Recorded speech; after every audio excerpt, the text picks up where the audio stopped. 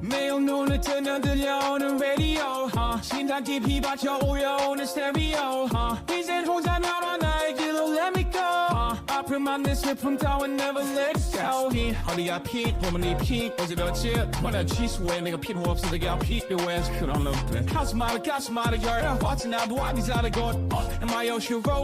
With the penthouse 그 노래 말로 Wait I try to get away Wait 켜버린 배로 on the 슬픈 노래가 점점 날 가두려 해 Feel like another sad song 모두가 좋아해주는 mad song 내 가슴에 멍들어 loose They getting tired of truth They make you wanna dance 그래도 난 미쳐 Feel like another sad song 모두가 좋아해주는 mad song 같은데 서로 다른 move 엇갈려버린 groove You make you wanna dance 그래도 난 미쳐 Feel like another sad song 우리 함께하는 지난 기억 And miss the times we had It's just so Let me all out 그때가 보겠지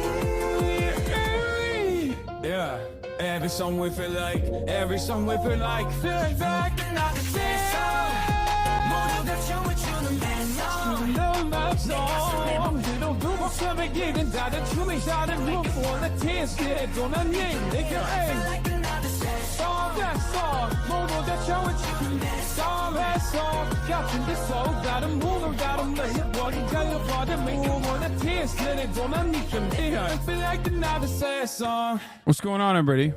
I hope everyone's having a fantastic evening, fantastic afternoon, fantastic pre-noon, no matter where you are in the world. I'm Hasan Piker. This is the HasanAbi broadcast coming to you live from sunny Los Angeles, California. We're live and alive, and I hope all the boys, girls, and MBs are having a fantastic one because today's a beautiful day. Today's a wonderful day. Today is Saturday. Ladies and gentlemen, No Justice Meeting. Thank you for the raid. Hope you had a good stream.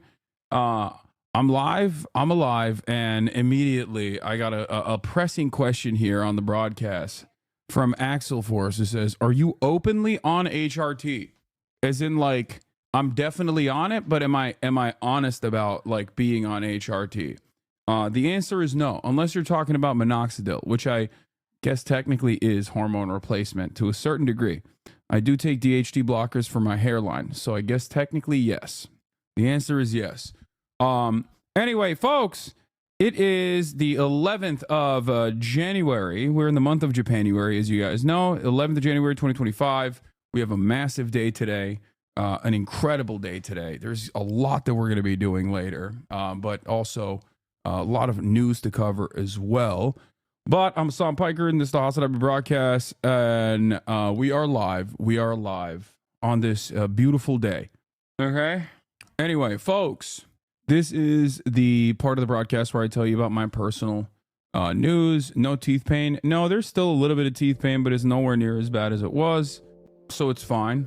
But personal news-wise, ladies and gentlemen, this is the part of the broadcast where I tell you about my personal news, about what's going on in the world of HasanAbi Piker. And Midwest Kagan, thank you for the 10 tier 1 gifted subs. Let me tell you, okay, personal news-wise, I do have some updates from my life, okay, from the life of HasanAbi Piker. And let me tell you, last night I ended the broadcast. I wasn't feeling too great, obviously, but I wanted to hang out with my mom, and that's what I did. I watched Lord of the Rings, the trilogy extended edition. That's like it's basically 12 hours now. We're on the third and final installation of the trilogy. And we watched like about an hour. My mom calls it a job now. She calls it a job. She's never really been into fantasy, and yet she's watching the heck out of this stuff. So I'm very excited about it. It's an absolute masterpiece, and she's staying awake throughout the whole thing, which is crazy. Like, that's what's so crazy about it. That's what's actually kind of wild about it. The fact that she's not falling asleep. Funniest moment from Sean yesterday. Unc and dad jokes are back. Okay, who's your favorite character? I mean, probably Aragorn, but that's like basic. I think Legolas has I think Legolas has the best choreography though, like the best fight choreography. I'm a Gollum guy. Wait, that's weird. You just want to be unique. No one cares if my uncle and his house are safe in Altadena. Hey, congratulations to the chatter. Anyway, but yeah, personal news wise, watched that, went to sleep, woke up early, checked the air quality index. Why did I check the air quality index? Because I wanted to finally train. It's been a couple days since I've you know, not been able to really work out, not been able to get Kaya to work out. So I did. I went out and I played basketball this morning. I'm addicted to ball. But most importantly, it's because I actually personally checked the air quality index. It was moderate, and that's why I played. And I'll tell you where I went. I went to one of the evacuation centers, and I actually balled with some of the evacuees. As a matter of fact, it's not even a joke. This morning, I spent the morning balling with a bunch of people that had evacuated. Many of the evacuees were actually coming from the Veterans Affairs office in Brentwood. A lot of homeless veterans there. They had to be evacuated out last night, but we balled up and they were dope. Bro, genuinely, what the fuck are you doing, Lamau? Everybody needs to calm down. I checked the air quality index, okay? I didn't go and ball on my own for no reason. And we won. And we won some games. We lost some other games. But it's all good. But yeah, a lot of the evacuation center people, at least in the one that I went to, was a lot of them were the homeless vets from the VA place in Brentwood. If you guys know, there's like a famous corner going into Brentwood where there used to be like a massive tent city basically on the side of this road. And then they took all the veterans from that tent city and they basically put them inside of the VA, and built like little tiny homes for them. But unfortunately, they're very flammable, those tiny homes. You want a game of basketball against a disabled senior unhoused vet and you call yourself a socialist? Ridiculous. First of all, they're not seniors. It's like funny. It's funny to think that like every homeless veteran's a senior. No, dog. There's like homeless veterans that are younger than me. You know that? It's crazy. America is equal opportunity at screwing over people. It transcends beyond age. Okay. But yeah, no, I did ball. I was dropping bombs. Okay. But no, Hasan ruthlessly destroys homeless vets. Also, yeah, I wasn't going to hold back. I'm just saying, I'm not going to hold back just because someone's the homeless veteran who is an evacuee. That would be disrespectful. Okay. I went crazy mode. It's respect. That'd be disrespectful if I did that. Okay. So yeah, I'm not gonna pull back. That's crazy. Are you crazy? But yeah, it was a lot of fun. It was a lot of fun. You're literally a piece of shit. Wait, what? Dude, chatters are so funny. Like, one, I'm joking, and two, like, yes, you're right. I should have done what you do, which is get grossed out by people from afar and be afraid of them instead of just like, you know, treating people like they're human beings. Stupid. Anyway, but regardless, what is this? Regardless, that was good. That was fun. That was good. That was fun. We had a great, what is this? We had a great morning overall. Okay. What? You killed my kid's favorite YouTubers, brother. You will out-hoop anyone. I mean, I still got cooked though. They were so nice too. They would just keep going in to the shelter to bring out like, there was one dude who kept going into the shelter to bring out like water. And I was like, bro, it's good. Like, I'm good. You know, I brought my own.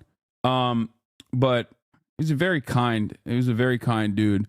Okay. Regardless, that was fun. I also set up something crazy. Okay. I didn't shovel a path for a male person. I'm a terrible person too, but my body had enough. What are you talking about? But, you go have a nice morning, hang out with folks and get on here and people just bitch at you. That's crazy. I mean, it doesn't matter. It's because people are, you know, people don't know people don't understand it. I set up something crazy this morning.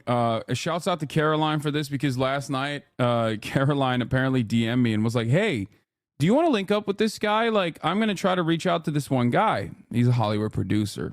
Okay. His name is Scott. And basically she sent me the information of this Hollywood producer guy, who works with incarcerated firefighters. And she was like, "Hey, I think we should reach out to this guy." And I was like, "Wait a minute. This dude's name is super familiar to me." And it turns out it's because I actually had a lined up meeting with him on Friday morning, but he had to evacuate, so he couldn't do the meeting. He wanted to link up with me already this past Friday. So I look on his Instagram. I'm like, "Oh, he already follows me." I hit him up. I'm like, "Yo, can we do this? Can we do a live stream or whatever?" He's like, "Dude, that's an incredible idea. I really wanted to do that." So yeah, what a wonderful way to link up with this guy. We didn't get to initially have that meeting, but it don't matter. So today later, we are going to be going to the Rose Bowl and feeding some of the incarcerated firefighters, and hopefully they're going to let us interview them as well. So so yeah, that's going to be later at around 6 p.m. Pacific. But before that, I'm going to do my regular stream. But yeah, that's what I did this morning. And I've been on a posting storm, basically. Okay, I've been on a storm posting my face off. What is an incarcerated firefighter? In the state of California, there is a firefighter training program where incarcerated individuals can go and fight these wildfires. It's oftentimes for $26 a day. It's, really ruthless conditions. But it's a complex program, and I want to get to talk to these guys and show you. Most importantly, I want to show you that these are human beings. And yes, at any point you can have approximately 30% of the firefighters that are fighting wildfires be incarcerated firefighters. So we'll learn a little bit more about that as well. Yeah, $26 a day is pretty crazy. So our work in human services, serving the criminal justice impacted community in New York City. Thank you for looking out for this population. These stories need to be told. Yeah, I mean, I'm, as always, like I'm working to try to humanize some of these people that never get that never get looked at by mainstream news, and show my community, my audience, and everybody else, like what it's like how people find themselves in the situations that they find themselves in. I love the series you were doing, uplifting people and telling stories of people that are so often overlooked. Yeah, that's my goal. Jason concert was wild. Yeah, unfortunately, I did not go to Jason's concert because obviously I'm not feeling the best, and I let my nephew down. It's messed up, I know. All right, let's blast off. Let's get started, and let's get right into it. There's a lot of news to talk about as well. All right, so let's do it. Hold on. What was I gonna say? Is Caroline coming today too? If she wants to, I hit her up, but I think she's still sleeping, so we'll see. All right, Tamasius, thank you for the playlist. LA fires spread with new evacs. Why did the fire hydrants run out? Top news of the day. I'm gay. Okay, dude. Good to know. Facebook and other tech billionaires, right wing pivot, and more. Get in now. Morning voice. Yeah, I got that morning voice. Okay. Interviewing incarcerated firefighters later. Do we have a blast on meme or not? Hasan, how do you have so much aura? I don't think I do, but thank you. How's the Japan planning going? It's going crazy. It's going freaky. All right, where are we at? Well, do we have a blast off meme or not? Are you going to talk about the 2 North Korean soldiers working that caught by Ukrainian troops? Yes. Is Morg going to Japan too? Who's Morg? I hope you stream again with Sea Dog Va. That Japan stream still lives in my head. Oh, absolutely. What's the name of the comedy group you watched yesterday about fires and climate change? Oh, RDC. Morgue Pie, bro.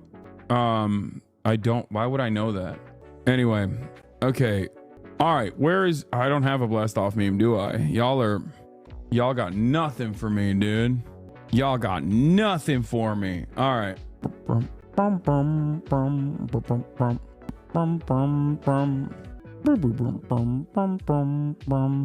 All right, let's do it. I'm blasting off. Get mocap by Kojimbo. That's a dream, but it's probably, we'll see if it happens or not. Okay, here it is. I aspire to make a blast off meme one day. Okay, here it is. I aspire to make a blast off meme one day. Don't worry about it today. I'm blasted off already. All right, ladies and gentlemen, let's do it. Let's go. Let's gore. Hasan, why is Hasan asking for a blast off meme as if he's our manager at 5 p.m. and we didn't hit our deadline? That's because it is the case. It's because I am your manager. Turns out I'm your manager and not the other way around. Okay. Are you always caps lock? Who gets to send blast off memes? You can send it to me. If you're a subscriber, you can send me links. So that's one reason to subscribe. For $6 or for free with a Twitch Prime, subscribers get to send me links, even though there is no there is no guarantee that I will click on them. Anyway, here's a moment from my interview yesterday. And we accreted them to the Sean national O'Brien, agreement. leader of the Teamsters. We won that, and we accreted them to the national agreement. And it was good that happened because we exposed them. They're actually suffering from a disease called diabetes, right? And they should be actually telling the truth that they don't want the Teamsters Union, that they don't want to allow us to organize. So I went to the first opening negotiations in November, and I'll tell you, I'm a person, a leader that believes in leading from the front. I believe in discipline and having respect. Whether I like you or I don't like you, you're my opponent.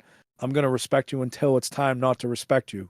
So we sit down at these negotiations. They show up 45 minutes late. We have our whole negotiating committee rank and file there. And I ask them right across the table before we even start, let me ask you fools something. If one of our members showed up late for work, what do you do? Diabetes. Speaking of diabetes, apparently James Woods also has a little bit of diabetes, where his house survived the wildfires. So, he probably thought it was actually on fire though, because his neighbor's house was on fire. All right. Anyway, where were we? Okay, we got a lot to talk about, so let's get into it. I kind of want to do a docu-series if there is anything later. If there's anything later that we can look at as far as a documentaries on the incarcerated firefighters in general.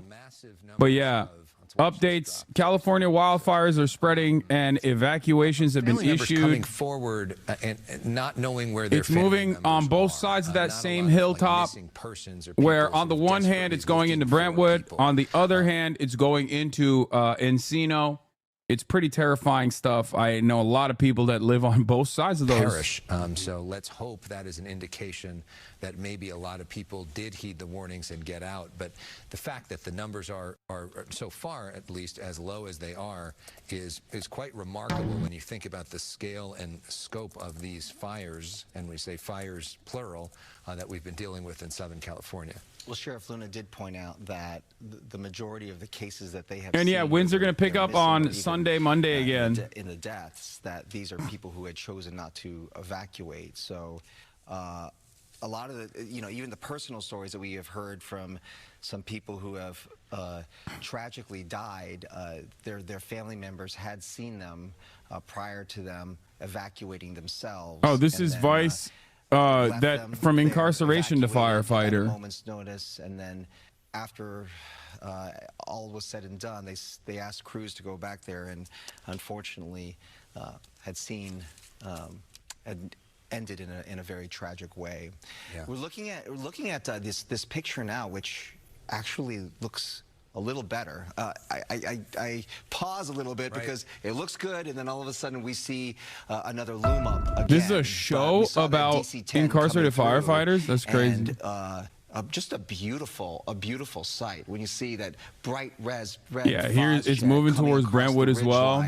My old stomping grounds. This is into putting out the fire. We saw a lot of smoke there, and then in an instant, they're able to put out a big chunk of the flames that could be racing towards homes. And that has been the theme that we've seen in fire after fire since those initial 2 fires started on Tuesday in Palisades and Altadena. Initially, they couldn't fly because it was just too windy, and we saw the results of that. We also saw the lack of water on the ground that made things harder.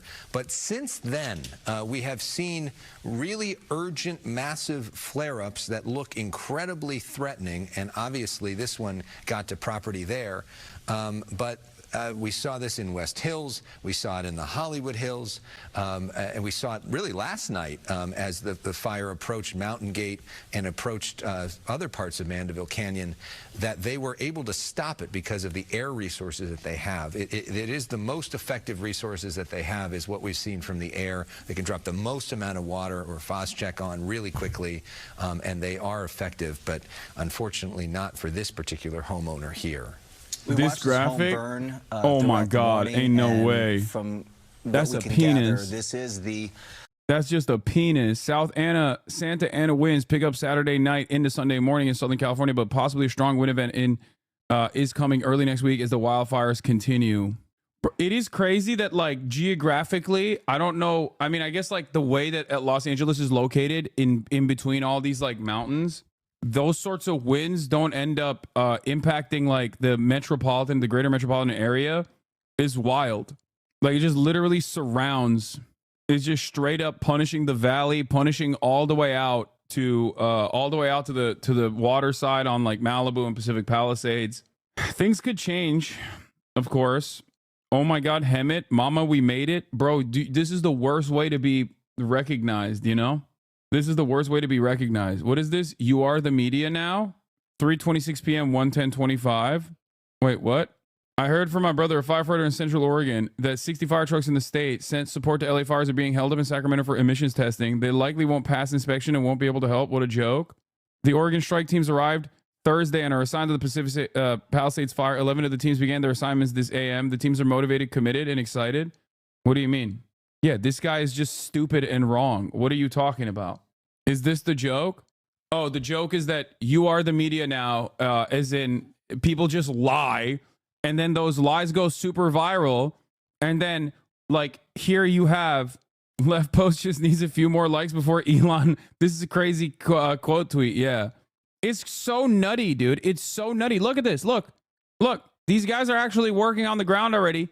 This guy hours later is already, this guy hours after, they've already posted about it. Oh my God, Linda Yaccarino. Oregon sends 60 fire trucks to California. California won't let them into the state because California is unsure of emissions on the trucks. California is a joke. Get out while you can. We sent 75 fire engines. Your statement about our teams not being allowed into California is false. Our teams arrived yesterday and are working around the clock to help our neighbors. Dude, I'm telling you right now, these people they have to be doing this deliberately. They just straight up want you to not trust any real resources. I don't think this is incompetence. I think this has to be malicious, dude. It is so psychotic. It feels like, we talk about TikTok, right? We talk about TikTok and how, like, the Chinese influence on TikTok is so pervasive and how this is terrifying for American national security. We have national security concerns. And it's like, but look at this. We're doing it to ourselves. We're doing it to ourselves with some of the wealthiest, most powerful individuals on the planet. Like, this is so insane, dude. How can people not recognize that this right here is terrifying? Okay? Virtually all the information that you get on Twitter about anything at this point, at least like the first 5 top performing posts, are just going to be straight up lies that right-wingers have just concocted And now Facebook is like, yeah, we're going to fire our moderation team. Like as though they have anything but just AI slop on there anyway, genuinely breaking the brains of all of your elderly family members, all your elderly relatives. But it is so, this has to be malicious. Yeah, finally a community note arrives on the original post hours later, after it already had a couple million views and thousands of retweets. At 48,000 likes, it gets hit with a community note. And now a deletion and retraction, which I'll give him credit for doing more than many, but rings hollow after posting his brother, an Oregon fireman, just told him the trucks were being held up and claimed this was email from the chief confirming they're stuck in emissions inspection. Good morning, all. To chief. It's my understanding that the 60 apparatus that were sent to California are sitting in Sacramento waiting to be inspected. It is sad that there's not a better process to be able to render aid to those in need. I hope that Oregon is better prepared if the situation is ever reversed. Seems like it worked pretty well, no? Could be faster, but the alternative is what exactly? Hank Green says, I cannot overemphasize how much of you are seeing a distorted version of reality in which the world is ruled by incompetence and evil if you see everything through the lens of Elon tweets rather than actually engaging with your community. This is so devastating. It's a larger point that I'm going to be talking about with Mark Zuckerberg as well and what these billionaires are doing. But it is genuinely shocking. I'm still kind of surprised Republicans still bother with ASL interpreters at the rallies and stuff. Seems like the kind of effeminate, woke nonsense they'd have to rid themselves of. What is this? I'm sorry, but we have to stop with the ridiculous sign language interpreters who turn serious press conferences into a farce. There are closed captions on all broadcast channels and streaming services. No wild human gesticulators necessary. Oh my God. Oh my God. Christopher Rufo saw this and was like, yeah, it's time to eliminate disability access. Oh my God. That's amazing. They just have no policies. It's just purely making things worse. What a wild turn of events, man. Yeah, I saw this as well. Rogan's podcast used to be about comedy, martial arts, and conspiracies, and now it's just basically laundering the reputations of supervillains. Yeah, I 100% agree with this take. I've been very frustrated about this as well. I'm going to be talking about this in a little bit as well. But like, this man went from conspiracy theories that like sometimes are anti-government to basically having exclusively billionaire supervillain defense contractors, dude. And it's crazy because these are the people who think this is independent media. Like, his audience is comprised of so many normies, your coworkers, who are like, I don't trust mainstream news, brother. And there's like valid reasons not to trust certain narratives in mainstream news, okay? But it's crazy to me that those guys then go and listen to a conversation with a supervillain billionaire who is laundering his reputation in broad daylight by talking to Joe Rogan, someone that you like, and half the time they're also talking about, like, you know, defense contractor shit. It blows my mind. Like, what do you mean? If when CNN does interviews like this, you go, oh, what the hell? These guys love the elites. But when Joe Rogan does it, it's like, oh no, he loves the elites in a cool way. I love this elite as well. It's just so... It's so annoying. It's so annoying. Everything is so broken beyond a state of repair. You know, it's just, I don't know. This has grown. Things have grown. Nothing has burned down in like a half a century. Wow. So there's so much vegetation, so much growth there. There's a lot of fuel to burn. Sam Dubin, can you hear us now? Yeah, Alex, you hear me? I can, although I heard myself too, so I don't know if there's a way to. Anyways, we were talking about. If you guys can hear me, I'm just going to start talking here. Yeah. So we're up here on Dirt Mulholland, which is a fire road up here in the Santa Monica Mountains. That right up there is just above Mandeville Canyon. That is the Nike missile site. It's a former missile site that was used in the Cold War, and now it is a park, and you have a lot of firefighters up there taking a stand. It looks like they were possibly able to protect it. And just below down here is Mandeville Canyon, and you can see the red from the drops these tankers have been making, and it's all white smoke right now, which is a very good thing. And then just below here is Mandeville Canyon, and where the fire currently is that is the Gardenland Fire Road. It's a fire road that goes from Mandeville Canyon, goes up to those power lines and up to Westridge, which is just up to the left here.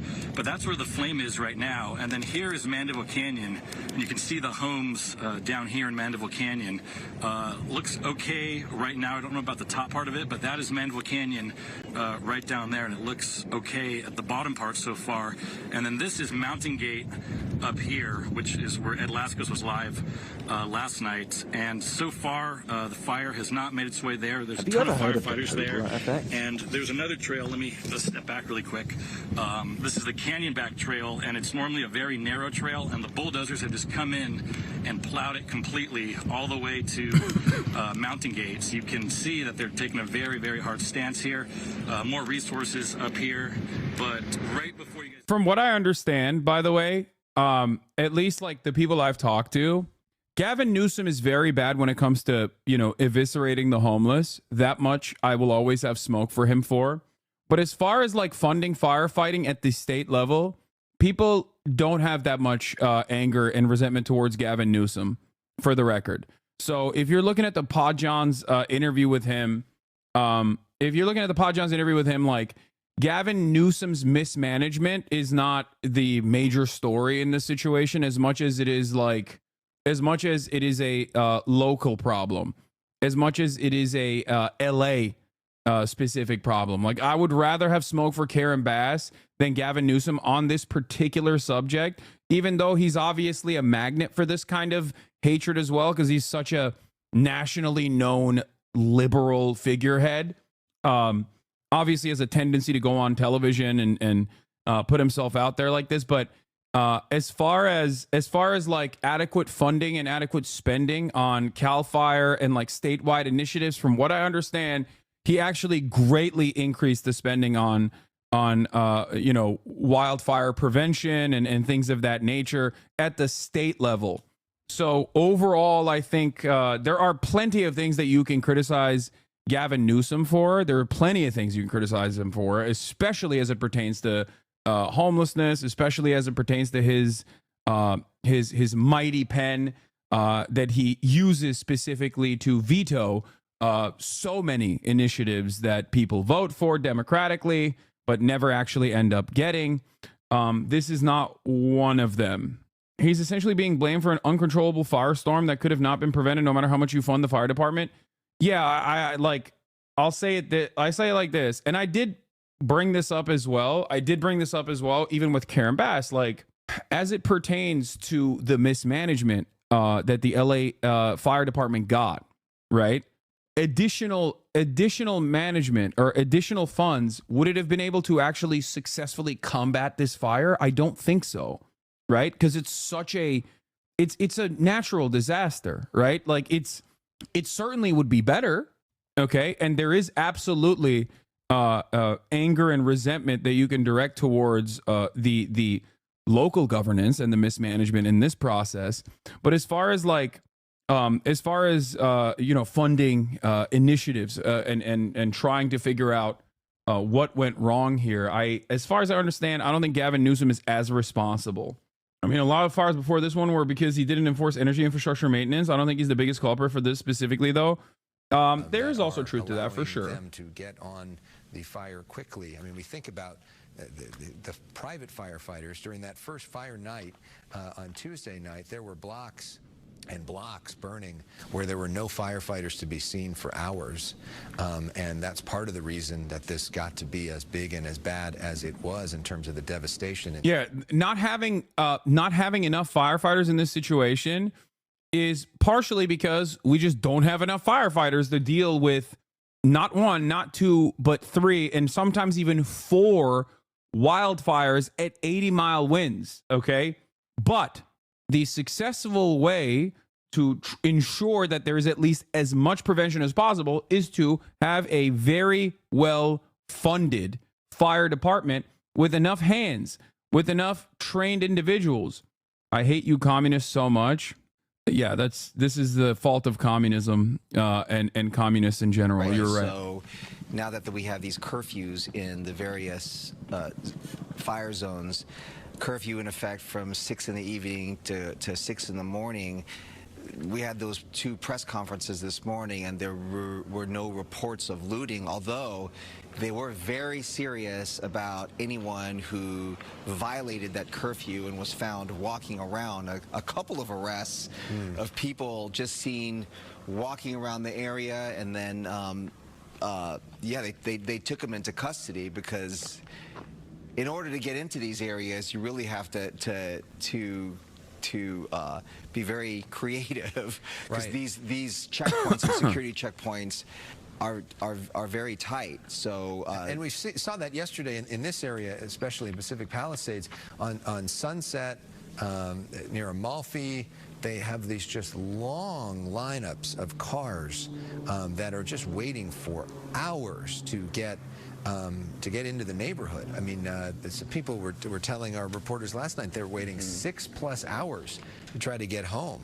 Yeah. And it is, you know, I mean, it's frustrating for a lot of people to see that, and but then you get into these areas once you get in, and it's so stunning, right, to see the destruction up close. Yeah, lots of folks having a tough time getting in too, because people escaped at a moment's notice, and they didn't have any of their ID. They don't have a property deed, anything that says that they actually live in the area, and unfortunately, Why do 40-month subscribers do this? Did you see losers on Twitter celebrating because they thought your house burned down? Yes, they literally celebrated.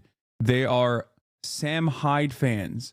They like a pedophile Nazi. Okay, they're fans of a pedophile Nazi. I love when those people cheer for my death and destruction. Okay, those are some of the worst people online. Why do you even bring that up as a 40-month subscriber is the question I have for you. Okay. Yes, dude. Yes. People who genuinely love the work of a out and about pedophile Nazi despise me so much that they fantasize about my house burning down and celebrate it. Those people are my enemies, and I love that. Okay. The real question is, why are you, as a 40-month subscriber, bringing that up right now? And frustration through all of this. And everybody has a story, yeah. And to everybody, their story is the most important story. You know, and so, you know, for if you're that individual and that's your life and that's impacting you, you want help immediately. Of course you do. And as somebody else says, well, I got my prescriptions, I got to get in there, and everybody's got their own thing. And when you think about the multiplying effect, Bob, of how many people are impacted at one time, how overwhelming that is for, frankly, our system of government services, which is not exactly known for working so great for people, yeah. And not exactly known for its customer service track record. And now to have this overflowing of the system is really overwhelming. And I think part of the challenge in the days ahead, you know, you think of day 1, day 2, we're in crisis mode, everybody's very forgiving and understanding. We start getting into day 3, 4, 5, 6, 7, 4. Road in Los Angeles. We got that little fact from our Josh Haskell this morning. Look at how this road goes right along the burn area. I'm going to go all the way up to the dead end here. You can then understand why this area is under evacuation. Do you still talk to Alex sometimes? Of the burn zone, he always wants me to go on a show, but I never have time. And earlier this morning, if I zoom in here, is where a home burned. Just off of Mandeville Canyon to the west side, up in this area, is where we lost a structure. All of it, again, west of the 405 freeway, west of the Mountain Gate community. For those of people interested, here is where the Getty is located, right there off the 405. Maybe gives you some perspective of what we're looking at, what's at risk this morning as this fire continues to burn. Our coverage continuing right now with reporter Kevin Ozebek, who is in the Brent. Alex is the host of Fox 11 that you can hear back into the speaking right now. You know, we've got serious winds coming tonight, right?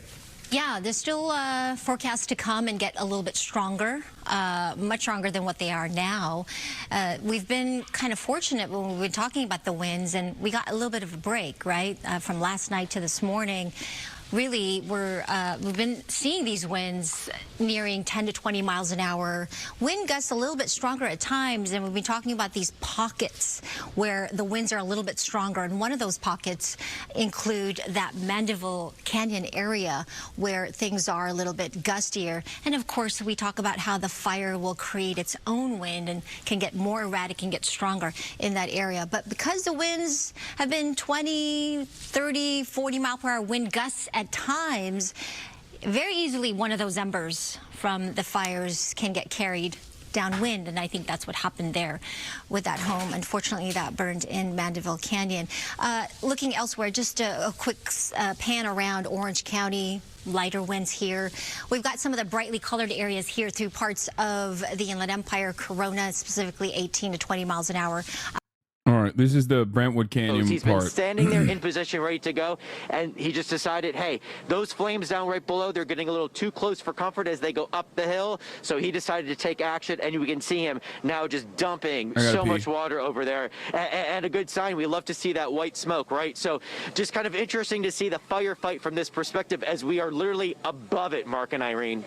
It is very interesting to see their strategy on how they handle each individual home. I mean, earlier we were also hearing chainsaws, Kevin, and they already have the defensible space, but I'm assuming that they were trying to clear additional brush and vegetation that could have posed a threat to this home.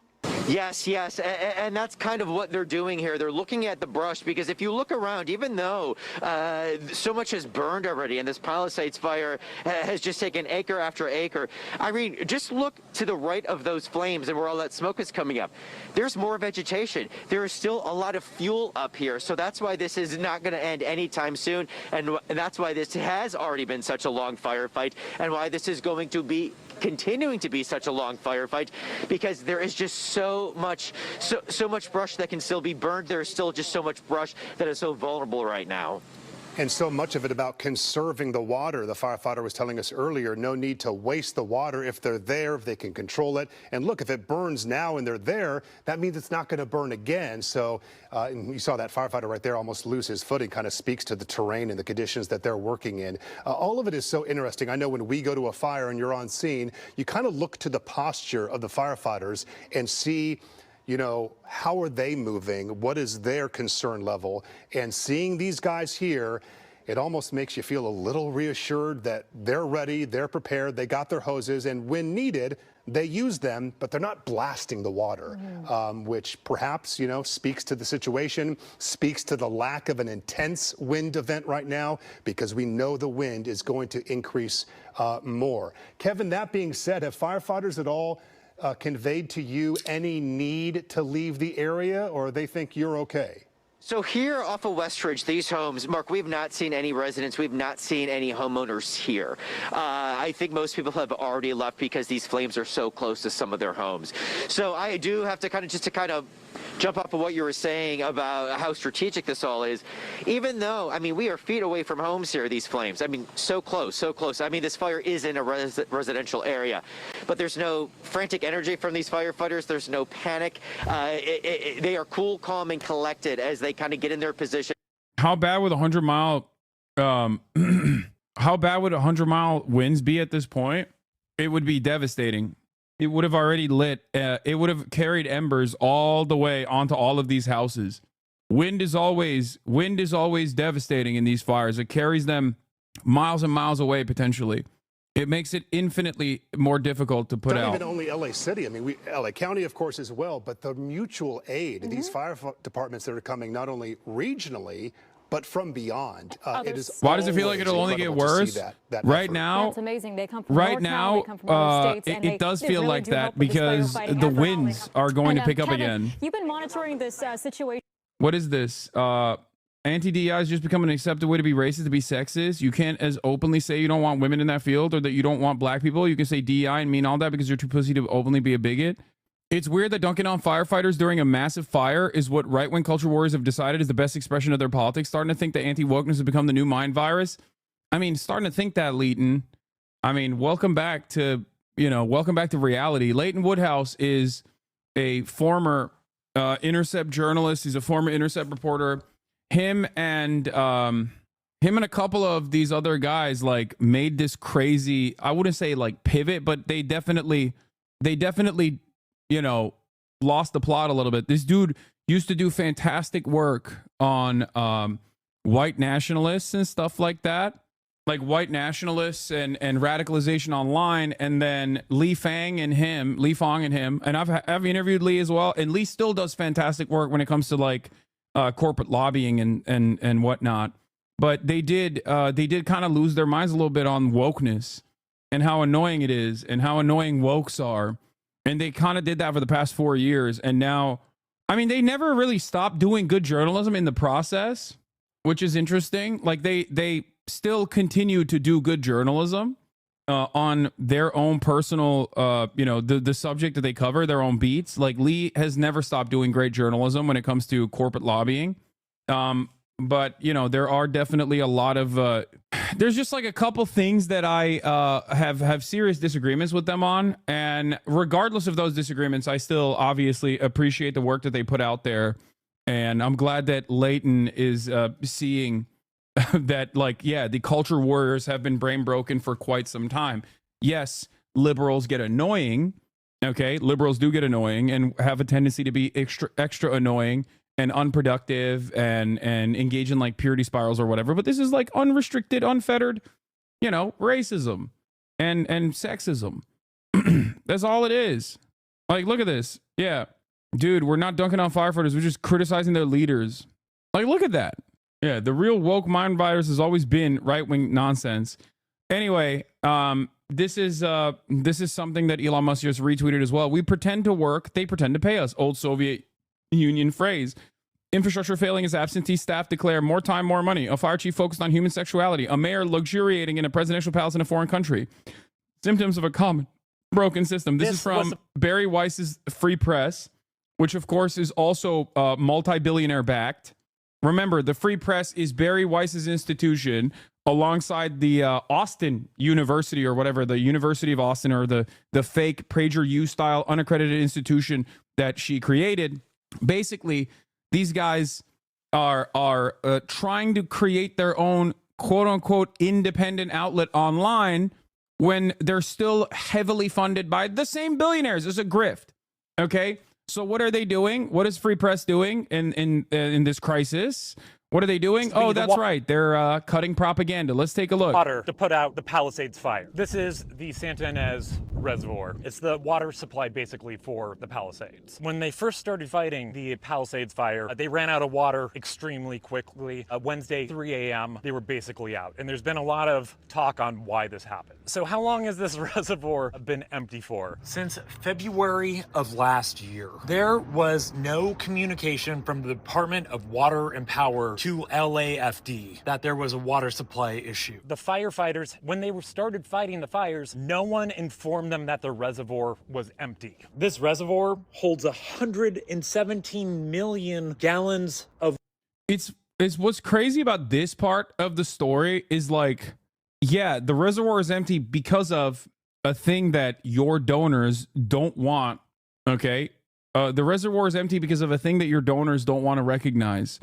The thing that like the foreign press, the Free Press's donors don't want to recognize, which is a historically dry wet season that was supposed to bring in at least some semblance of rain, but it never did. Water. The fire department was using water. And I'm not even entirely certain that like the fire hydrant water is coming from this reservoir anyway. Supply from 3 backup tanks, each one only holding 1 million gallons of water. They say it's closed for maintenance to repair the lid that's on top of it. I don't know a lot about reservoir maintenance, but there's literally no... Wait, what do you mean you don't know a lot about reservoir maintenance? So why are you covering this story?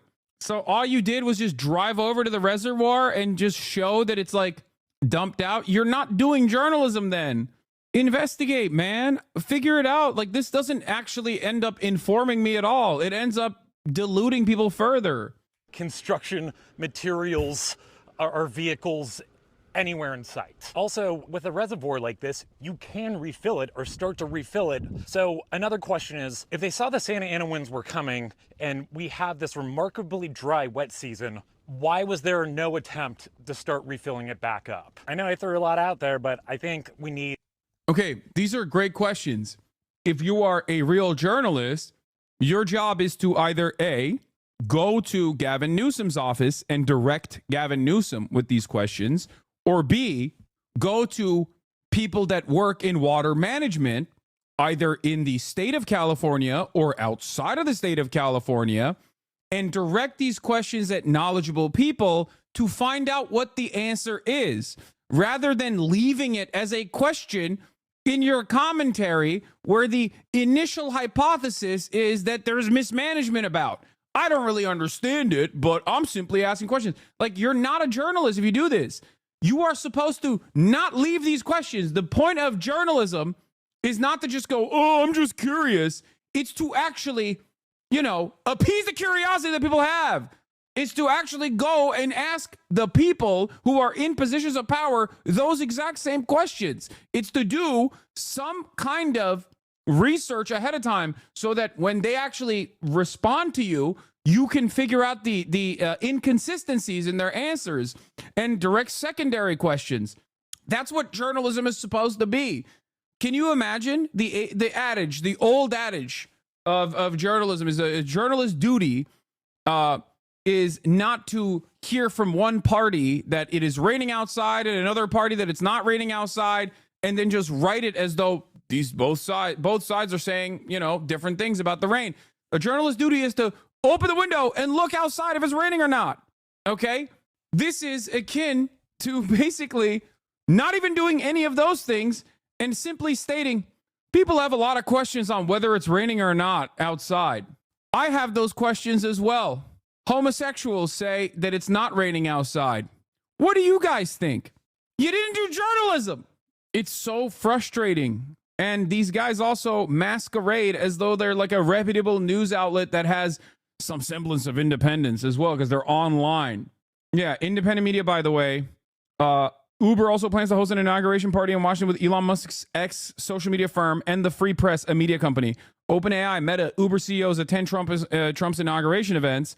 And the Free Press is also going to be there as well. They're throwing parties. I wonder how that works for their supposed independent status. What a day to be alive for truth telling.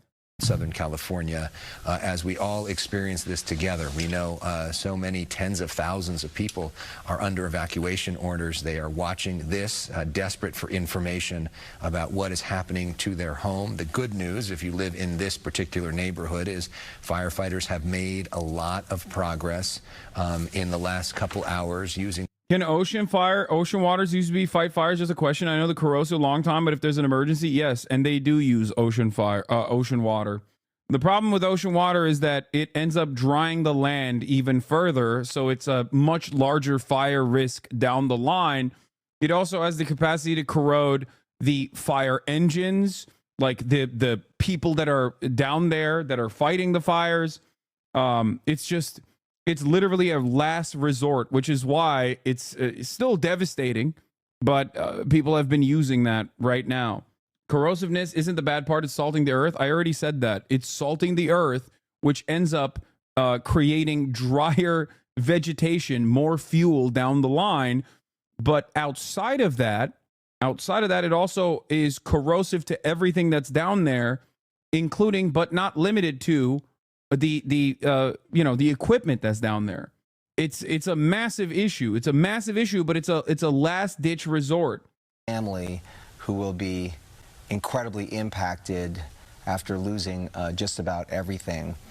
These flames continue to burn, and this is in large part because of the dense fuel. Gotta love it when Chad does your job, Lamau. What do you mean? I've repeated this over and over again. Michael Moore is the absolute GOAT. Yeah, okay. Let's let's dial this back for a second and let's take a look at this coverage from last night and this morning. New flare-ups from the and updates overall. And there's a Wall Street Journal investigation on what happened with the water supply in California, in Los Angeles specifically. So Pacific Palisades fire overnight. The toll from these fires growing. At least 11 lives lost. More than 12,000 structures, homes, and businesses damaged or destroyed. More than 55 square miles burned, and more than 150,000 people under evacuation orders. The numbers are staggering, and this home security camera capturing the frightening moments flames close in on a home in Altadena that had been evacuated. Embers flying and taking hold, burning the home to the ground. Just unbelievable devastation there. Here is a look at where the fires are right now. The biggest fires right now are barely contained. We have team coverage, of course. In a moment here, we're going to join residents as they return to their homes now in ruins, figuring out what happens next. Well, we begin here with the latest on that new flare. Matt Rivers is there. Good morning, Matt. Yeah, good morning, Gio. We've been struggling really for the past couple days to really describe the scale of destruction. And so what we wanted to do this morning, we put our camera up about 10 or 15 feet off the ground. We want to zoom out and just give you a snapshot of one half. Are you going to talk about Greenland or anything other than the LA fires? When have I only stuck to speaking about the LA fires? I've quite literally covered Greenland virtually every single day. I covered Greenland every single day, chatter. Every day. This dude literally makes almost like ban and control burns. Idiots, ban, control, burn, get big fire, weird. This dude really makes a living off you people, lol. Chatter makes shocking discovery about streamers. Chatter makes shocking discovery about Twitch streaming. Realizes that it would be infinitely better if I was a professional media broadcast that was sponsored by Raytheon rather than you, okay? Where I still maintain my editorial independence. You don't actually have to give me anything. If you don't want to, I don't run any ads. The only thing that funds this broadcast is your subscriptions, which you can do for $6 or for free, as a matter of fact. They make money here that literally my town funny. I don't even know what you're talking about. But once again, you don't actually have to subscribe if you don't want to. Okay? It's voluntary. Subscriptions give you some benefits, like being able to send links, being able to use the emotes in general, all around the platform, and sometimes avoid ads if I do run them, but I haven't been running ads since my contract ended. And I think people really appreciate that in general. Of one block here in Altadena. This was a home here. That was a home behind me. Another home down the block. Every single thing on this half block of Altadena Drive has been completely vaporized in a matter of hours because of that fire. Gio, I've been covering disasters around the world for the better part of 20 years now. It takes a lot to shock me, but what we are seeing here is truly horrific. This morning, apocalyptic scenes unfolding across Los Angeles as multiple wildfires blaze through the city. With all due respect, I think you're being a little too lib-brain by saying there wasn't much Newsom or the mayor could have done to prevent this. No, that's not what I'm saying at all. You're completely misunderstanding my point. I have been incredibly critical of the mismanagement coming especially from Los Angeles County. What you're failing to comprehend in my statement is that these wildfires are so expansive and so fast in how quickly they spread due to 80-mile winds, due to the Santa Ana winds, that even if you had 1 million firefighters, it would be incredibly difficult to keep it under control. There's a reason why even the professional firefighters are saying the same thing. They're saying, like, yes, we are underfunded.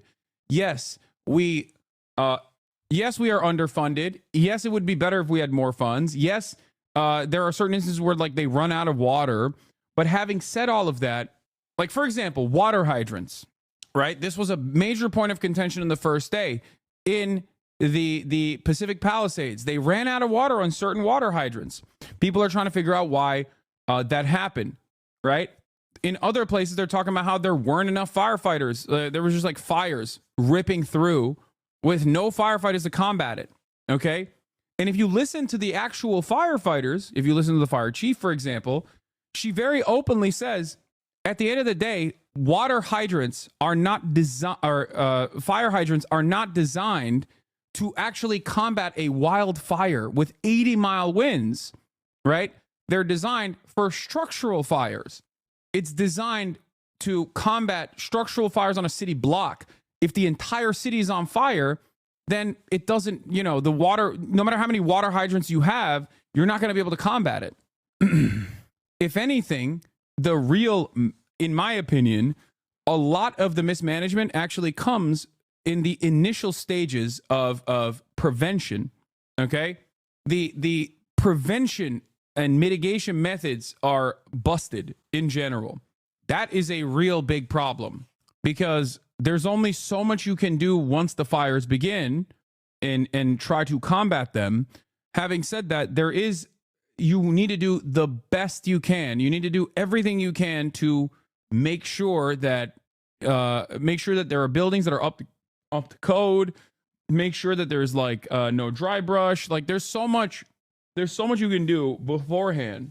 The fire chief is saying that the cuts negatively affect the service in their response to the fires. They're almost out of 1/5 of their vehicles because they had mechanics cut. Well-resourced right here. Yeah, we're going to talk about all of this. Yes.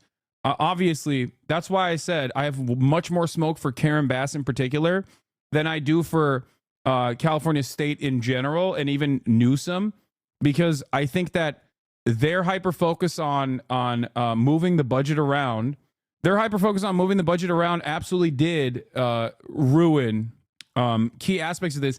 Having said that, okay, understand something. Having said that, even if they were completely funded, I don't think that they would still be able to. I don't think that they would still be able to stop all of these wildfires. Okay, that's all I'm stating. My point is that even if they were funded to the gills, there is no proof that they would be able to completely stop all of these wildfires. It's just not like at that point.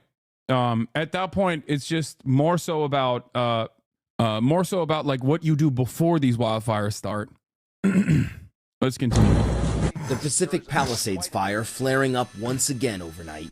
Stunning aerial footage showing the inferno growing stronger and stronger. Even firefighters fleeing from the scene, forced to leave their vehicles behind. That fire only 8% contained. Massive plumes of smoke filling the air as first responders attack the flames from the ground and from... Firefighters can't stop the root cause of these massive fires? No, that's not correct either. There's a lot of like, it's called fuel, right? Dry vegetation. And I don't know, like invasive vegetation in general that's like flammable. All of that stuff, like communicating that to every single person in a at-risk area and ensuring that people actually take the proper steps ahead of time to make sure that they clear out their area, they clear out their neighborhoods of all of that flammable material is something that the fire department could communicate. The problem is, if we're already mismanaging funds, okay? If we're already mismanaging funds, that's going to be an afterthought.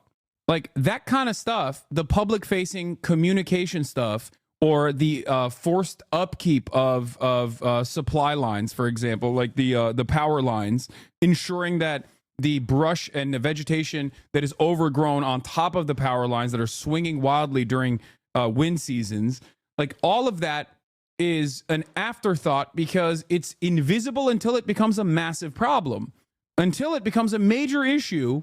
And even then, we still don't actually do enough power line maintenance, for example, because that's just how it works. That's just how capitalism works. It's easier for these utility providers to, pay out these massive lawsuits after the fact, after, hundreds of people, thousands of people lose their homes and hundreds of people die, even like in the Campfire fire that where 85 people died, right? It's easier for these utility companies to basically just, pay out the victims after a long and arduous legal process, rather than, especially because there's no criminal punishments for the people responsible for this kind of cost cutting. It's much easier for them to just not do the maintenance and then pay off after the fact. Interface risks are a known issue from firefighters, but people with nice houses resist because of the landscaping aesthetic. Not disagreeing, by the way. Yeah, that's what I'm saying. But that's like, again, local governance. Like, you're supposed to enforce these things no matter what. In the sky. It's just one of many wildfires scorching through California. At least 11 people dead, including, according to the New York Times, 80... That's not true. Utility companies get into so much debt if they're having to pay big dollars in fire lawsuits. Okay. Well, they've already done the math. They consider it to be better for their profit margins, especially if they're short-term focused. I hate to correct you, but it isn't cheaper to pay out after these disasters. Yeah, no, it's a short-term bet. You're right. Thank you. That's correct. It is a short-term bet. They're short-term profit seeking. So for them, they would rather ensure that they don't do the proper upkeep and hope that it never, gets out of hand. And then they end up getting bailed out regardless. So it doesn't matter because there's no interest from any local or state official to actually take over these utilities, usually, even after decades of mismanagement. So they're just like, all right, whatever. Oh, you did stock buybacks instead of proper upkeep with the additional funds that you had, even after increasing prices, for example. Well, all right, it's fine. It's not like we can take it over. The other thing is we could have stopped these wildfires or at least hardened the city to make it far more resistant. Yes. 22-year-old Rodney Nickerson, retired pharmacy technician Erlianne Kelly, and 66-year-old Victor Shaw, who stayed to fight the fire. And I opened the front door and I just yelled in, "Victor, we got to get out. This is it. We have to get out. The fire's here." And I didn't hear him say anything. I heard him say nothing. The authorities warning they won't know the true toll until they can safely enter those ravaged neighborhoods. In Altadena and Pasadena, the Eaton fire blazing on. The Hearst fire, the Lydia fire, the Kenneth fire, and the newest fire to break out, the Archer fire, also all still burning. In total, so far across Los Angeles, more than 150,000 people under evacuation orders, and more than 12,000 structures, homes and businesses, damaged or destroyed. Just a devastating, as you can see. Satellite imagery showing the extent of the destruction. Entire city blocks It's erased insane. from the landscape. Streets lying silent in the aftermath. Burned out husks, the only things left standing. These before and after images painting a chilling picture of vibrant communities reduced to ash. Neighborhood after neighborhood burned to the ground. Residents slowly making their return, only to find out they've lost everything. Look at that. There's nothing we can do. It's gone. This is total and utter devastation. Charles Nelson, a longtime resident of Altadena, the fire decimating his home. You know, it was our dream home. You know, A lot of people also don't understand that, like, you know, the fire is more impactful than just like losing your shelter, which is obviously devastating, right? Your life is completely destabilized at that point. But more importantly than that, you lose remnants of your humanity, things that tie you to your loved ones, you know, your prized possessions. Like, this is where you keep all of your things. Okay. It's not just your paperwork. You can replace that, but there are irreplaceable things that you have in your house, you know, things that were left behind from your loved ones that no longer are with you, you know, things that connect you to them. John Mayer actually had a really good point on this, and I reposted it on my Instagram. I'm gonna pull it up real quick. I think it was really good. Where is it? Oh, here it is. Here's what he said. "This is the most valuable thing I own. It's a folder of photos of my father, spanning his life from being a baby, an educator, a husband, and a father. It's the only evidence of his life that will exist over time. These are the documents you read about people taking from their homes. When you hear someone say they've lost everything in a fire, this is much of that everything, if not all of it. Those who say they'll be okay still have their folders and their albums. Those who are inconsolable have lost them.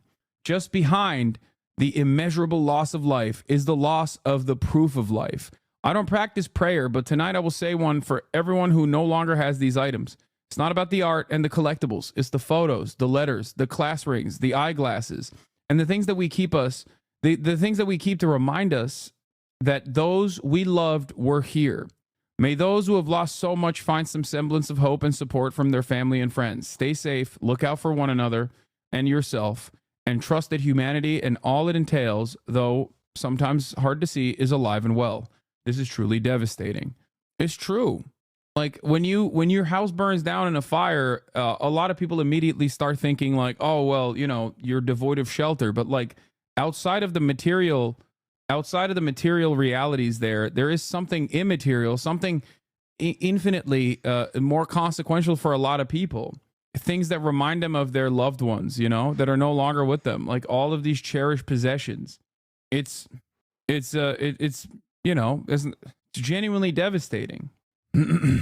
People don't realize that after the fire's over, there's a grueling, awful process that takes years sometimes to get these houses rebuilt. Yeah, just verifying who owns what is a whole nightmare, and then insurance companies come in before you're allowed to even go into the homes. That's just the start. Yes, there's also opportunists at every step. There are opportunists that have already started the real looting process, okay?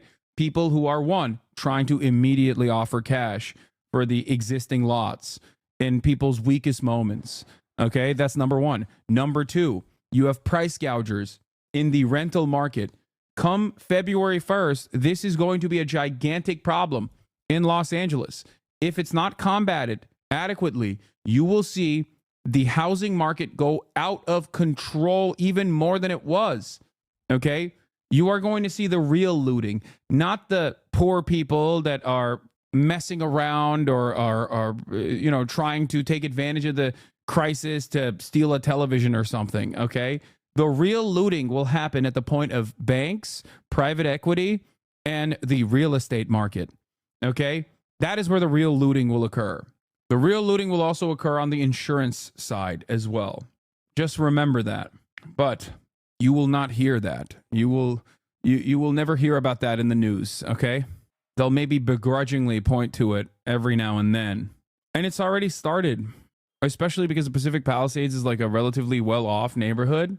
A lot of the surrounding areas that have homes intact, single-family homes intact, are putting up rental properties that are double the already inflated rental market prices.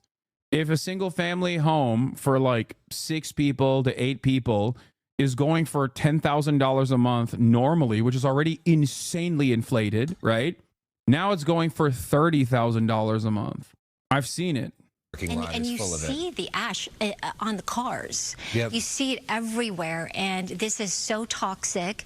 We spoke again to a health expert and a doctor about the unhealthy, very dangerous air quality actually outside, particularly for those who have any upper respiratory issue. The fires haven't even been put down, and there's still people doing craziness if you have some kind like of that. disease, this is just detrimental. And if you don't, this can certainly cause those kinds of things. So we encourage you to limit your activity outside. Just get in your car and go and get to where you need to go. I had a call from my son's coach about basketball practice, and I said, no, absolutely not. Unless you're inside in a gym. This is just very bad air quality all across the board, not just where the fires are burning, but across SoCal from Ventura South into Orange County, the Inland Empire. I heard you talk about the most destructive and the cost. I looked up these numbers here. Camp Fire is where we go, right, with the #1 deadliest, costliest fire in the state of California. And that burned, over 18 structures, almost 20,000 structures. Eaton Fire is the second one with 7,000 structures right now. Tubbs Fire in 2017, you might remember that. Palisades now, I added the 1 because we saw with our very own eyes as it burned that home. Yep. So over 5,000 structures, but some preliminary estimates, which, by the way, the Camp Fire, they've been talking about maybe $12.5 billion. Yeah, and that's Paradise for people that may be more familiar with that town of Paradise that was basically wiped off the map in that moment. So many, hundreds of people died in that fire. They've adjusted for inflation to something like $12.5 billion.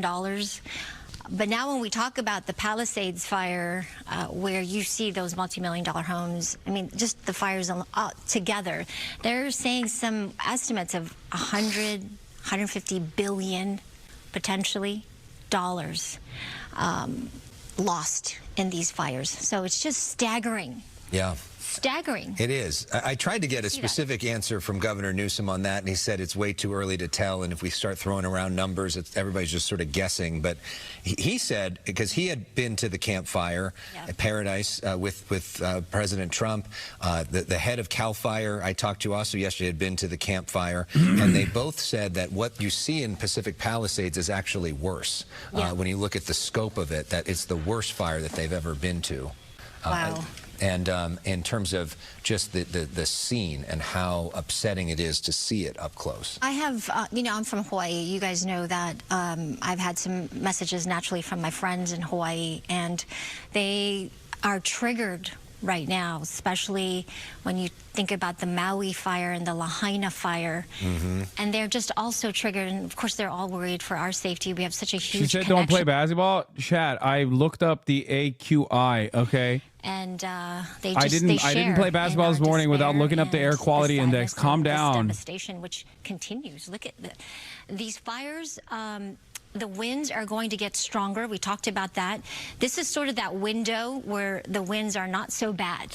they're definitely gusty at times, and there's definitely pockets of some stronger gusts that are coming in. And we're under this wind advisory. This portion right here, the Palisades fire, parts of the Santa Monica Mountains, extending into the San Gabriel Mountains. That includes the Eaton fire.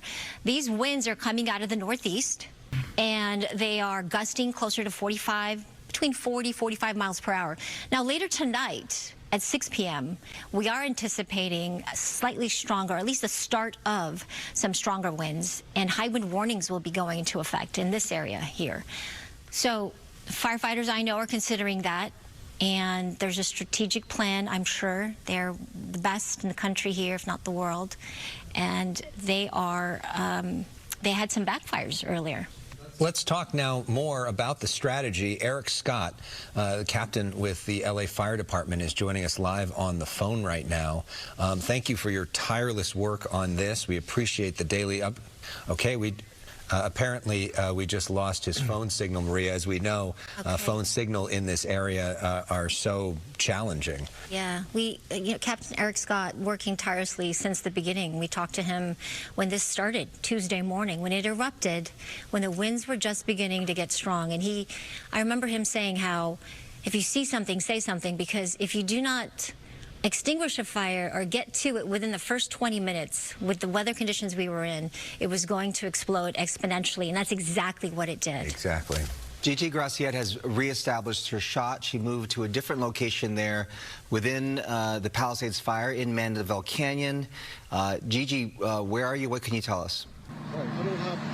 We're on Cordelia here in Mandeville Canyon, and joining me now live, Battalion Chief Brent Pasqua with CAL FIRE. He's obviously keeping a close eye on the fire. We are again on Cordelia, right above Mandeville Canyon.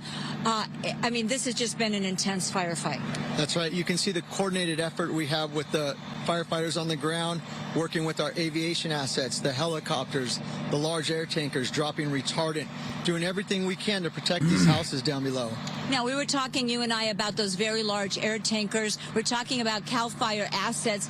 You brought in that very large air tanker contracted for this specific fire. And actually, I even see a hand crew way down there on the hillside. I don't know, Armando Hernandez, photographer, before I go back to you, Brent, if you could pan over to the left, actually down there in the bushes, we see hand crews. That is extremely challenging work. Yeah, that's part of the attack. We go direct on this fire line. We cut fire line directly on it while the aircraft drop above us and slow the fire down. And, you know, folks that are watching, obviously they're evacuated. Most have left. Some have stayed behind. They may be watching us right now. They may live right here on Cordelia. Describe to me what is going on up the street. I see strike teams basically stationed at every single house to protect that home. That's right. We've really surged our resources into this area. We don't want to lose any more houses. That is our #1 goal. We don't want anything like we saw the first 2 days of this fire. These conditions are way more favorable. We're used to fighting fire like this, so we're ready to take the fight to the fire. Wait, are fires still happening? Yes, brother. They haven't stopped at all. Isn't Southern California naturally supposed to be a desert? I heard that they're taking water from the north and that it dries the north. True. It is, yes, there are parts of California that are a desert. Yes. Okay. So, here, I'll cover this as well. This is just, Columbus, this is just the beginning of thread. Let me try to lay out what next 3 months is going to look like for the homeowners in LA who have lost everything in the fires. But before we do that, here is Fran, okay, talking about the impact this has had on her and her community. This is your house? This is my house. This one right here. We moved in 26 years ago, and we did the floors, and we put in windows and doors and painted, and just put. My grandchildren loved it. My son and my daughter-in-law, my family, we hosted Christmas Eve and Christmas Day here, and everybody was here. My little house that I loved. My husband just had his 4th cancer surgery. I poured everything into it. My nephew. I'm so sorry. I know. I really am. I don't even know what to say. That's okay. I don't even know what I'm doing. I'm just. We haven't been sleeping. We haven't slept. We're staying at a hotel. We have nowhere to go. We don't know what we're doing. We were close neighbors, Buzz and Todd. His mom passed away and they took over the house. John just lost his wife that he adored, but was taking care of that house. She was a Superior Court judge. And Beverly and John, so much love. She was so incredible. And the house is gone. I just can't believe they're all gone. Like They're all gone. See, Debbie and us and Tina, our children went to school together from kindergarten. Our kids are in their 47 years old. And Debbie's 47-year-old son tragically passed away last August. Her oldest child. Her grief is so deep, I can't imagine. My rental home in Florida was destroyed by Milton. Not looking for sympathy, just providing context of the LA residents. I did not sign up for a natural disaster, nor do I have any experience dealing with them. The initial loss of property is just the beginning. Newsom now needs to get FEMA coordinated because step one is access and assessment. After Milton, there were homes in the middle of the road, a road that have 5 feet of sand covered in some places and debris everywhere. My property was located in a place that was protected by the National Guard. No one was legally allowed to even see the home for 5 days. Everything's a mystery until you get to your home. How bad is it? Everything you have to do at this point is a hassle. Where do you stay? How do you rent a car? If I really want a pickup truck, why are there only electric cars available to rent? It's difficult to know where to begin. Okay, this stuff is random Twitter threads. It's my fault for even reading it. Okay, I wanted to just show you that video, but the thing I wanted to point to you, the thing that I want to point out is that like the crisis will get significantly worse for people who have been impacted because now they have a secondary crisis of tremendous amount of paperwork and the rebuilding process. Okay. And in that process, there are going to be some real looters. A lot of people look to the situation and go, oh, looters are actually going to come down and take advantage of this chaotic situation to steal the valuable possessions of people who have been fortunate enough not to be super impacted by these wildfires, that have their entire homes be burned into the ground. But the real looters are actually the predatory insurance companies that are going to do everything in their power to not pay you out, even though you gave them money, knowing full well that if the unthinkable happened, that you would be covered. Okay? The real looters are going to be real estate developers, private equity that come in and look to your most vulnerable moment and offer you like below market rates for the plot of land where your home used to remain, okay? Where the remains of your home are. They're going to try to seize as much of the real estate marketplace as fast as they possibly can, okay? They're going to lowball you. This also plays along with the insurance companies because the insurance companies are working to maximize their profits. And in a crisis like this, they're, going to only be able to do that by refusing all of your claims. And in that weak and desperate moment, you are going to have to make a very difficult decision. Do I just sell off my land instead of the tumultuous rebuilding process? The other looters are going to be the landlords, because you hopefully have a little bit of money, right, on the side. Insurance will kick in to pay your rent, for example, if you're fortunate enough. And the people that own numerous properties know that. So they will raise the price of rent. Market conditions. Okay? That is the real looting that will take place. But that looting is invisible. That looting is only done through the normal process of capitalism, profit-seeking entities, faceless, lifeless corporations doing that looting. So instead of focusing on that looting, wood houses is crazy. Okay, what's really silly about this is that California is a earthquake region, okay? Wood houses are not crazy. Concrete also burns, chatter, just so you understand. And considering that it is a earthquake-prone region, yes, wood houses are a more hardened defense against that sort of thing instead of concrete. That's the reason why these houses are built with wood. It's not because it's like they wanted to, be caught they wanted to be lit on fire. My house wasn't burned down, but I've still been impacted by the fires. I worked for LAUSD as a tutor, and before this, we had a month off work unpaid, and I really needed this next paycheck, but now school is canceled. My next paycheck has been pushed back even more. I can't imagine what I'd do if my house had burned down. Yeah. Anyway. We brought up our kids there. Victoria DeSantis finding her home of 20 years reduced to rubble. But in that debris, a miracle. Her engagement ring found by a firefighter. Okay, you guys are saying concrete doesn't burn, okay? Concrete doesn't burn. Concrete doesn't burn. Okay, brother, you do understand that it's the second reason is that these areas are also at risk for earthquakes. Okay? You understand that that's the major reason why the standards of building these houses with wood is built that way. It's not me doubling down. Okay? I don't think you understand. People aren't just like stupid. People didn't just like build these houses with flex tape and wood so that they could create tinder boxes. There's a reason for why they do it. Chile and Japan are almost fully concrete brick with proper wooden houses that don't break, as you say, but it's a money issue. No, in Japan they use wood as well. Concrete doesn't burn to ash, but it still burns. People are being annoying. This is like apocalyptic. Micah Kelly builds homes with fires in mind, including this one of the only houses left standing in a neighborhood that buckled under the flames. Even he was surprised. For this even to withstand what happened here, if you looked at the devastation around here, is incredible. Like, I could take a blowtorch directly to the center of this, and this would not light on fire. It would just smoke. He tells me he believes local authorities should have been more prepared for something like this. This is a wake-up call for the city. It's only getting worse. He's one of many residents voicing frustration with city officials as questions swirl over whether the city failed to supply enough water and deploy enough firefighters. And this morning, the long and painful journey to rebuild for so many Angelenos begins. The Community United Church was one of the many casualties of the Pacific Palisades fire. Built in 1929, the blaze burning it to the ground. Now, nearly a century later, its members promising this is not the end. The church is not a building. The church is not a steeple, obviously. The church is not a resting place. The church is the people. So it's only the people that are the church. That's all that matters.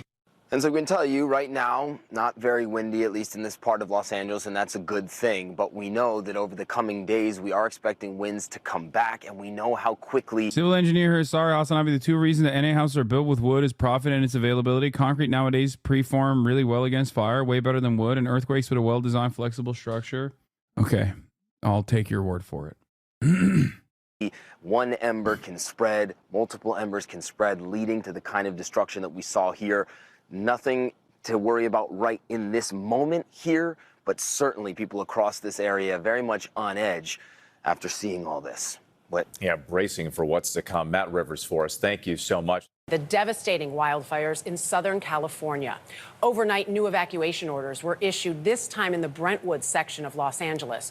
Authorities now tell us 11 people have been killed, and that number is expected to rise. 37,000 acres of land have been scorched throughout Los Angeles County. That's equivalent to 10 square miles. Hasan admitted to being wrong. What do you mean? Big titty goth? You're a 21-month subscriber. You probably heard me admit it. Yes. If there is a reasonable answer, and there are plenty of instances where I admit to being wrong. What are you talking about? You must ask yourself the question, why am I being annoying in this circumstance? Like, what would you rather have me do? Double down and be like, nah, you're wrong?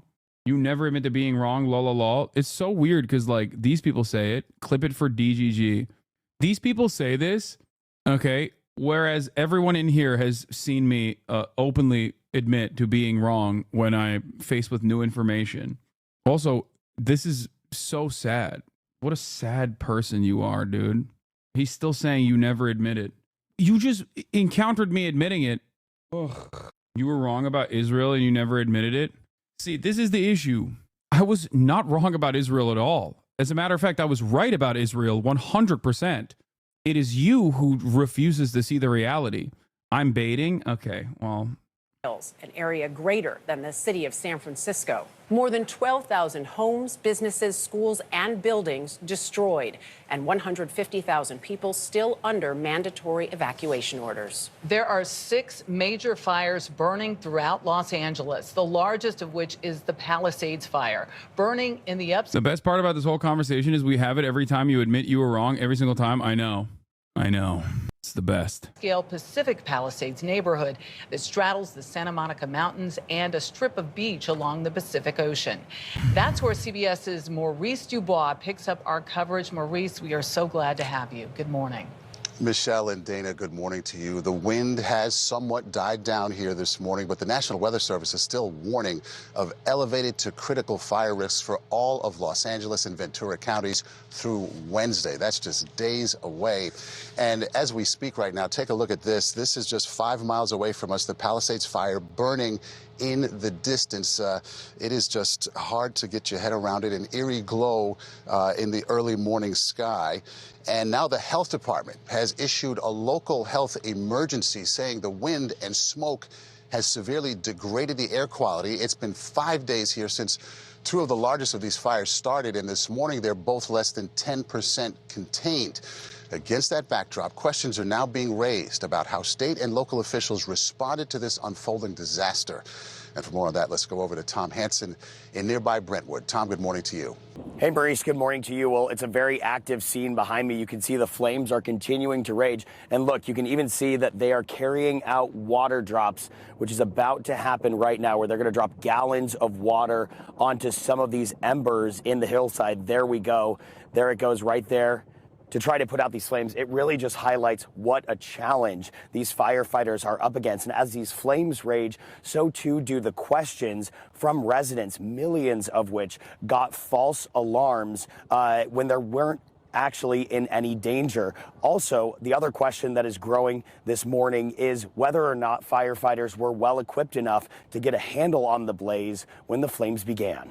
At night, the hills above West Los Angeles still look like a hellscape. The winds driving the Palisade fire lulled enough for firefighters to use water-dropping helicopters.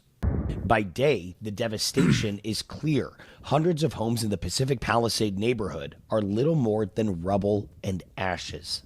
So I came home today, and now it looks like we definitely have to go again, so I'm going. Do you know where you're headed right now? Yeah, I do. I have a pool house in Coldwater Canyon, and I hope it doesn't get all the way over there.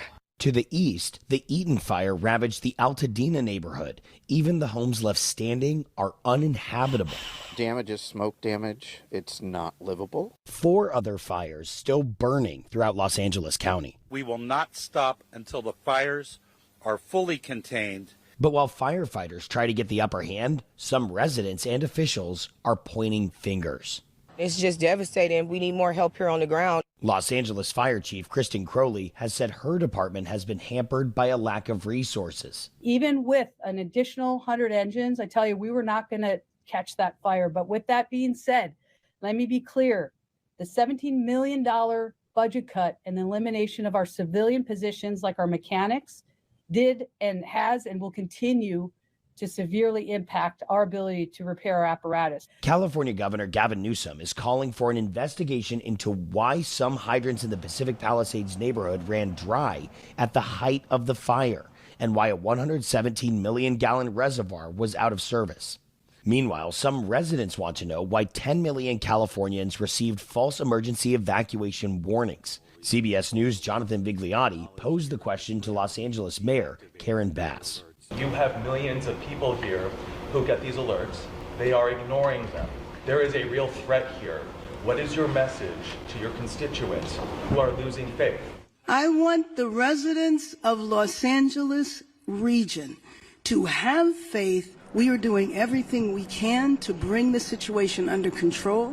While so much has been lost in less than a week, there are glimmers of hope, captured in these images of a stranded dog and its rescue, prompting an outpouring of support. Max was taken in by a local dog rescue, which has since received a flood of donations for all of its residents. Thank you, Whittier. Thank you, Los Angeles. I'm crying. The way the city of Los Angeles is coming together to help each other, it's overwhelming. And for the people here, help is on the way as well. There are dozens of food, clothing, and supply drives happening all throughout the weekend across L.A. Maurice. Okay, Tom Hansen in Brentwood, thanks so much. These fires impact. All right, we're going to talk about the fire hydrant water supply. Impacting so many communities across Southern California, wiping out multi-million-dollar homes in the Pacific Palisades and Malibu, and now growing questions about water supply issues firefighters had to deal with. ABC's Jacqueline Lee joins us now from Malibu. Jacqueline, good morning. Well, good morning. There is destruction everywhere we look. We are currently standing in a shopping center here in Malibu where there used to be a bunch of small businesses, but as you can see, they are gone. The only thing standing is a staircase. There's a lot of ash, debris, and some framing left behind. And what you can see is we are across the street from the Pacific Ocean, from Pacific Coast Highway, and that place is famous for just the sheer amount of luxury beachfront properties. That is no longer there.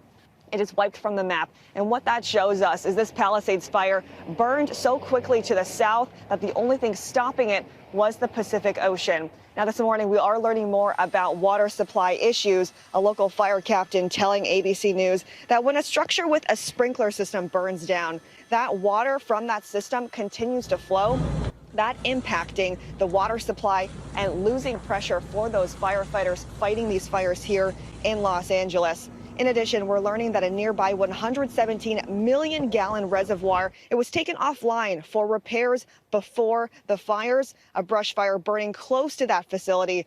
Governor Newsom is demanding an investigation into the water issues.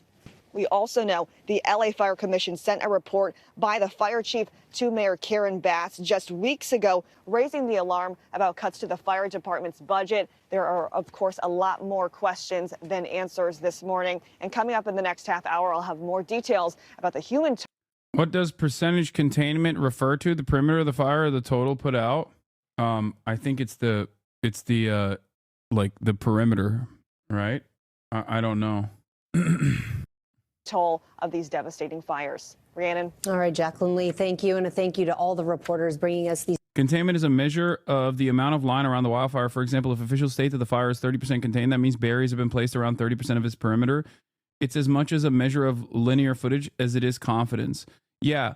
So, for example, in the Pasadena fires, like they or not Pasadena, sorry, in the Pacific Palisades fire, for the past couple of days, they said it was 0% contained, and that's because winds. That's because wind conditions was making it impossible to establish a stopping point for the fire where they're just consistently tackling the edges and to contain it within that area. It doesn't mean that the fire stops, even if it's like contained by, 10%, 30%, whatever.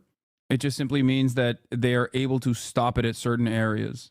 These devastating images, our hearts just break for everyone impacted. Let's get over to the forecast now. More Santa Ana winds are headed to California this week. Samara Theodore is here with that. Samara, Mother Nature not giving us any relief. No, Rhiannon, but this morning is crucial to firefighters as the winds have gone down.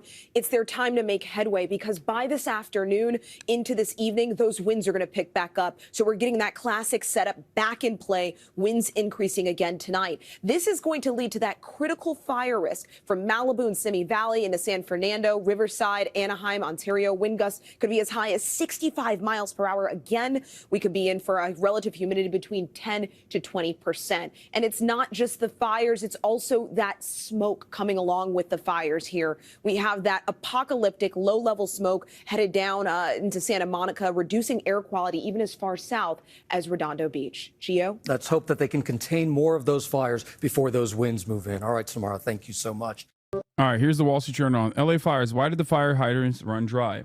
Some of the major questions we have here in front of us is why did the fire hydrants run dry? That's number one. And Gavin Newsom, the governor of California, has already started the process of conducting an internal investigation as to why this happened. But outside of that, the other question is, why are there no controlled burns? Could the controlled burns actually stop the LA fires? And why are there no controlled burns? Is it bureaucratic red tape, or are there some serious consequences? Do they do controlled burns in California? Okay. When fire hydrants ran dry in the Pacific Palisades, it sparked a wave of criticism and even misinformation. Because Karen Bass didn't fill the reservoirs. So all the fire reservoirs were not, so the fire trucks are there, they couldn't pump water. They cut the water off. They don't have water. Surveys show LA did have water, but amid widespread frustration and a report that a local reservoir in the Palisades was offline and empty due to repairs, California Governor Gavin Newsom issued a review of Los Angeles water and power. Here's how the water supply system works and what we know about why hydrants ran out of water at the height of the Palisades fire. About 2/3 of LA County's water comes from sources outside of LA. And because LA is surrounded by mountains and hills, much of that water has to be pushed up to higher elevations. Well, water is heavy, relatively speaking, and so it takes energy to pump it upstream. Eric Porce, director of the California Institute for Water Resources, says you can think of the system sort of like a tree with interconnected branches. There are big trunk mains that move water from a source, like a water treatment plant or a reservoir, and carry it to smaller distribution mains, which split off from the trunk. From there, the water is moved through even smaller pipes or lateral. Yeah, they do a lot more controlled burns in Northern California than they do in Southern California. It's a lot more difficult to get controlled burns kickstarted in Southern California. We'll dive into that in a little bit, okay? And I'll tell you why it's a issue. Water to homes, businesses, and fire hydrants. In some areas, tanks and reservoirs are placed throughout the system to help maintain pressure, because pressure is what pushes water into all of the nodes. But during the LA wildfires, officials said intense demand overwhelmed the system, which drained several tanks and meant that there wasn't enough pressure to push water to hydrants up in the Palisades. So I want to make sure that you understand there's water in the trunk line that just cannot get off the hill because we cannot fill it can't fast enough. Officials say there wasn't a lack of water in LA, and data shows that major California reservoirs were at or above historic averages when the fires broke out. But in a letter to LA officials, Newsom called the ongoing reports of the loss of water pressure. It seems like it is because of the. It seems like it's not only like a water pressure issue, but it seems like it's because they shut off electricity to certain pumps, and without pumps, you can't feed additional water to areas of need. To some local hydrants during the fires, and the reported unavailability of water supplies from the Santa Ynez Reservoir deeply troubling. However, a former city official told the LA Times that given the severity of the fires, the area still would have experienced serious drops in pressure even with that reservoir. Those distribution systems aren't really designed to manage wildfire, especially wildfire that was spreading at this rate. Meanwhile, state officials are pushing back against claims that environmental policies caused LA to have water problems, as some blamed Newsom and the state's efforts to protect species like the Delta smeltfish by restricting the flow of some water to Southern California. You're just letting water run into the Pacific? Dude, I genuinely despise right-wing weirdos. I hate them so much. I can't. Like they're so unimaginably annoying and so gross. It's just at this point it's like pure evil, where they're so hyper focused on a nefarious reason as to why they want to redirect natural waterways into agricultural output. Like that is the ultimate goal that they have. They do not care about the natural habitat and the delicate ecosystem. They do not even care about having enough water to combat these wildfires or anything like that. They simply want more water for agricultural output. Okay? And they're using this as an opportunity to kill two birds with one stone. On the one hand, you get to talk about environmentally conscious libtards who don't know anything about anything. Look how stupid they are. And number two, you get to make a case for how you must redirect more of the natural waterways into agriculture. Okay? Because of what? A fish that no one's heard of? Does anybody care about the smelt fish? Incoming President Trump posted he wanted to protect an essentially worthless fish called a smelt by giving it less water. It didn't work, but didn't care about the people of California. Now the ultimate price is being paid. So what's happened is a tragedy, and the governor has not done a good job. What do you say to the criticism that the state has mismanaged water supplies? I think the facts speak for themselves. The fact that there is water in reservoirs beyond what is average traditionally for this time of year means that we are moving water when it is available. And I want to be very, very clear. The way that we are moving water and have been moving water and conditions that we're seeing in Southern California. Virtually every single authority on this has basically stated that California has above average water supply. despite the historically dry rain season that we've seen. Like in the reservoirs, there is above average water supply across the board.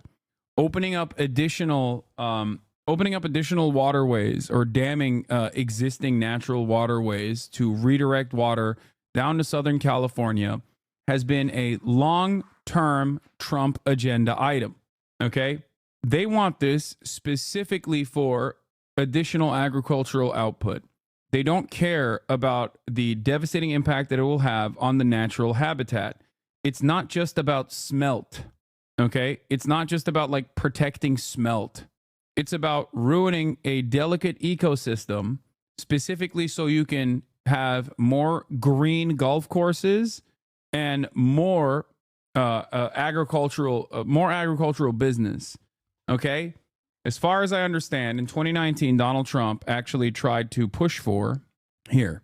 Trump claimed Newsom refused to sign a water restoration declaration that he said he would have directed millions of gallons of water to areas now burning, alleging he prioritized a small fish called smelt over residents. In response, Newsom's office said there's no such document as the Water Restoration Declaration. That's pure fiction.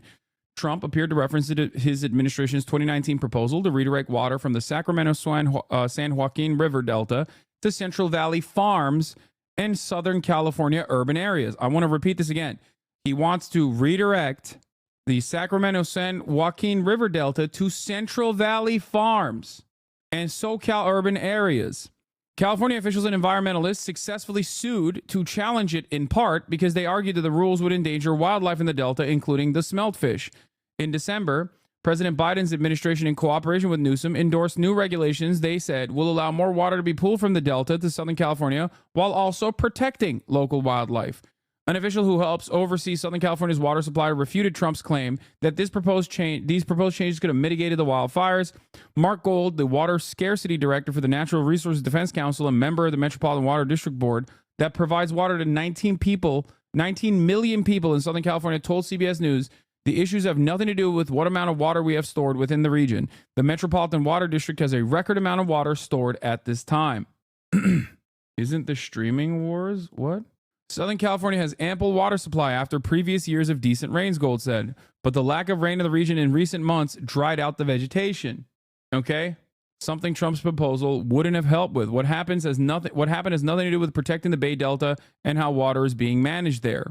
Then they talk about the no water in the fire hydrants. Los Angeles officials face fierce criticism after some fire hydrants ran dry in parts of the Pacific Palisades overnight from Tuesday into Wednesday. Janice Quinones, chief executive and chief engineer of the LA Department of Water and Power, said at a Wednesday press conference that all 1 million gallon water tanks in the area ran dry by 3 a.m., reducing water pressure for fire hydrants at higher elevations.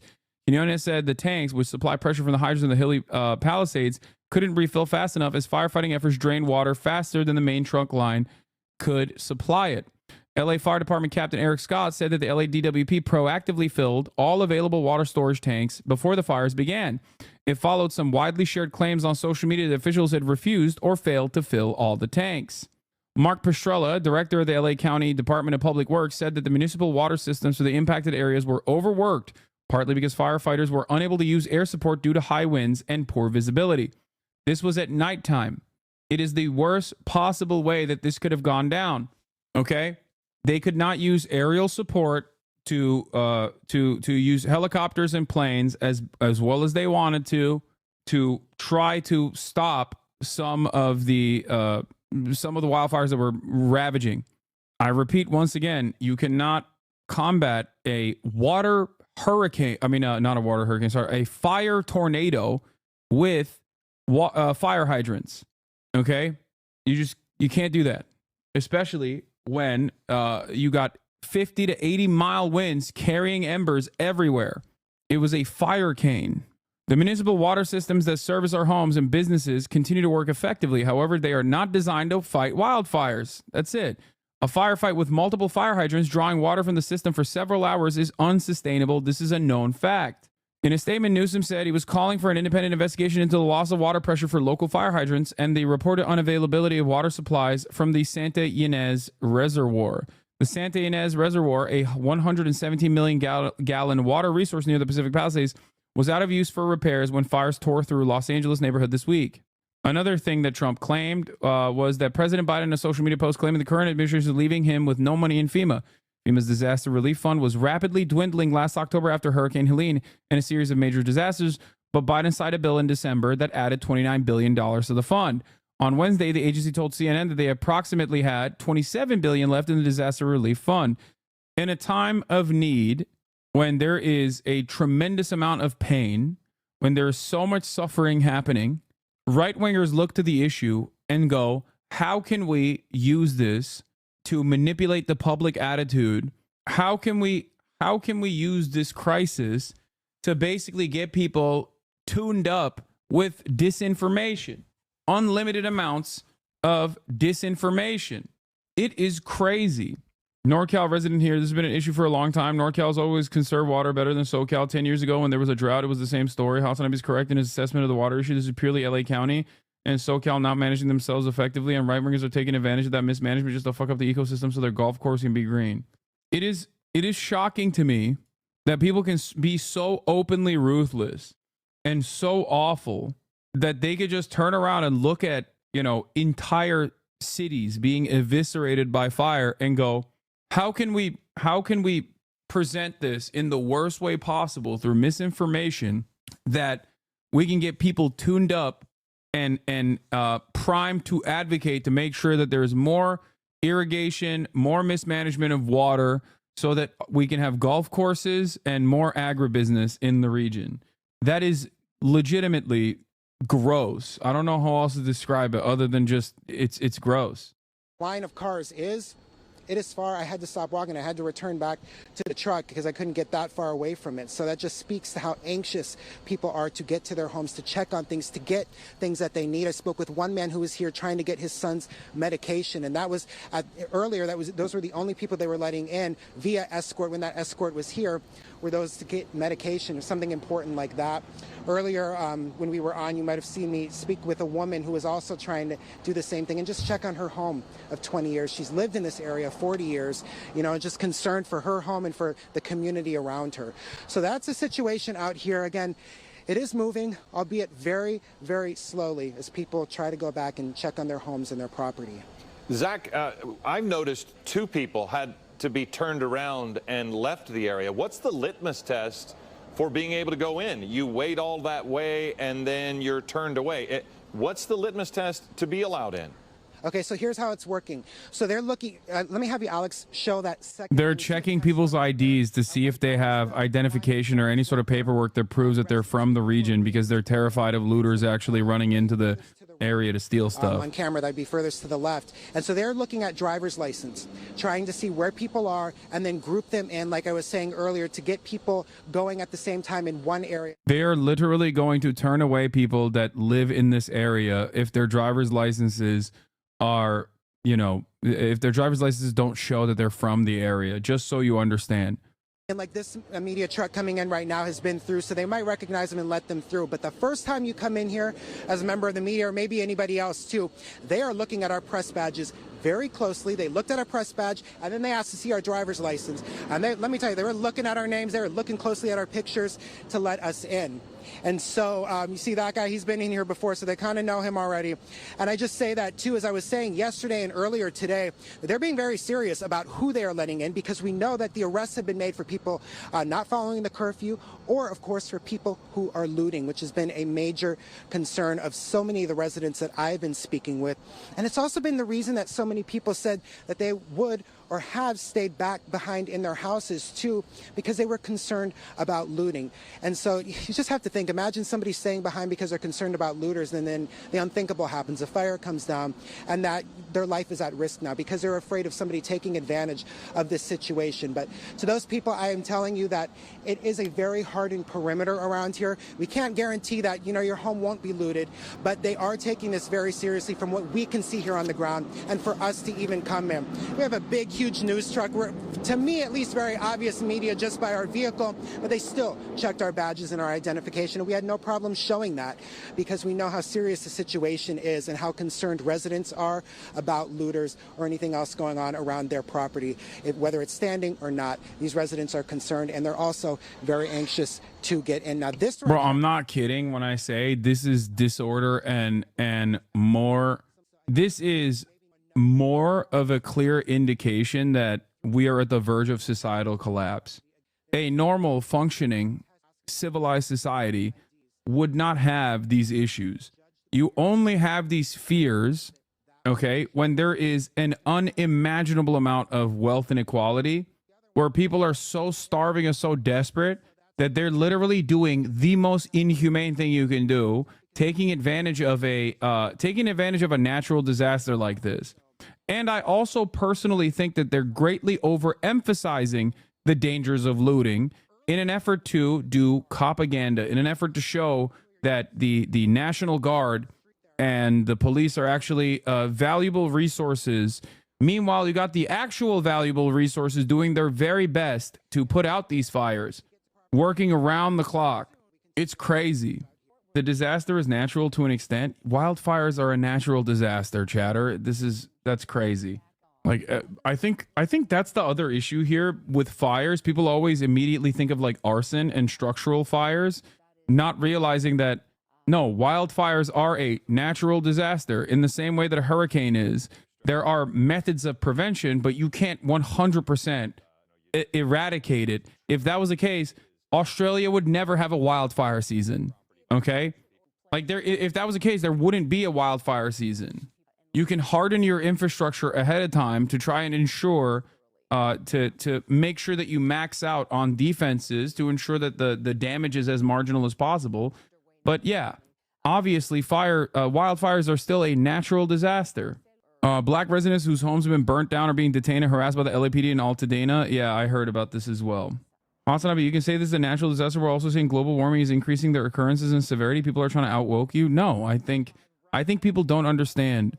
I think because most of the fire that you see or experience in normal conditions is just like a structural fire, you know what I mean? Like a gas leak or something. So they just don't think that it's like a natural disaster. It's understandable. They don't think about it like in the same way that they do about an earthquake or a hurricane. That's what it is. Because if you don't live in an area, where there are wildfire seasons, it's pretty hard to comprehend. The only thing you see is an electrical fire, a structural fire, a gas leak, things of that nature. Not realizing that, like, no, there is, this is a natural disaster. Did speak with, they told me that the wind is actually working in their favor right now, pushing those flames away from structures as opposed to toward them. So they are using the elements to their advantage. Something else that you couldn't see on the ground, those ground attacks, there are dozer lines that are being created by CAL FIRE crews right now. In addition to that, we have the LA Department of Power and Water monitoring those transmissions lines along there. They said they are securing them, making sure that if flames get close enough, they can de-energize them before it poses an additional risk. Now, along here on Skirball Center Drive, there are more and more people that are coming up to take pictures, to take video, because this is an image that you just haven't seen. I want to introduce you right now to Nicholas, who tells me he lives nearby. We also have Jacob joining us. Now, Nicholas, Jacob, you said you live nearby. What brought you out here today? I mean, as you can see right here, Milken Community High School. This is the high school I grew up at. If I can take this. Oh, I'll hold it for you. Perfect. This is the school my sister's at right now. It's just truly unbelievable. It's unfathomable right now. I'm just scared. I was just at Bel Air Crest helping my friend evacuate, and I just drove by, and I'm just in total shock. I'm in disbelief right now. I think I bawled there. You were if I'm telling me not that mistaken. last night you were helping people evacuate? Yes, last night my friend lives right over this yellow tape right here. Me and Jacob, we were just running and just trying to do everything we could to help our friend. It's just so sad. I mean, all we can do right now is pray for our firefighters, and just pray for everyone right now. I mean, Jacob, I want to talk to you because you were telling me just about watching, neighbors helping neighbors. I know I met someone earlier who said they were helping people who may have been medically challenged, who had oxygen tanks get into their car. Tell me what you saw last night.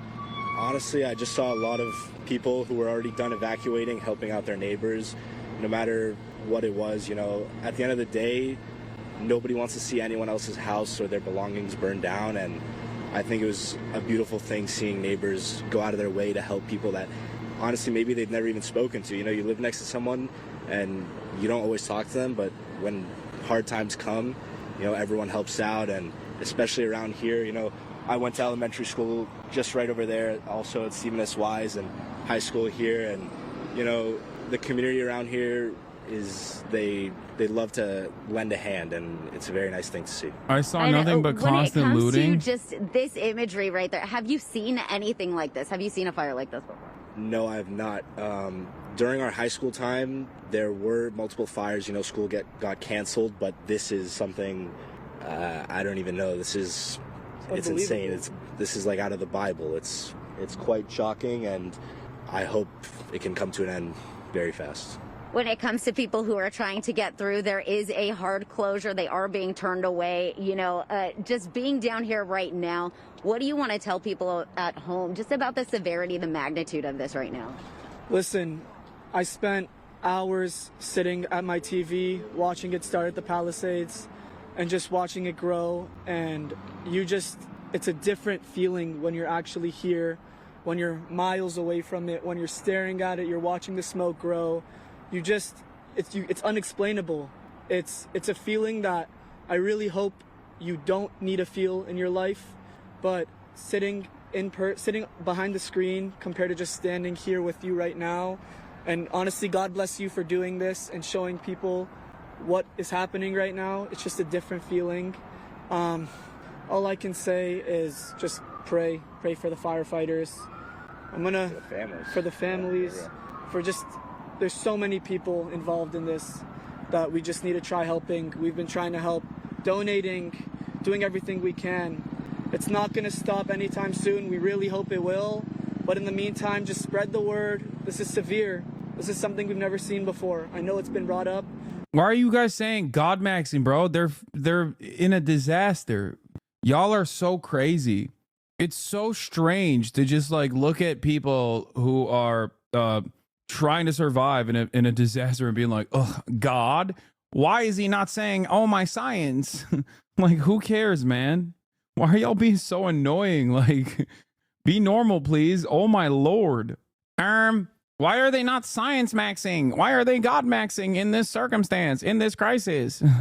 Y'all are so dumb, I swear to God. Around access to that water, it has nothing to do with protected fish species under the law. Carla Namath and other California officials say one of the biggest issues was actually wind. The fire is being fueled by... They get it from you. That's my favorite type of chatter, who in the process of me course correcting will say, you're not course correcting. How many times have I had this conversation? Combination of strong winds and surrounding topography, which is making it extremely challenging. Sending thoughts and null hypotheses to those affected. Yeah. Sending thoughts and logical conclusions. Sending thoughts and logic to those affected. Oh, my science. For our personnel that are assigned to this incident. Is there anything California or LA officials could have done better to mitigate the threat of these fires?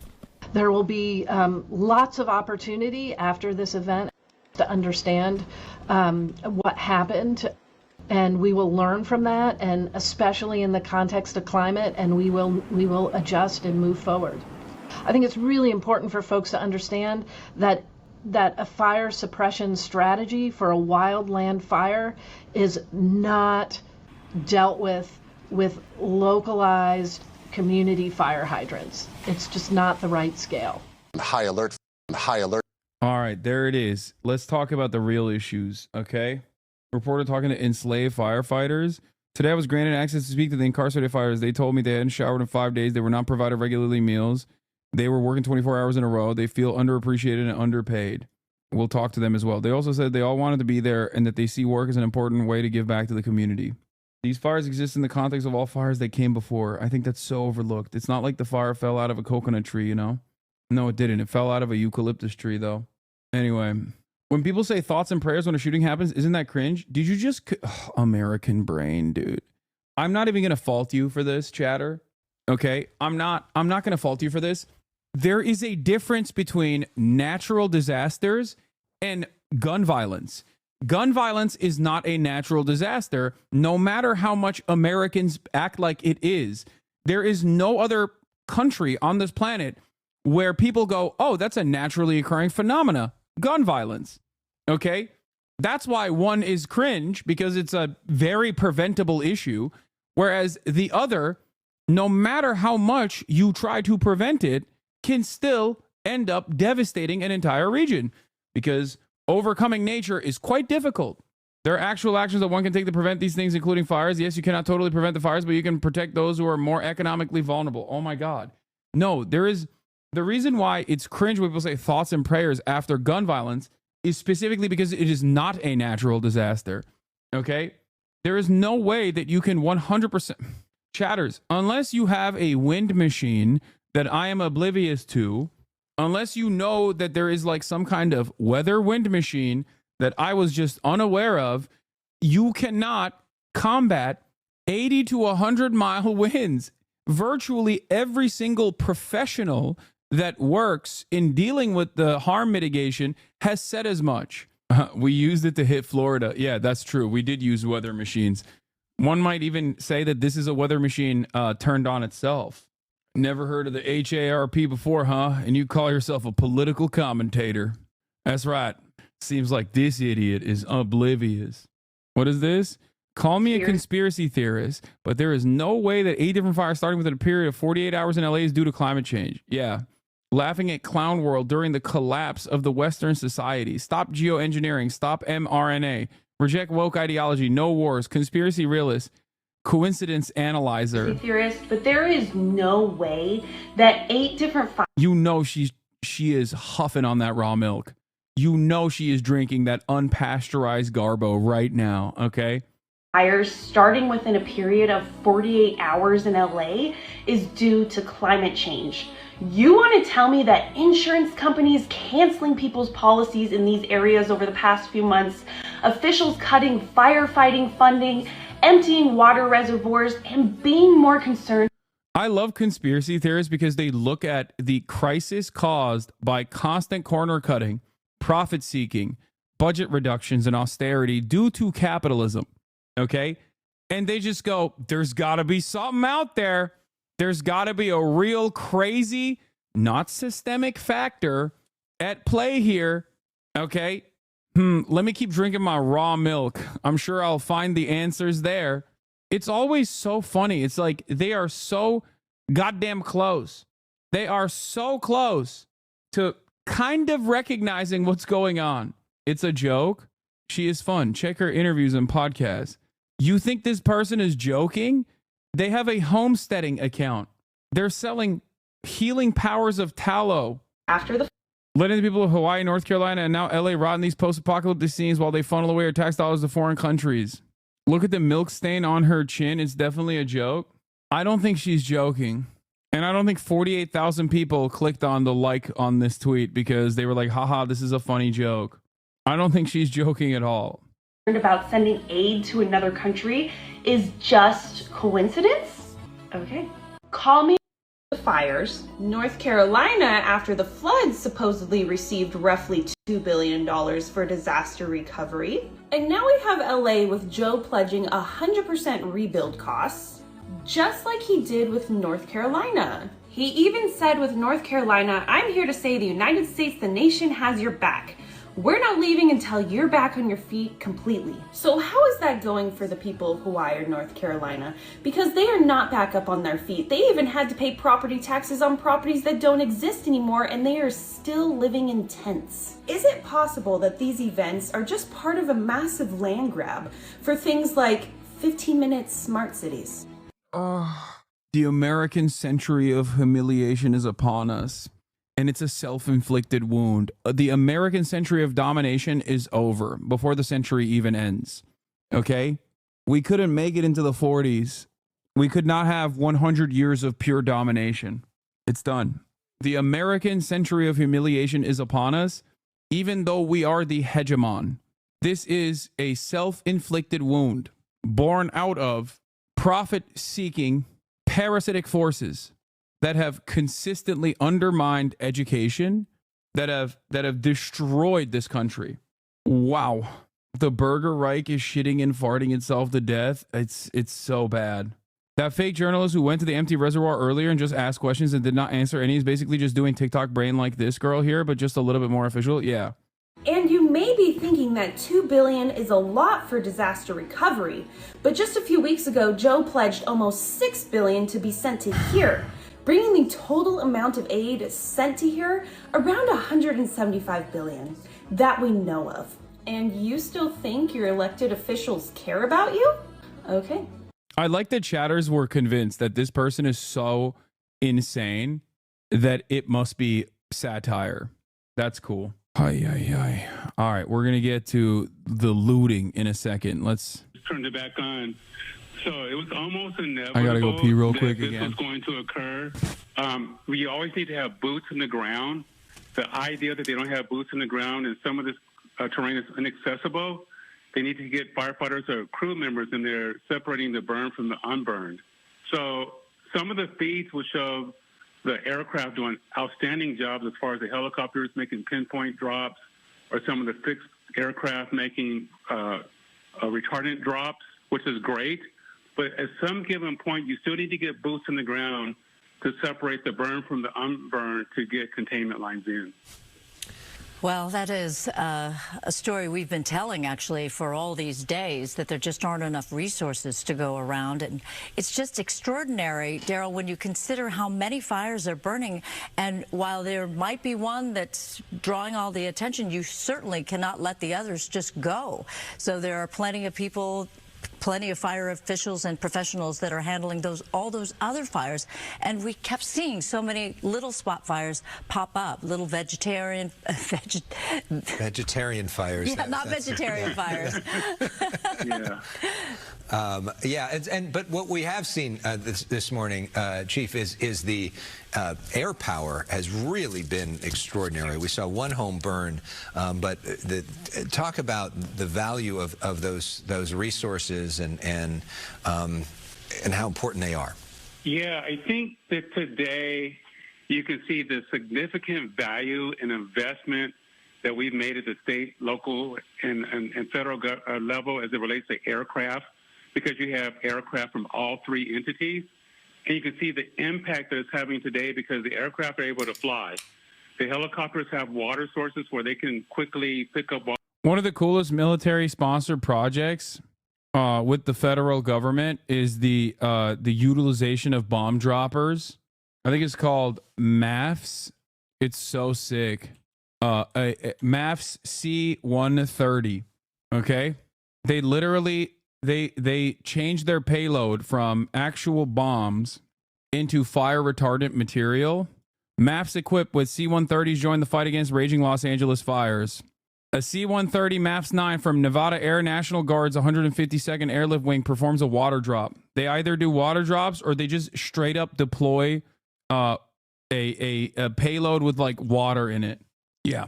Modular Airborne Firefighting System is what it's called, where they take C-130s and they just bomb the fire. U.S. Northcom has activated 8 C-130 aircraft equipped with MAFs to relocate to the Channel Islands in Southern California to support firefighting efforts in the LA area. Some will be operational on January 10th. All will be ready by January 12th. Anyway, C-130s are awesome because they can fly slow while being so damn big, which means they can spray more ground. Yeah, that is the appropriate usage of military equipment. Okay? MAFS was instituted in 1971 as a collaborative effort between the U.S. Forest Service and the Department of Defense to produce equipment, training, and operational procedures to integrate military air tankers into a national firefighting response, Northcom said. The U.S. Air Force explains that MAFS unit can fit inside C-130 airplanes, is installed without any structural modification, and within 2 hours, the MAFS equipment has a jet blower type nozzle on the rear left side near the bay doors. The carriage unit consists of a cylindrical tank, pumps, and other electronic control, and operation units that are loaded by Air Force loadmasters through the rear ramp. Here's a video of it. Don't look ahead, there's stormy weather. Another roadblock in our way. But if we go together. Yo, I used to subcontract these parts of the C-130, but you convinced me to quit, and now I'm a union organizer with AFD. Thanks, dude. I am broke, though, now. Like, really broke. Lol. Okay, I'm sorry. The system can discharge a fire retardant load of 3,000 gallons, which is 11,356 liters for the Euro cucks in the chat, in less than 5 seconds through a discharge tube located in place on the left rear paratroop doors of the aircraft. Released from an altitude about 150 feet, the retardant covers an area 1/4 of a mile long and 60 feet wide, with the plane returning to an air tanker base to be refilled again and airborne in less than 20 minutes. Interestingly, this very capability that the CL-415 Super Scooper seaplanes offer by landing on a large water body to refill their tanks to 7,000 liters, which is 1,850 U.S. gallons in Freedom units of water in just 14 seconds to quickly return to attack the fire. Other fixed-wing aircraft cannot execute continuous drops like the CL-415 and thus need to land back at an airport to refill. California Department of Forestry and Fire Protection, CAL FIRE, also provided more details about how MAFs will be deployed. Unlike CAL FIRE air tankers, MAFs aircraft are not initial attack qualified and require an aerial supervision module lead plane in order to conduct drops, says the agency. This typically limits their use to established extended attack incidents, which help keep CAL FIRE and other IA air tankers available to be quickly dispatched to new fires. MAFS unit's retardant is made up of 80 to 85% water, 10 to 15% ammonium sulfate, a gelling agent, and red coloring. The red in the retardant acts as a color code, helping pilots see where they have dropped previous loads. The retardant itself disperses as a mist, preventing damage to buildings. The MAFS crews participate in recurring annual training, with each unit required to have 5 certified personnel for the role. It's sick. Yeah, you need to use your tactical deployment speak. I mean, they are. Here's a MAFS unit operational in the state of California, dropping flame retardant liquid, deploying flame retardant liquid, 8,000 gallons worth. Sir, if it's white, it's probably just water. C-130 aircraft fighting fire seen in the CNN video at 4:15. Fern. Dude, it's sick. Look, some other smoke trails as well. So they are trying to save this community. That is where the battle has been joined. A lot of air assets, trucks on the ground, fixed-wing aircraft like this. There it is, sir. Yes, sir. Wow. We have tactically deployed the flame retardant matter, sir. It is extraordinary to be standing here. C-130 is going to be tactically making a landing. And feel the power of that aircraft go right over you and watch it just swoop down so low. It is rare in life you see an aircraft swooping that close to houses. Is it just me, or is that plane just looking fine as hell? I agree. What? It must feel so good for a Vietnam-era plane to drop chemicals on forests. At least this one is to save lives for once. You know what I mean? It still gets to do what it loves to do. It still gets to do what it was tasked to do, dropping chemicals on a forest. But this time it's to save lives rather than, melt Vietnamese villagers. Okay. Before we get to, I guess we can talk about the looting now as well. Here. For looters out here, they have already arrested nearly 24 people inside evacuation areas. The National Guard has been brought in to bolster security, and some people have gone back home to try to defend what they have left. Chris Van Cleef has that from Altadena. The sense of loss in Altadena is hard to describe. Destruction is everywhere. And then this island of 6 seemingly untouched homes saved by Pete Villani, who stayed behind to fight back the massive firestorm. These are all my friends. These are all, Once again, there's like 18 million people, and they've arrested, not charged, not convicted, just simply arrested under the suspicion of looting, 20 people. They say nearly 24 because the number is 20 so far. Okay? 20. We're a family here. I love my neighbors. And it's like, you feel guilty because I survived. I couldn't save the whole block. But even as he worked to put out hotspots, another threat emerged. Looters. He says he and a neighbor have chased off 2 groups attempting to break into the homes still standing. What kind of person, what kind of human being would take advantage of somebody at that point? It's just like, I don't even want to say what I would do, but it's shocking. Did you worry about your safety when you confronted the folks trying to get in that house? No. I will say this, it would have been a bad day for them to do anything. Do you feel like you're defending your neighborhood now? Yep, that's why I'm here. This is why I stayed. He's still standing watch, even as the National Guard's armored vehicles are blocking evacuated neighborhoods and police are ramping up patrols. Looting has zero tolerance. Looting or exploiting in the disaster areas will not be tolerated. Anybody caught looting or committing crimes in the affected area. Like, I hope everybody understands, like, looting in a situation like this is completely unacceptable, okay? It is psychotic. Make no mistake, okay? Yeah, you have to be a real freak in dire circumstances to just be like, oh yeah, time for some free stuff. I'm gonna put my life at risk to go into smoldering ashes in these neighborhoods to secure like jewelry or I don't know, like a TV or something. Okay, it is completely unacceptable. Everybody understands this.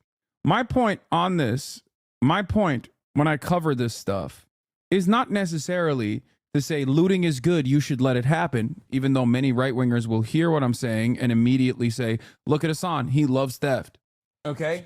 My point is that the media greatly overemphasizes these stories for two reasons. One, because it is a panic narrative of crime that people are predisposed with, that people love laser focusing on. If it bleeds, it leads.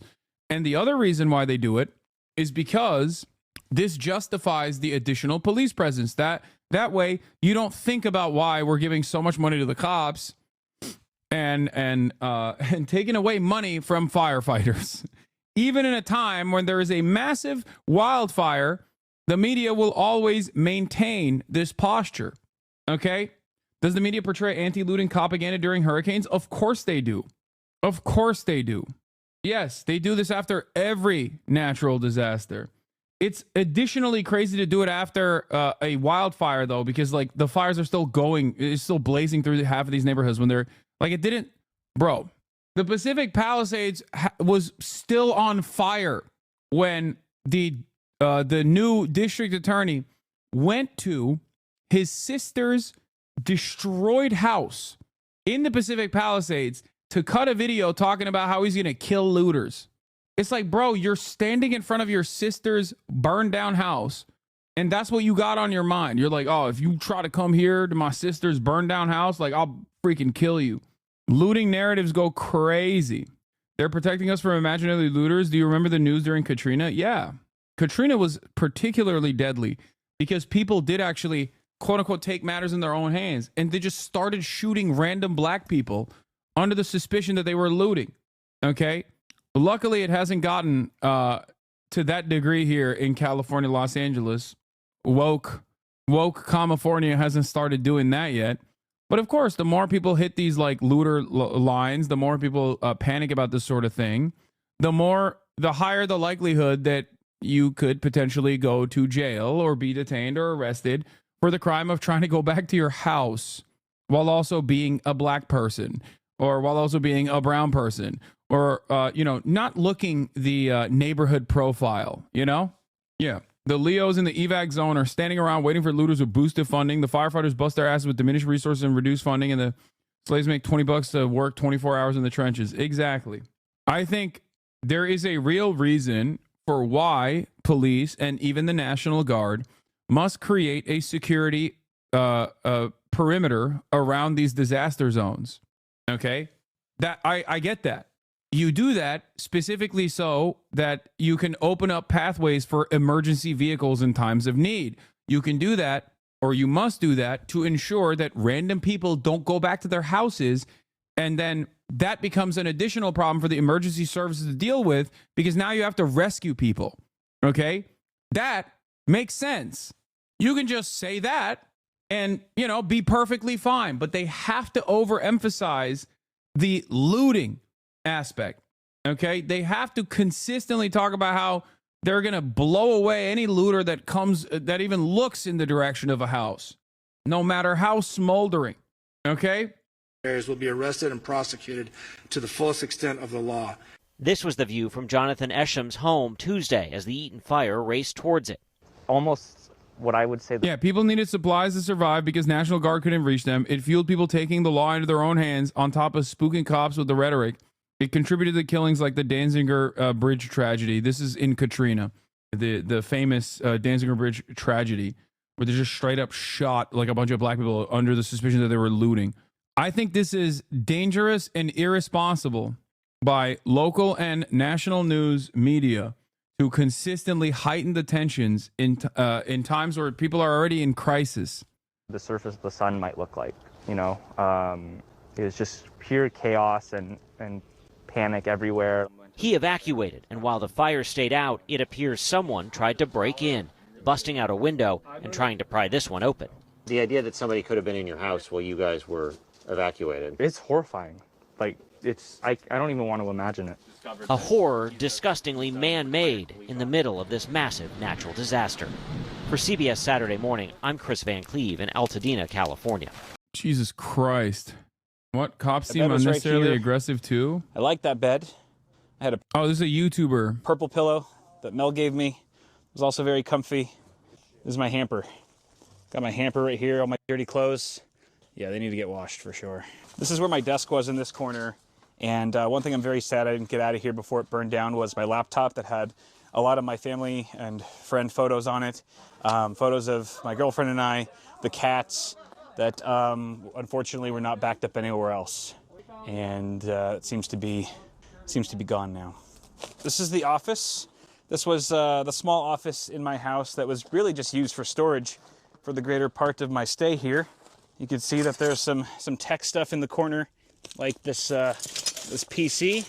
PC still got a power supply in it, so I'm going to be aware of that. But I believe this was a Cooler Master case. Oh, it's earlier before the police confront him? Of course we are. We're meeting up with one of my friends, Alvaro, right now, who has a truck. It's much higher off the ground than my car, which we're going to need if we plan to access my house. I don't mean to be rude, but how do people in that area not have important things in a box by the door right now? Dude, I don't think you understand. The Altadena fires just came out of nowhere, and so did the Pacific Palisades ones. Like, it straight up escalated to this point that no one thought it would have. It happened virtually in a matter of like 30 to 40 minutes.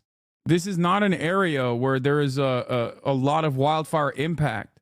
The reality of the matter is that it also, I think, like it's such a, like it's a normal, mostly concrete region. It's not like it's surrounded by forests either.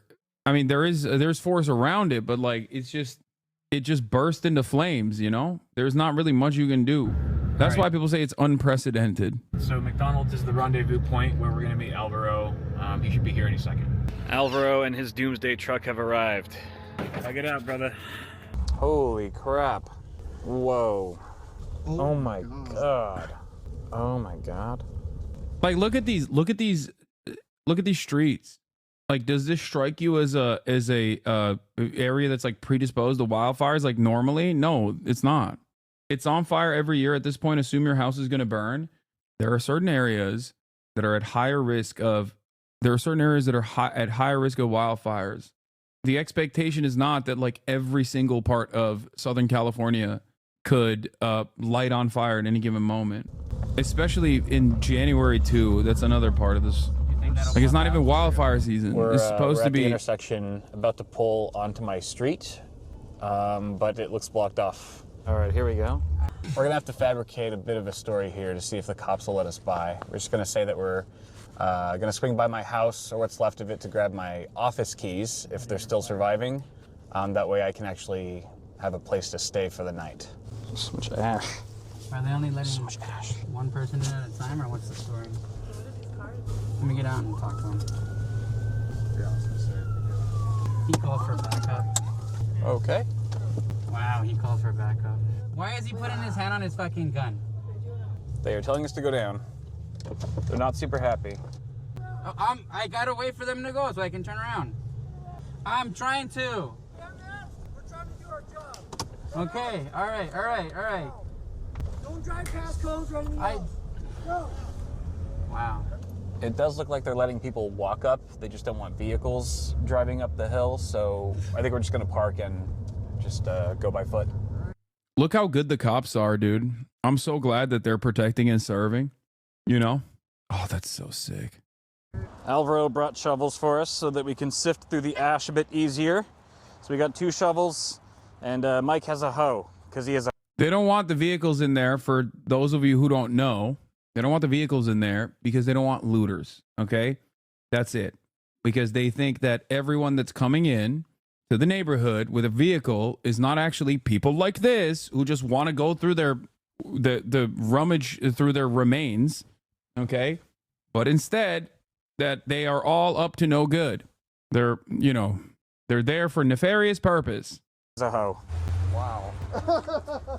Unfortunately, my house is pretty much the last one on the street.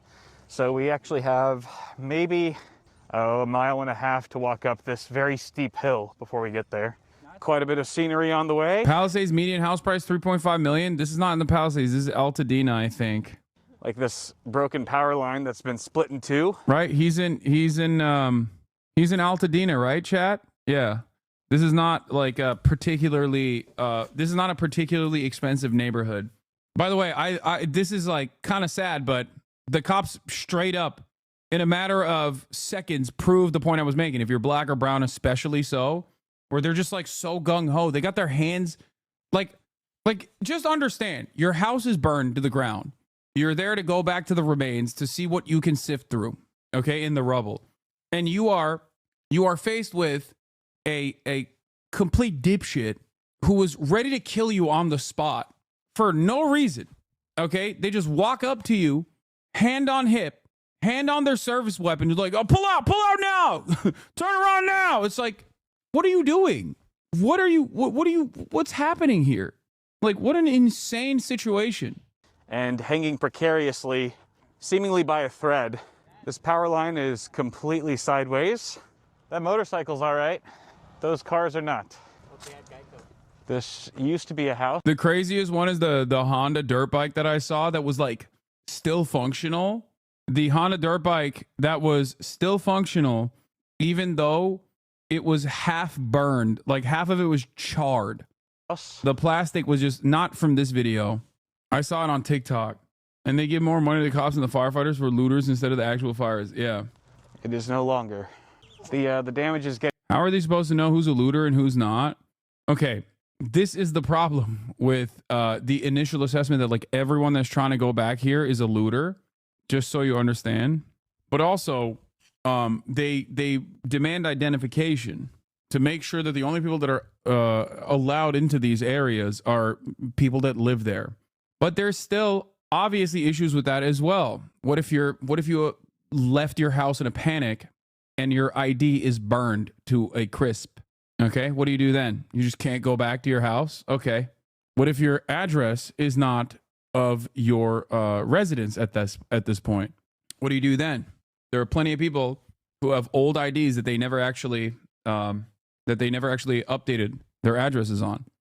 Getting increasingly intense, and the air quality is getting increasingly worse. Really? Yeah, how do you know who committed a crime or not? Should cops just arrest everyone then? Silly ass question. Gotta wear your K95s here. It's getting pretty hard. I really want you to unpause the fucking vehicle they lit in. Cops are just shit. They were about to get picked up by a truck that the cops led into the area. Breathe.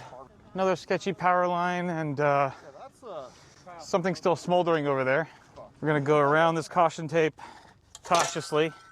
That is, that's the bottom of a power line. Whoa, that is like molten metal. Oof. Coming from the car. Look at the brakes. Holy crap. They literally were working on this. Is that a Porsche? All right. Wow. This is brutal. Yeah. And some lots are just completely leveled. This one just has a chimney. That's all that's left is a chimney. I mean, The other part of this is like, this area is totally devastated. Like, what are looters going to loot in this area, man? Like, I get if there is an evacuation order placed upon certain areas where there's like homes that still remain, but this is like all ash. Like, what are they gonna? They're gonna loot the cinder? Oh man, I love free charcoal. You know what I'm saying? I've passed by these houses a million times, and some of them I've admired. You know, just looking at the front yards and how they did things, and taking mental notes for future plans of my own house. This is the one house that it stayed intact. Yeah, it's looking a little different today. Wires. Hopefully they've cut all the power to those, but better to be safe than sorry. That was or an RV? That was or an RV? What? There's a possum in this thing. Is that a possum? Oh yeah, there's a dead possum in a trap. It's all ash. Literally, the next house is lootable. Brother, there is one house that's standing. What are you talking about? You saw this entire neighborhood, and there is one house that is intact in the entire neighborhood. Looters are going to be hitting that one house. Is that what you think is going on? Do you think this is appropriate use of funds in that regard? 26-month subscriber. Still, anyone and everyone is actually always invested in looting. Okay? Everyone and anyone. All right? All the time. We have to hyper focus on this. Okay? We have to make sure that this is the most. I like that you sat through me pausing and doing commentary for 20 minutes over this video to find the one house that's intact next to a house that is burned to the ground in an entire city block that is completely reduced to ash. And you're like, well, what if the people wanted to loot this house? You're right, man. What if? You're right. Is this a normal way to exist? I don't understand it. I feel like this is not city behavior, but I guess with the way that suburbs work, there's more and more people like this who operate with this mentality where they're constantly in a panicked situation where they're just like, because if chatter, I don't know if you live in a city or not, but like anyone could technically walk up to you in the middle of the road and just put one in the back of your head. Okay?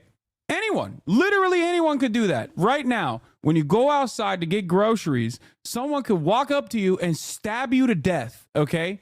Do you think that that is a valid way to approach everyday existence? Do you think that that kind of panic is, I don't know, healthy to have? Great, new fear unlocked. Yeah, anyone could walk up to you right now. Anyone could walk up to you right now when you're on your way to pick up chicken tendies at your local grocery store, walk up to you and go, hey, give me all your money, and then shoot you in the head. If it's not healthy, if it wasn't healthy thinking, why do conservatives already think it? Because they're unhealthy. That's the problem. They're deeply unhealthy. The point is, especially if you live in a city, there's a certain level of danger that can always occur, but there's also a tremendous amount of safety that comes from being around other people. And if you've never lived in a normal city, it is impossible for you to comprehend this. That's the reason why when Austin stays with me and he hears constant police sirens, okay, on major roads, he freaks out. He just thinks like bedlam is happening, because in his neighborhood, if he constantly heard, in his suburb, if he constantly heard police sirens, something terrible must be happening. Okay?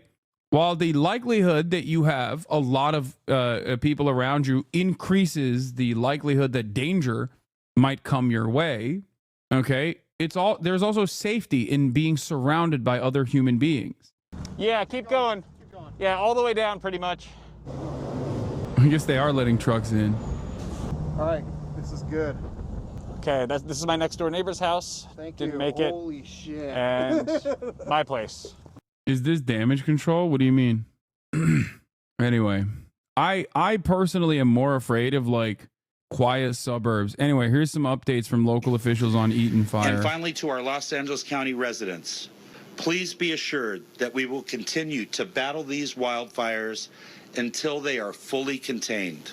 We stand alongside all of you as we begin to plan for repopulation of evacuated areas, disaster recovery, and the rebuilding of your homes and research and reports often show that looting during natural disasters is rare, and communities typically come together to help one another. The belief that looting is widespread can be more reflective of societal anxieties than reality, and it might be perpetuated by capitalist structures that emphasize the importance of property over human welfare.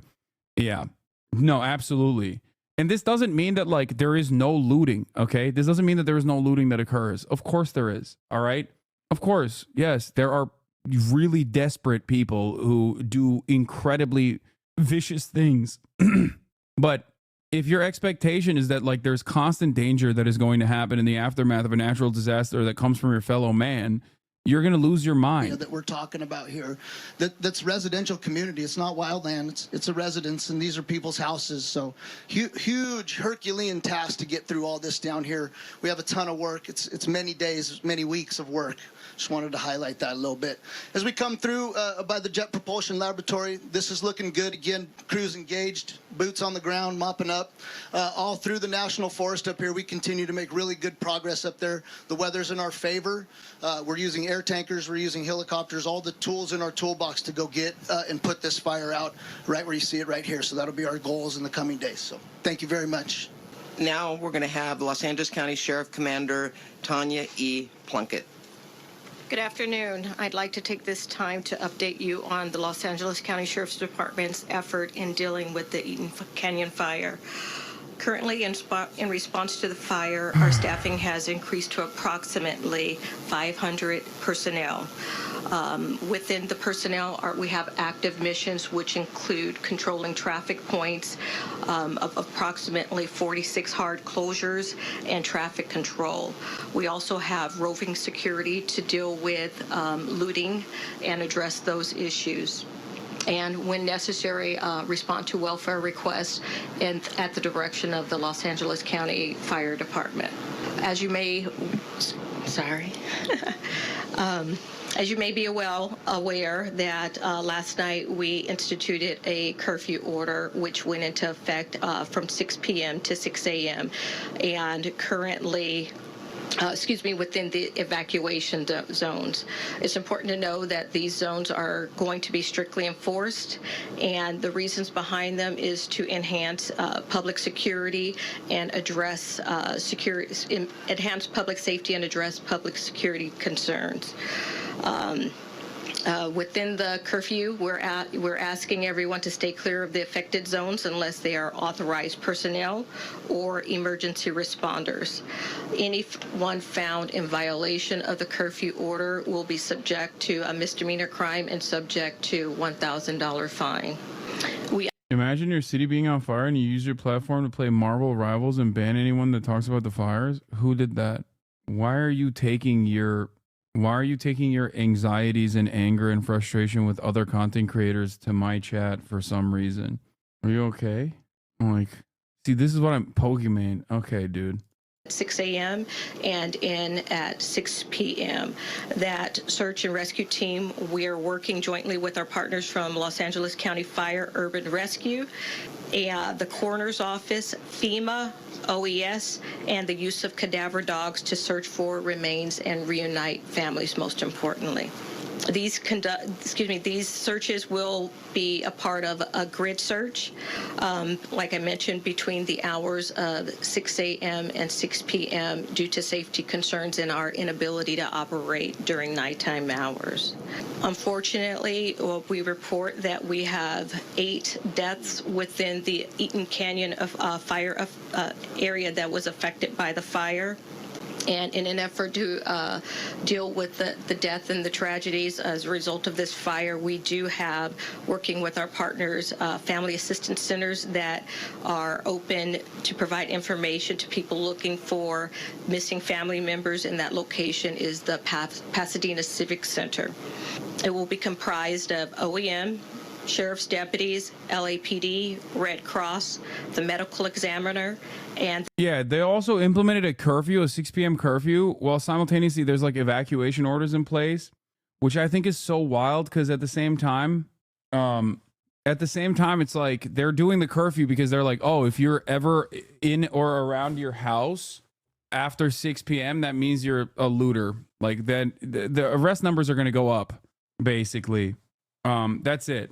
Because the assessment in that situation is like if you're in or around an impacted neighborhood after 6 p.m., that must mean that you're there to do illegal things like stealing. Is there still a fire near you? Chatter, I am in the heart of Los Angeles, which means I am surrounded 3 parts by fire. Although, having said that, I'm also very far away. At the same time, like this is the situation right now. Look, I'm in this area. Okay, I'm in this area. There's the Eaton fire, near Pasadena, Altadena. And then there is the Palisades fire that has seemingly made its way into densely populated areas of Encino. But overall, the West Hollywood area is not impacted directly. Didn't share this link. This is Watch Duty. It has been an incredibly helpful app. I've been using it since these fires started. Is Will's house fine? Yes, but I believe that they are covered and caked in smoke. And Will was saying that it's probably not healthy to inhale that level of smoke still. Yeah. From the city. New Orleans Police Department versus unarmed civilians, the Danziger Bridge, 19th years later. Of New Orleans. If you want to understand what the looting panic turns into, here is a terrifying story. Nearly empty, still partly underwater, and waiting for life and hope to return. Welcome to another episode of In Range. Yes, this is a republication of a video that I filmed 9 years ago. I sat on this footage for 4 years and wasn't sure what to do with it, and published it in 2020, realizing that these things needed to be talked about more, not less, especially with the events going on in that year. And this video is being republished on the 19th anniversary of the events discussed in this video. And 19 years later, it's hard to look around and say that anything's really gotten better. All the men that were ostensibly police officers that killed these people and maimed a family are now out and free. And situations like this are recurring over and over and over again. And if another disaster like Katrina were to happen again today, I don't think it would be any different. And that's a problem. And that's an issue we need to face. And a situation in which we have to understand that there's something wrong when agents of the state can come and kill you based on your color, your identity, whether or not you own a gun, whether or not they think you might have had a gun or not, whether you do or don't. And then do things like try to cover it up with, quote, a ham sandwich or a drop gun. Or worse, don't even try to cover it up and realize that qualified immunity and the system will protect them. Don't be afraid of being sued. Everybody gets sued. Just a chance for overtime. Philology. Now, did some of these men serve some time in prison? Yes. Did they serve the time that you or I would have received for doing what they did? Absolutely not. So in this instance, when we hear Lieutenant Colonel Grossman talk about how they are the samurai, well, he's right. They are held at a higher rank than the rest of us. I saw on Twitter that your house burned down. Is that true? What do you think? Does it look like it's burned down? Am I streaming from the ashes? Civilians here in this country, and the militarization of the police, and the situations that are occurring within it, and the systemic problems that are occurring because of it, continue 19 years later.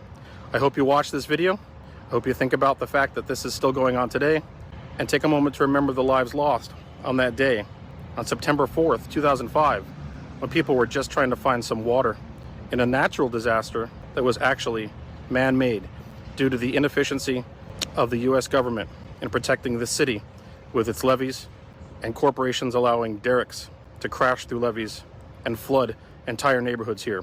If you want to learn more about that, check this video above regarding the Battle of New Orleans. Anyways, a somber note on a somber day, 19 years later. Please watch. Thank you. Thank you for tuning in to another episode of In Range. This is a difficult topic today. During Katrina, we were out of power and listening to a radio news report from a NG helicopter flying over NOLA. The reporter was talking about the floods until we heard shots. And one of the NG goons said, "I got that fucker," and the broadcast cut out. Stuck with me to this day. And the footage you're going to see was filmed 4 years ago. Yes, 4 years ago. And the reason I've been sitting on this video content is because I haven't been sure when I could publish it. The reality is that I've been waiting for an opportunity to publish this video in which it would not be seen in the light of the current situation or current events, because people would think that I'm publishing this in response to a current event. And the reality is there's never been a chance in 4 years to publish this video where it wouldn't be. You said the fear of living your day-to-day life is dumb. That why do you talk about how systemic racism still exists, which people fear any interaction with a cop, which definitely isn't healthy? Okay, I don't think you understand. Think about it like the statistical likelihood of something bad happening to you. Okay? If police and police presence disproportionately harm people of color, there is a high likelihood of an interaction turning south with a cop, especially when the structures have allowed a police officer to do whatever they want to you. Okay? On the other hand, given that you are surrounded by hundreds of thousands of people living in a densely packed city environment on a day-to-day basis, the likelihood of you being a victim of a crime is infinitely lower in any random interaction. There's a reasonable fear to have, or a reasonable assessment, and an unreasonable one. That's the argument that I'm making. Okay? You're more likely to be struck by lightning than get killed by a cop. That's really interesting that you said that, because I wasn't talking about a police just killing you. Okay? That's not what I was stating. Do you understand? Also, how many people die by lightning every... Wait, there is no way that's true. How many people die by lightning every year in the U.S.? Because, Chatter, you are so incredibly wrong. Okay? You are 100 times... There are 100 times more people that die in the hands of cops every year than get killed by lightning. Why did you say that? 20 people die by lightning every year in the United States of America. 2,000 people die by cops. Well, maybe not 2,000. What is it? Let's see. Police killings in... Oh, it's not because of race. Wait, what? That's crazy. So you just put forth a completely ridiculous number and then immediately got disproven and then moved on to say, oh, that's not the case. I was like, it's just stupid. Stop. It's not about race. It's not about race at all. It's not 2,000. It's 1,000. I apologize. So not 100 times more likely, but 50 times. Police kill around 1,000 people, give or take, every single year. It's a 50x multiplier. Listen, bro. As far as violence goes, an estimated 250,000 civilian injuries are caused by law enforcement officers annually. 15% of civilians who experience police threat of use of force during legal interventions are injured. 250,000 civilians are injured by law enforcement officers annually. It's not just about if someone dies of a police attack is likely not because of race. Oh my God. Yeah, there are racist cops, but I don't know why you're in here trying to argue something that I wasn't even saying. This is like what you are trying to argue. Okay? Police are disproportionately more police have a higher likelihood of targeting you and even apprehending you and arresting you, okay, if you are not white. That's it. Seen as a commentary on a current event. So I'm going to give up on that idea because it's never going to happen, and I'm going to publish it because I think it's important to be published. One of the topics that I, Carl, cover here on InRange TV are issues of historical significance that I believe are intentionally left out of the general population's narrative, culturally lost, whether it is Old West or modern. Things that have been intentionally left off of the general understanding is something that I believe should be brought to light, because it's those topics that really give us insight into society, whether it's historical or current. And the one that I'm covering today is about the murder of a number of innocent and unarmed civilians on Danziger Bridge, September 4th, 2005, just a few days after Hurricane Katrina. And while you are inevitably going to paint this in the light of whatever current event is going on today, whether you're watching it right now in May of 2020 or watching it in November of 2025, I have an unsettling feeling that there'll be something going on in this country that will make you think that this video was published in response to that, and that is not the case. I also am going to dub in moments through this video, things that I have been able to find out more after the fact and hopefully correct the narrative. The other thing that I do want you to understand is that this is wholly my work. Okay, I'm not gonna watch the whole thing. I think it's not a I mean, it's relevant to the looting argument, but I think it's like directly talking about the Danziger Bridge. Directly talking about the Danziger Bridge shootings is probably a better way to do it. On the morning of September 4, 2005, 6 days after Hurricane Katrina struck New Orleans, members of the New Orleans Police Department, ostensibly responding to a call from an officer under fire, shot and killed 2 civilians at the Danziger Bridge, a 17-year-old James Brissett and a 40-year-old Ronald Mason. 4 other civilians were wounded. All the victims were black. None were armed or had committed any crime. Madison, a mentally disabled man, was shot in the back. The shootings caused public anger and further eroded the community trust of the New Orleans Police Department and the federal response to Hurricane Katrina overall. The New Orleans Police Department, of course, predictably attempted to cover up the killings, falsely reporting that 7 police officers responded to a police dispatch reporting an officer down. and that at least 4 suspects were firing weapons at the officers upon their arrival. Reverend Raymond Brown, the local head of the National Action Network, described the shootings as a racial tragedy. On August 5th, 2011, a federal jury in New Orleans convicted 5 NOPD officers of myriad charges related to the cover-up and deprivation of civil rights. An attorney for the U.S. Justice Department described the case as the most significant police misconduct prosecution in the U.S. since the Rodney King beating case. However, the convictions were vacated on September 17, 2013 by U.S. District Judge Kurt Engelhardt due to prosecutorial misconduct, and a new trial was ordered. The Justice Department appealed the decision to vacate the convictions, but a federal appeals court agreed that a new trial was warranted. On April 20th, 2016, the 5 former officers pleaded guilty to various charges related to the shooting and in return received reduced sentences ranging from 3 to 12 years in prison. 3 of the officers are white and 2 are black. Officers arrived in a budget rental truck. None of them were in uniform. They were armed with rifles, including AK-47s, at least one of which was unauthorized, and an M4 carbine. A witness, Casimir Gaston, described the officers as lining up like at a firing range. The officers opened fire without warning on the Bartholomew family and friend who had been walking to a grocery store and were then sheltering behind a concrete barrier. As a result of this initial shooting, 17-year-old James Brissett, a family friend, was killed. 4 other civilians were wounded. Susan Bartholomew's arm was partially shot off and later had to be amputated. Her husband Leonard was shot in the back, head, and foot. The Bartholomew's teenage daughter Leisha was shot 4 times. Jose Holmes Jr., a friend of Brissett's, was shot in the abdomen, the hand, and the jaw. 2 brothers who fled the scene, Ronald and Lance Madison, were pursued down the bridge by officers Gisevius and Falcon in an unmarked Louisiana State Police vehicle.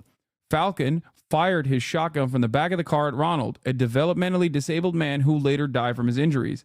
The autopsy found that Ronald sustained 7 gunshot wounds, 5 of them in his back. Bowen was later convicted of stomping Madison on the back before he died, though this conviction was overturned for a lack of physical evidence. Lance was then taken into custody and charged with 8 counts of attempting to kill police officers. He was held in custody for 3 weeks before being released without indictment. No weapons were recovered at the scene, and both police and civilian witnesses testified that the victims had been unarmed. They basically set out to engage in a paramilitary death squad as police officers, not even using their service weapons, using their own personal guns, because they wanted to go out and shoot and kill what they perceived, get free kills, legal kills on what they perceived were looters. Okay? They weren't even in police gear. They had no indications that they were police. American hero Chris Kyle, American hero in air quotes, Chris Kyle also lied about sniping black people off of the top of the Superdome. Okay? Sniping what he called looters, getting confirmed kills. This was, of course, not real, and it was crazy that he thought that this would make him look good. He was never actually even, there were no repercussions for him even lying about committing this racist act of violence. Many years after, he still got a wonderful little movie about his completely made-up record. At that point, you can't even call it stealing valor. I would say that he was stealing vices. He was lying about engaging in a racialized lynching. Oh! We had a whole house. Now we have nothing. That was our chimney where Santa comes and now it's gone. Everything that we built here to just be gone. Everyone has lost everything here. To start all over again, I can't. Having the family is the most important thing. A nightmare that no one can wake up from. That's what they're saying in LA. At least 11 people are dead and even more missing. A chunk of land the size of San Francisco has been destroyed. Some of the most beautiful land in the world. Parts of Pacific Palisades look like Hiroshima after the atomic bomb.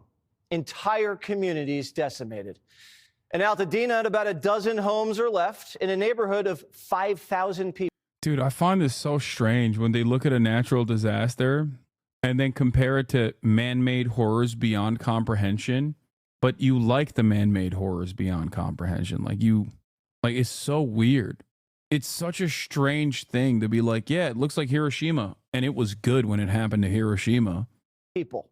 3 major fires are still uncontained as crews are bracing for another weekend of the powerful Santa Ana winds. On the streets, it's turning into the wild, wild west. Looters on scooters ransacking homes. Thieves are dashing through rubble and ash. Dude, it's so funny. Like, this is half the chatters think this, by the way, according to all of the people that I have responded to, at least. Half of the chatters in this community are just like, you don't understand, dude. When the looting starts, the shooting starts, brother. You're crazy. Ash with flat screens, some of them disguised as fire officials and utility workers. The looting is so out of hand that some residents are scared to leave their burned out homes.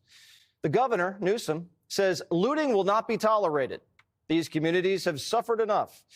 Well, unless they loot less than $950, then Gavin doesn't mind. One of the Winklevoss twins called out Newsom saying this, quote, "You and your party have been tolerating looting for years. You normalize this behavior and lawlessness. You are a disgrace. Resign now." It's a free-for-all in L.A. Every man for themselves, literally. Yesterday, local residents had to take down a vagrant with a blowtorch. They witnessed him setting fire to old Christmas trees and garbage cans. Neighbors called 911, and before the police arrived, they detained him with zip ties and a rope. A good old-fashioned citizen's arrest. Here's LAPD. What we know right now is that the incident started here, and about 30 minutes later, a suspect was detained over in Woodland Hills area by citizens. So someone purposely set the Kenneth fire? At this time, that's what we believe, yes. Do you know how or why they did that? That I don't know. Is this a crime scene right now? Yes.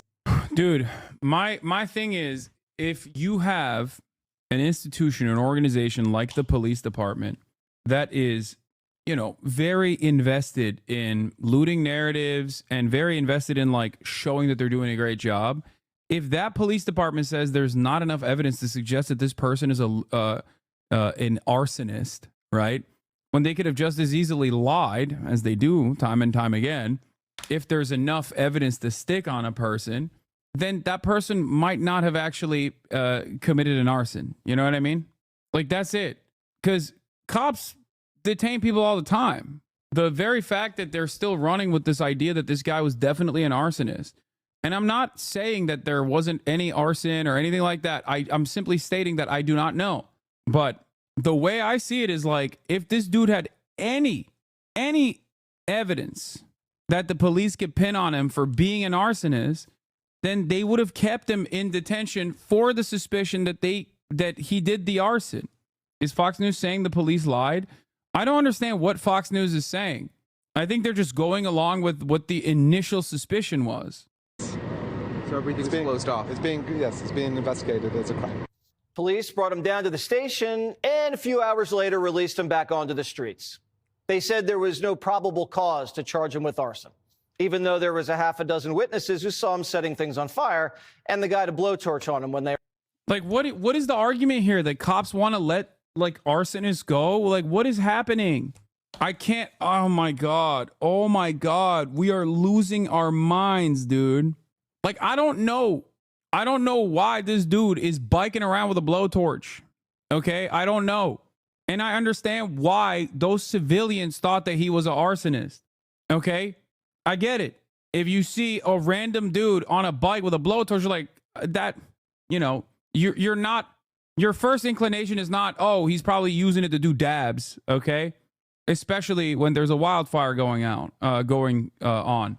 But the difference is, I understand the motivation of the police department in getting a ginormous W. Can you imagine how great of a justification it is for your expansive budgets if you caught an arsonist? Are you kidding me? I mean, that's a fantastic, major dub, massive W, right? So they have all the more reason to say this person is an arsonist. And yet they're not saying that. Instead, they're saying that they don't have enough evidence to suggest that this guy is an arsonist. So for Fox News to make it seem as though, like, nah, the woke police let this guy go, like, you're living on an alternative universe. They arrested him. That's not probable cause. So what was he doing with the blowtorch? Lighting a blunt? If this wasn't a homeless guy, I'm not sure, because homeless accounted for over half of the fires in L.A. Wait, what? Based on that statistic, there's a strong probability that a homeless guy burned the city down. But we're waiting for the investigation to play out. Homes have been completely toasted, and some people say it feels intentional. Here's... Oh my God, dude, the police are woke. It's actually the homeless. There's no evidence to suggest that this was man-made at all, but we're just going to go with that. Like, that is crazy. The idea that fire inspectors would ignore arson evidence and suspects is completely insane, especially in Cali, where there was once a fire inspector who was himself an arsonist. Yeah, it's just, I'm not trying to be woke here, okay? I'm not. I'm simply urging people to exercise critical thinking and caution. That's it. You know what my biases are, okay? But I'm not applying them in this situation. I'm telling you right now, I don't know, okay? We do not know. We will eventually find out. There will be a tremendous amount of investigation conducted into what started these fires. I know that because I've seen previous wildfires where similar suspicions were raised by the very same charlatans. Okay? But as far as looking at the story, yeah, I thought initially when I saw a dude on a bike with a blowtorch being apprehended by random citizens, yeah, I was like, oh shit, it might actually be an arson. At least one of these fires might actually be an arson. That's an understandable assessment to make in this circumstance. Okay? Not to say that all of the fires are caused by arson or they're caused by homeless people or undocumented migrants or whatever. I'm not saying that at all, but it could have very well been the case. But then the police immediately came out and revealed that they did not have any evidence to suggest that this person had caused a fire at all. It's over at that point. Like, what are we doing? You see someone with a blowtorch, but did you see it? Or was it just what you heard? No, we saw it, dude. What are you talking about? There's footage. Like, yes, it is a dude with a blowtorch. It's funny, blaming your own viewers too is the homeless fault, and especially those victims who lost their homes and became homeless. Good job, Fox News. Bro, you know he did it, right? Hasan, you know the location of the Kenneth fire was an ember from the Palisades. The wind was going in the opposite direction, and they're nowhere near each other. It was right above Hidden Hills. Honestly, no doubt in my mind he was an arsonist. You need evidence in this country, though? Brother, what are you saying? Like, do you think the police would let someone go if there was any inclination that they were an arsonist? This person was an arsonist? Jesse W. photo. Oh my God, it's Jesse Waters. It's Jesse Waters' photo. Oh my God, it's Jesse Waters' account. Jesse Waters, a 9-month subscriber. Yes, actually, you think the police... I'm jumping to conclusion, brother. Yeah. Now, here's the thing. When I saw this video initially, I thought, yeah, they got an arsonist. I get it. I understand why you would think that. It makes sense. It looks like a duck. It walks like a duck. You're like, oh, it's a duck. But then the duck hunter turns around and tells you it's not a duck. What are you supposed to do? Be like, nah, he still did it. I know it. Like, you can't. What if it's just bad policing? Bad policing is not what you think it is if you think letting a guy like this go is bad policing. Okay? First of all, he's brown. If he was a white dude in an Acura or above, okay, and they let him go, that would be bad policing, like the Ted Bundy case, very famous case, where cops just like let him walk past him because he was a handsome white gentleman, okay? That would be bad policing. Bad policing in other circumstances is keeping people detained under faulty evidence or no evidence whatsoever. Bad policing doesn't go in the direction of like letting especially black or brown criminals or suspected criminals escape. Bad policing doesn't go in this direction. It goes in the opposite direction, is what I'm trying to say. Anyway, having said that, I'm not saying carrying torches around in the open is not sus. I think it's sus too. What are you talking about? I know, I'm recognizing that. Anyway, the point I was making is that when there are multiple major wildfires taking place with 80 to 100 mile winds, okay, that are swinging telephone poles and power lines wildly in the direction of overgrown shrubbery that is right up in the ass cheeks of those power lines, as you see electrical sparks and you immediately go, must be arson. It's like, that feels a little wild. That feels like a jump that you are taking. Okay? Literally woke warrior on a natural cause. I just don't think the police would lie like that, though. They're instructed and they swear an oath. Wait, you're baiting, right? There's a term for it. It's called test-a-lying. Yeah, police would never lie under oath. I'm a woke warrior. You're right. half a dozen witnesses who saw him setting things on fire and the guy to blowtorch on him when they arrested him. That's not probable cause. So what was he doing with the blowtorch? Lighting a blunt? Since I thought, oh, damn. Anyway, based on that, he then follows up by saying, like, from 2021, homelessness-related fires made up 54% of all fires that the department responded there's to. a strong probability He assumes that that guy is a homeless person and also an arsonist, which is crazy. that a homeless guy burned the city down. But we're waiting for the investigation to play out. Homes have But the funniest assumption, in my opinion, here is that the cops are woke and let him go. been completely toasted, and some people say it feels intentional. Here's Mel Gibson. It's very sad. And there were many things, gone. Yeah. Here's further evidence.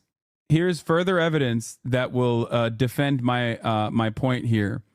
Further evidence by a man who I can only explain as going through a mental health episode, a very public mental health episode. On in the blaze that, I've thought about since I thought, oh. Here's famous racists going through it in broad daylight. Oh, damn, that's too bad. But, works of art, photographs, rare books, old books, some as old as, 1600, it's like crazy. Irreplaceable. And irreplaceable stuff. California has a lot of problems that sort of baffle the mind as far as why they do things. And then in the events like this, you sort of look, well, is it on purpose? All these fires should have been contained within 24 hours. It's the duty of a politician to prepare for the worst. And everyone saw this fire coming. I talked to a fireman once. This is one of the reasons that freaked me out. He goes, dude, one day, he goes, it's just going to be the right wind and fire's going to start in the right place and it's going to burn through LA all the way to the ocean. And there's not a f***ing thing we can do about it. I go, really? He goes, yeah, we just get lucky. He goes, we get lucky with the wind. He goes, but if the wind hits the wrong way, it's just going to burn straight through LA, and there's not going to be a thing we could do about it. Yeah. You know who else also made these predictions, aside from the firefighters, or the one firefighter that happened to talk to Joe Rogan? Climate scientists! But they're woke and gay. So obviously, what do they know? All they know is eat hot chip and, invest in renewable energies.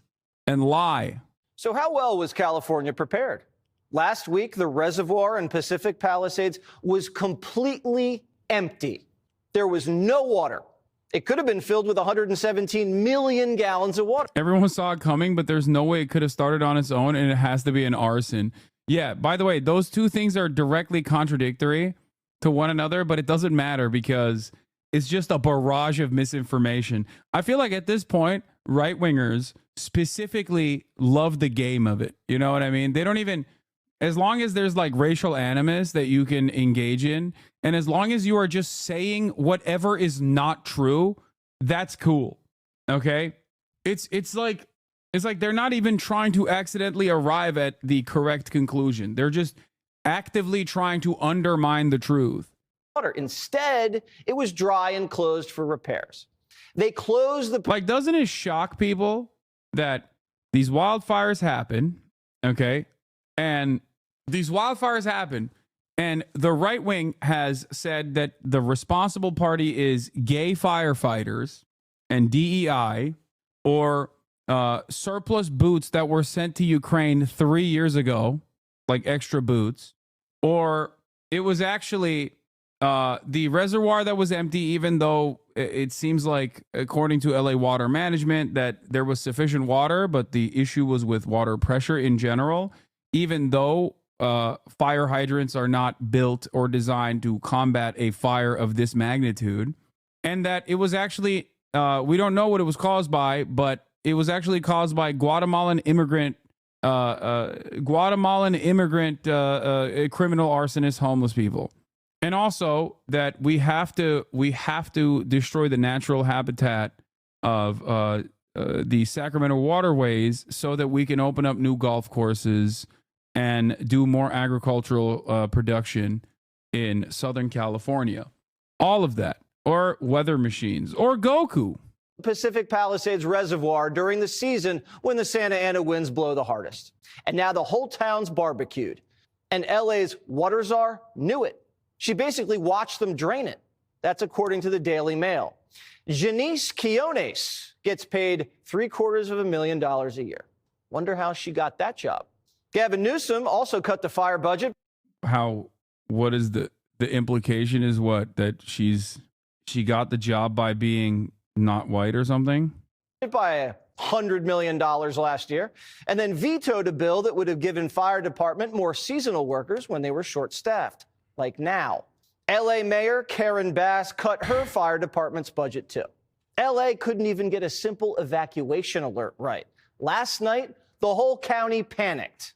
We're just mapping out here are under mandatory evacuations, and obviously you can hear all of our phones are going off some type of alert, an evacuation warning, it looks like. Yeah, my alert reads, Yeah. This is an emergency message from the LA County Fire Department. An evacuation warning has been issued in your area. Yeah. This is what this looks like. Remain vigilant of any threats and be ready to evacuate. Gather loved ones, pets, and supplies. Continue to monitor local weather news and the webpage alertla.org for more information. Yeah, so these alerts come, based on where you are. It's like on my phone. Yeah, and here we are in West LA, and we're getting an alert. We'll have to look into why. Guess what? False alarm. No need to evacuate. The city said, Woke DEI, false alarm. Sorry, it was an accident. They're going to give people heart attacks. People are leaping into their EVs and speeding out of town. Oops, never. Why are you defending this? Look at what our hometown looks like. Defending what? Do you think I'm defending wildfires or local government incompetence? I've criticized it plenty. As a matter of fact, me criticizing Jesse Waters' idiotic commentary here is quite literally me continuing to defend the truth. I don't defend anything but what the correct assessment is. Okay? Is it incompetence that Jesse Waters is pointing out? Or is he randomly making insane speculations about how it's Guatemalan migrants that are homeless that are causing these fires to happen? How is that actually pointing to the incompetence? Never mind. Nothing, I mean nothing has gone right.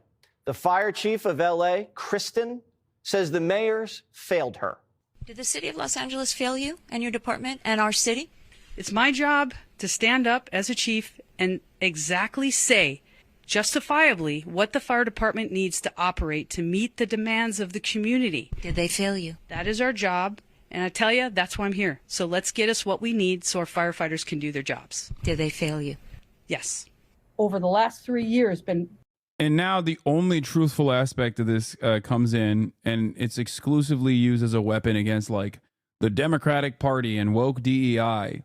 I guess they were talking about how she was a DEI hire, but then once she started actually criticizing Karen Bass for mismanagement and underfunding the fire department, when obviously there was some critical revenue needs that they had. Critical budget needs that they had, all of a sudden she's no longer a woke gay lesbian. been clear that the fire department needs help. We can no longer sustain where we are.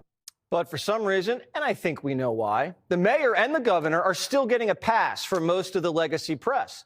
Listen to a governor who's grappled with his share of disasters.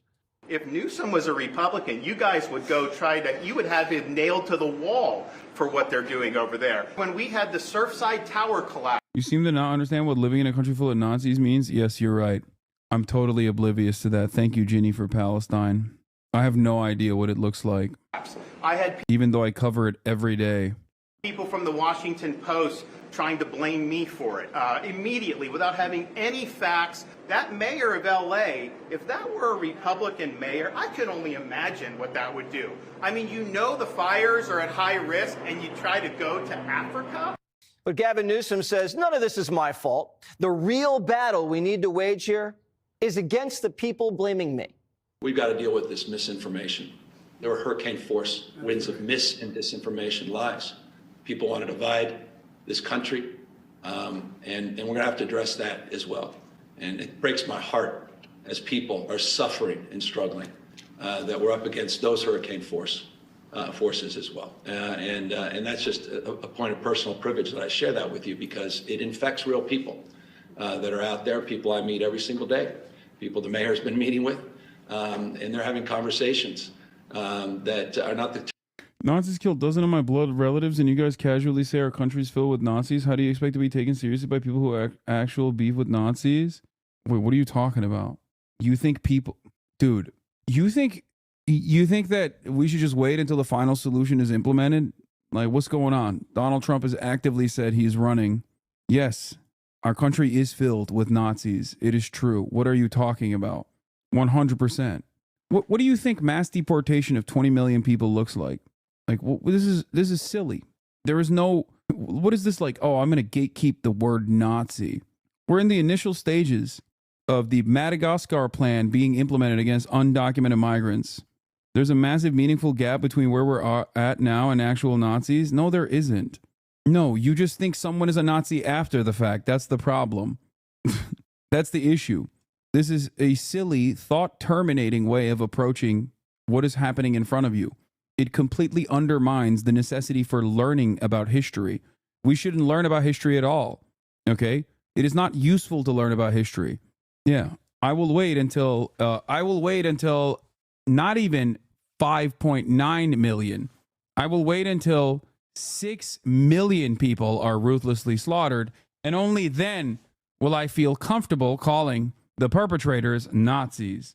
Like, it's not like Hitler came in and immediately started murking people, okay? You think that only after the 6 millionth Jewish person that was killed in death camps, only then were they considered Nazis? Or do you think it built up to that point? This is why intent is more important when making assessments about genocide. Otherwise, it would simply be a post-mortem analysis. typical conversations you'd have at this time, and you wonder where this stuff comes from. And it's very damaging as well. This is what Democrats do. They screw up and then call their critics liars. But this time, that's hard to do when your whole city is still on fire.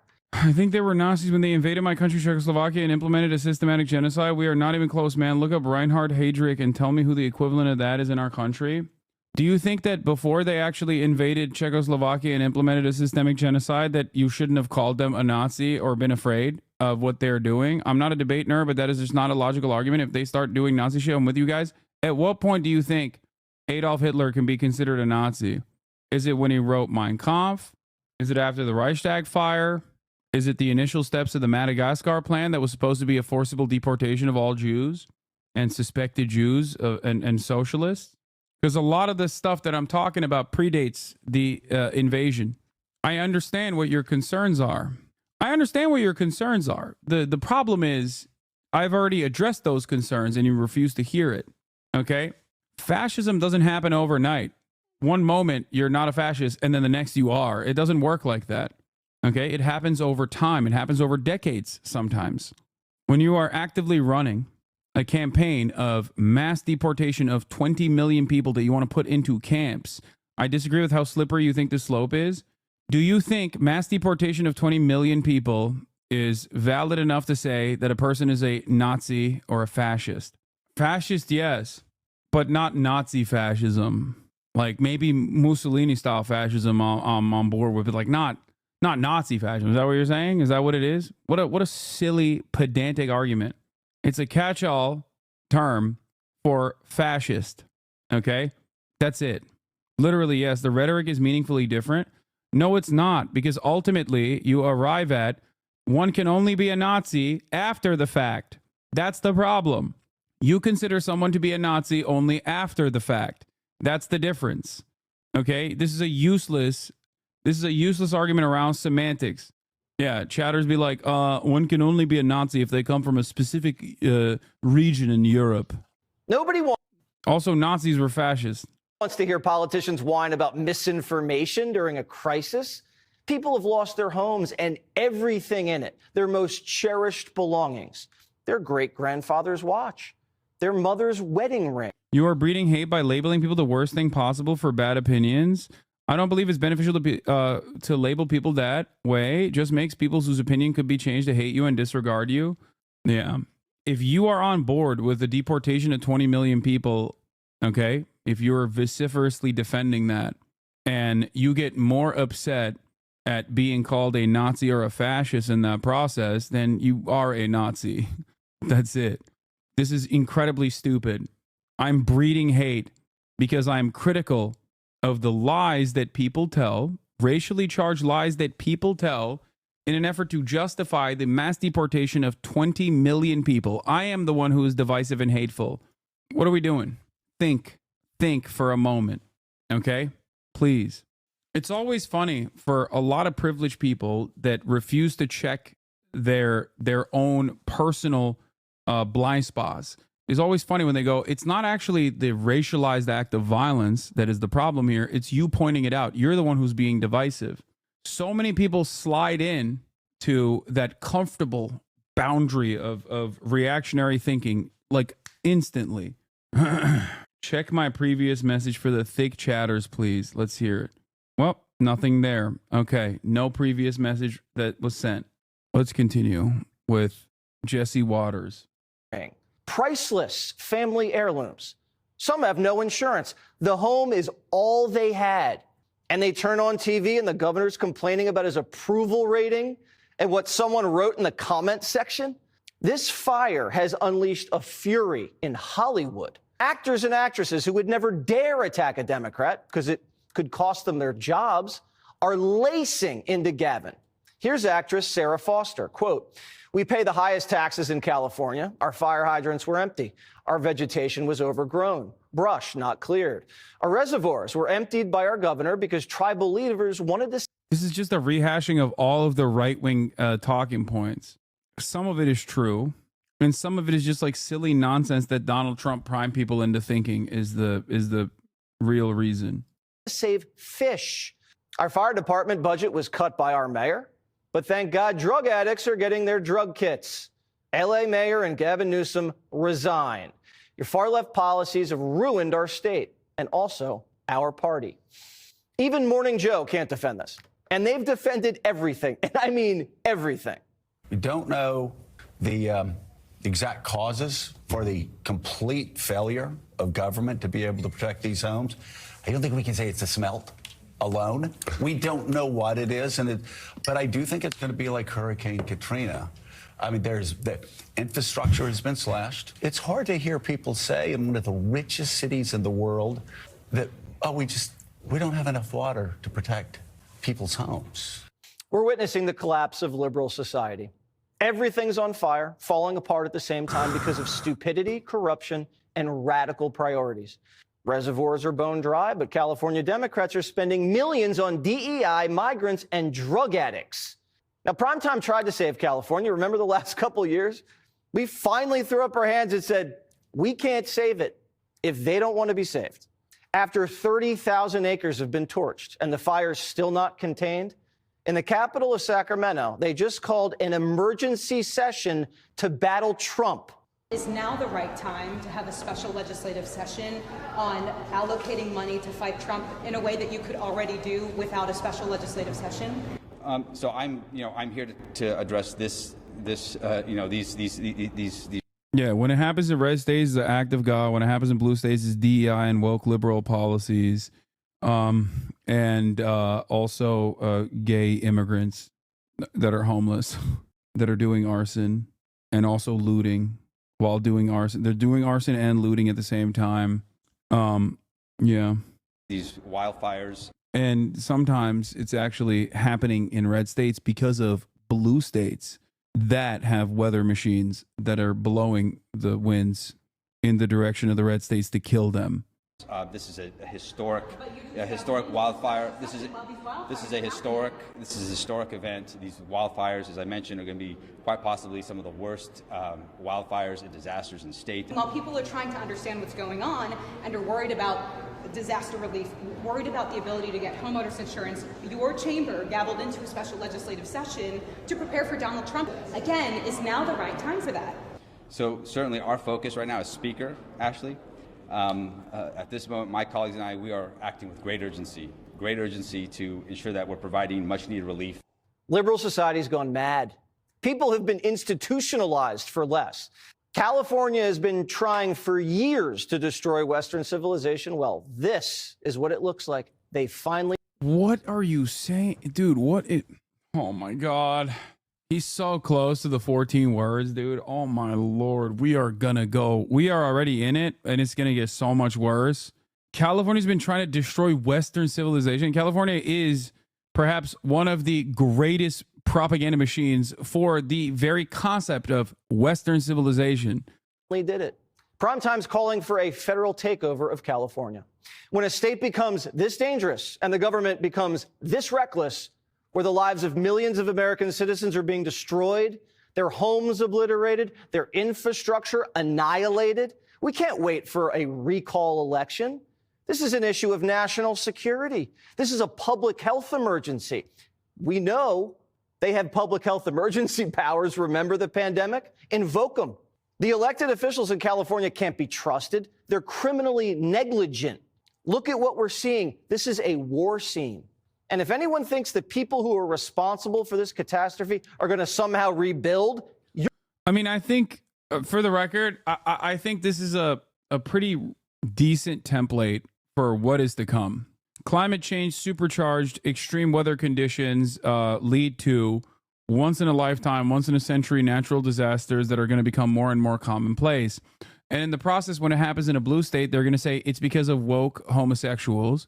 And when it happens in a red state, they're going to either say it's because of God, an act of God, or still like a weather machine or whatever. It's a purposeful distraction away from the actual reasons as to why these things seemingly happen more frequently.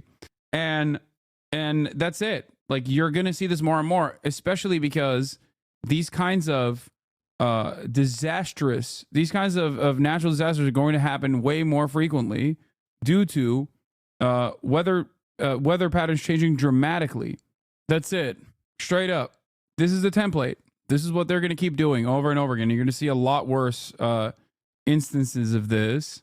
It will probably lead to vigilante justice and a lot more violence dished out against people who take matters in their own hands, who see their fellow neighbors as the villains, as to why these things are happening. You're out of your mind. That's where we're at. If they're left in charge to rebuild LA, they're going to steal the money. Nothing's going to get rebuilt. Everyone's going to get screwed. Are you saying that those in charge of California are climate change deniers? No. I'm saying that those in charge of California are even worse than the typical right-wing climate change denier, because they will look at climate change and go, I see it, I hear it, we trust the science, and then continue not taking the initiative because they are capitalists. This is the consistent pattern with the Democratic Party. And before people say, well, they're better than the Republicans, yes, I recognize that they are better than the Republicans. You are absolutely correct. But they still very obviously do not take the necessary precautions. Okay? That's why the incompetence and the mismanagement from the LA County is very important to point to here. If you have money in the budget, but you're cutting the fire department's resources when they're desperately demanding more money to combat these sorts of disasters before they occur, and giving extra funds to the tune of $130 million to the police department, okay, when the LA Fire Department is asking for 71 additional people to hire, and you end up forcing them to cut their existing labor force by 30 people, okay, while simultaneously you're like, we really, really, really need to hire more cops. It doesn't matter if you're a climate change denier or not. It doesn't matter. They're just marginally better than the Republican Party in terms of trying to manage this. Okay? This is biblical level destruction. And the city of LA is hosting the Olympics in 4 years. There's no way we can showcase LA to the world. A full federal takeover is needed. Invoke the Stafford Act. The state's overwhelmed. Martial law might have to be declared. Primetime prays for the poor people of LA and hope we can put out this fire before. Fighting for a better future. Tonight, an inside look at the partnership between the state and CAL FIRE as they prepare for the brunt of fire season. It's a really good inside look at something you'll see only on CBS 13. Andrew Hobner takes us to a correctional camp in Nevada County. Washington Ridge Camp doesn't feel like a correctional facility. This place, it's a chance to figure it out, you know, get away from the hustle and bustle. To the men clad in orange jumpsuits, it is and it isn't. It pretty much takes away the CDCR part of this experience.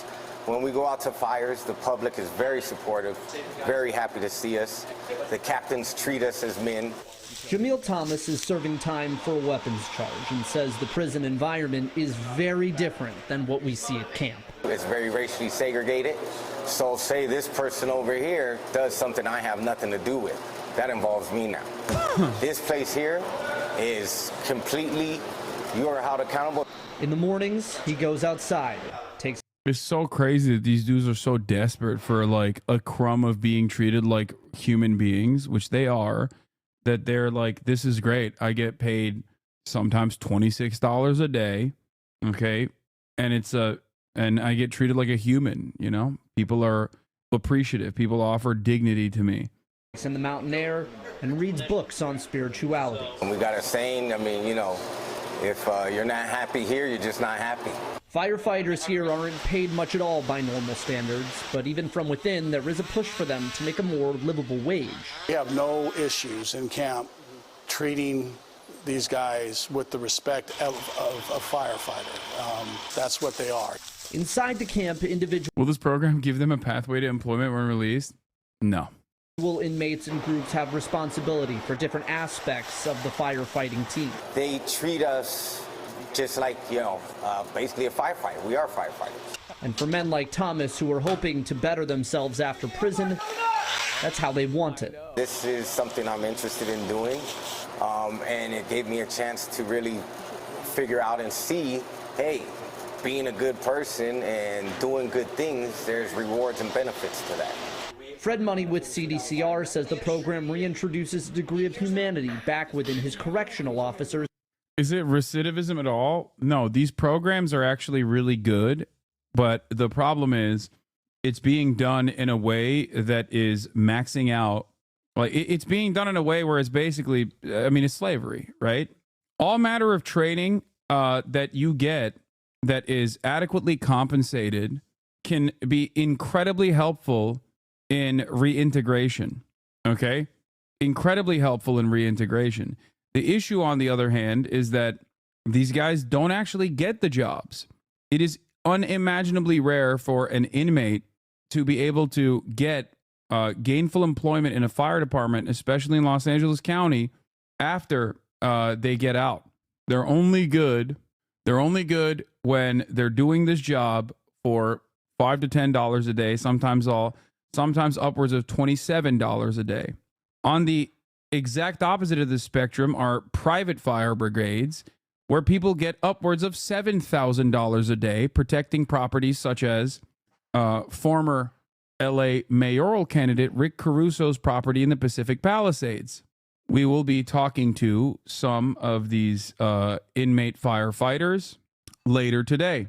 Can you say more about why they don't get employment after getting out? Because there is desperate need for extra hands in combating wildfires, but there's not enough money. They don't want to hire them.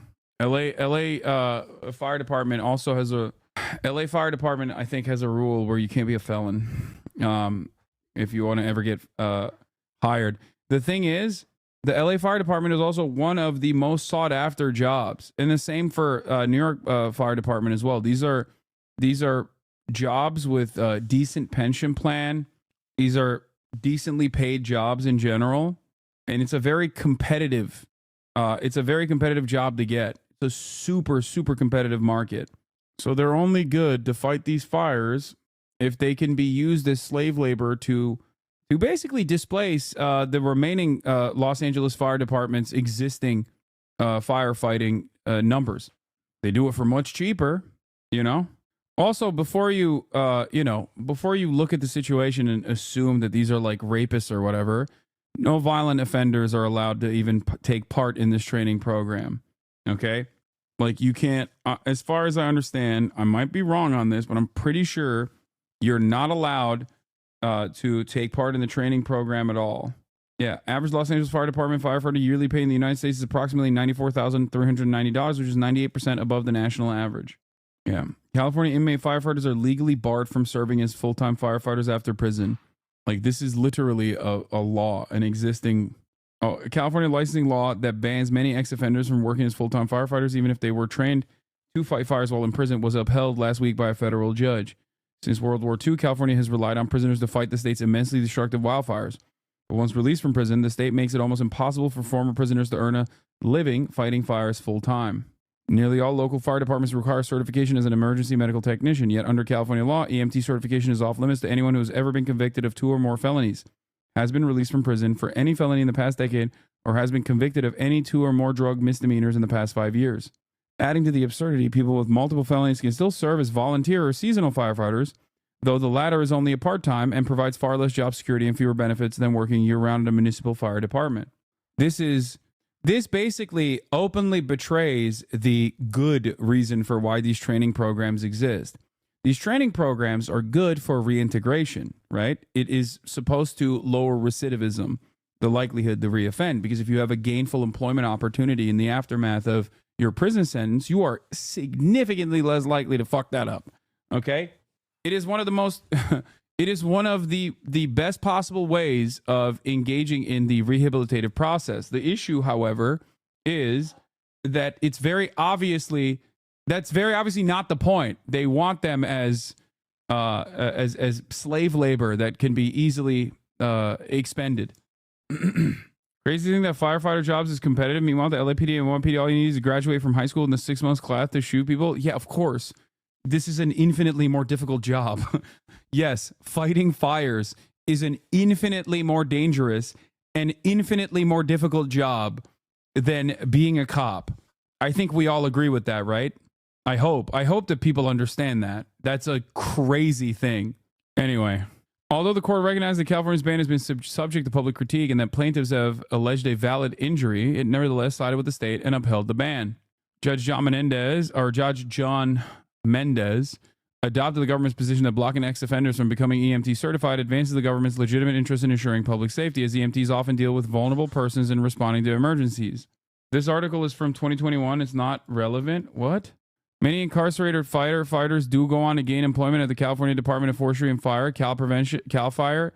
Yeah, Cal Fire in 2022 hired an estimated 229 incarcerated firefighters, but we're talking about municipal jobs. I don't think they can get municipal jobs still. CAL FIRE partnered with Anti-Recidivism Coalition to develop an 18-month training and certification program. In 2022, CAL FIRE estimated that 229 incarcerated firefighters had gone through the training program and 136 received jobs in the 5 years prior. Yeah, they can be seasonal. They can also be seasonal hires. This article also says that they can be seasonal hires. They simply cannot. They cannot work for the municipal fire department that is unionized, full-time job with benefits. That was what I was talking about. And even then, those numbers are low to begin with. Nay, it's easier to be a firefighter. You know, all the fires are bad compared to a cop where you have to determine between a good black person and a bad one. They treat them the exact same, but it's still hard to do so. Why are you talking shit when you need to look up the law? Wait, what? No one is talking shit. I think that chatter is providing extra information, and I think that that's valuable.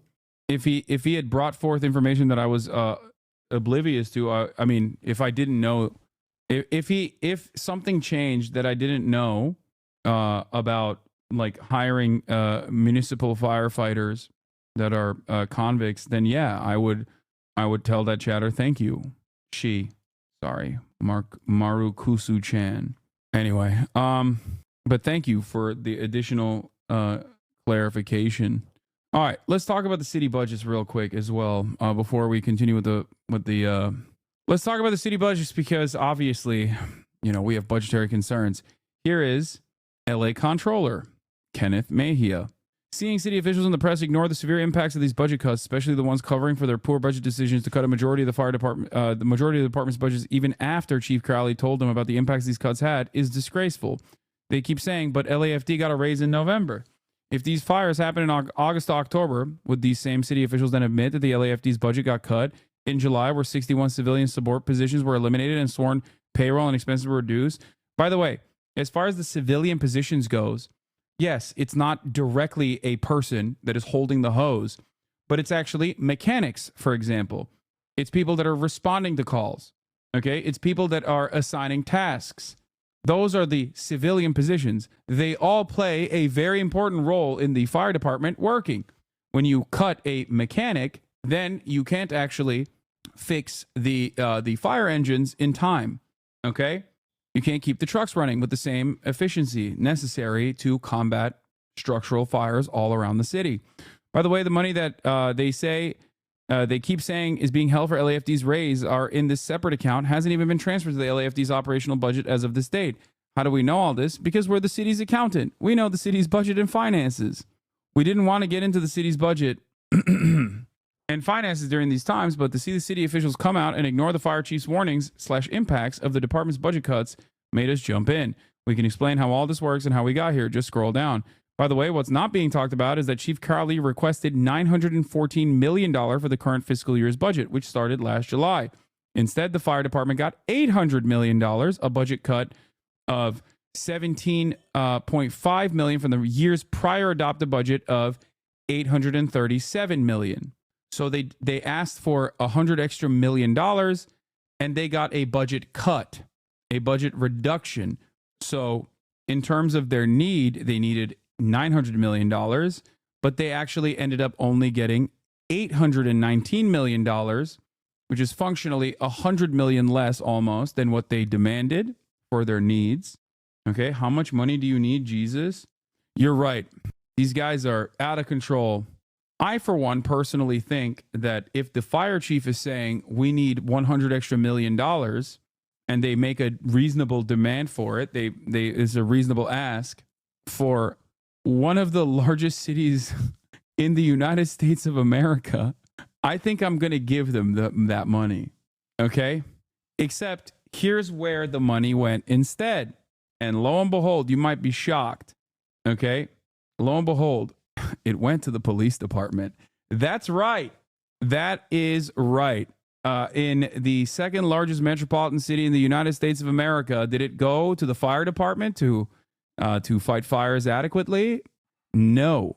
It went to the police department instead. After we're through these disastrous fires, we will hold a whole day's worth of our usual educational sessions where we educate people about the city's budget and finances. P.S. Do you want to know what city has transferred so far from the separate account that's holding this LAFD raises? $35 million to mainly pay for the city's liability payouts and litigation outside counsel costs. Where do you think those liability payouts are going to? You think it's going to the fire department liability payouts? Who is sucking up these funds? Oh, that's right. It's the police department. Our understaffed office just got our budget cut too. This eliminated 27 positions. Mainly accountants who do payroll and pay the bills. We're projected to overspend now because the city didn't account for our raises. Because of that, we have to find funds to transfer into our office's operating budget. Are city officials then going to deny that we got our office's budget cut because they're eventually going to transfer money into our operating budget to cover our overspending? That's their logic. And then guess who everyone yells at when employees have issues with payroll or are waiting for their raises or vendors about getting paid?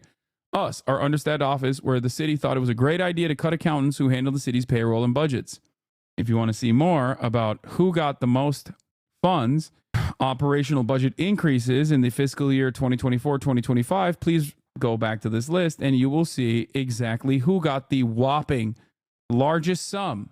When you recognize that the police got $126 million extra dollars, okay, whereas the fire department got their budget cut by $17 million, you start recognizing, well, look, one of the almost largest cuts came to the fire department, and the insanely largest increase from the existing operational budget came to the police department.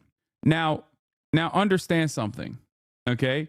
Republicans look at this and go, oh, well, they gave like $10 million to housing or they gave like a couple million to, immigration or something, like, you know what I mean? Like integration or libraries.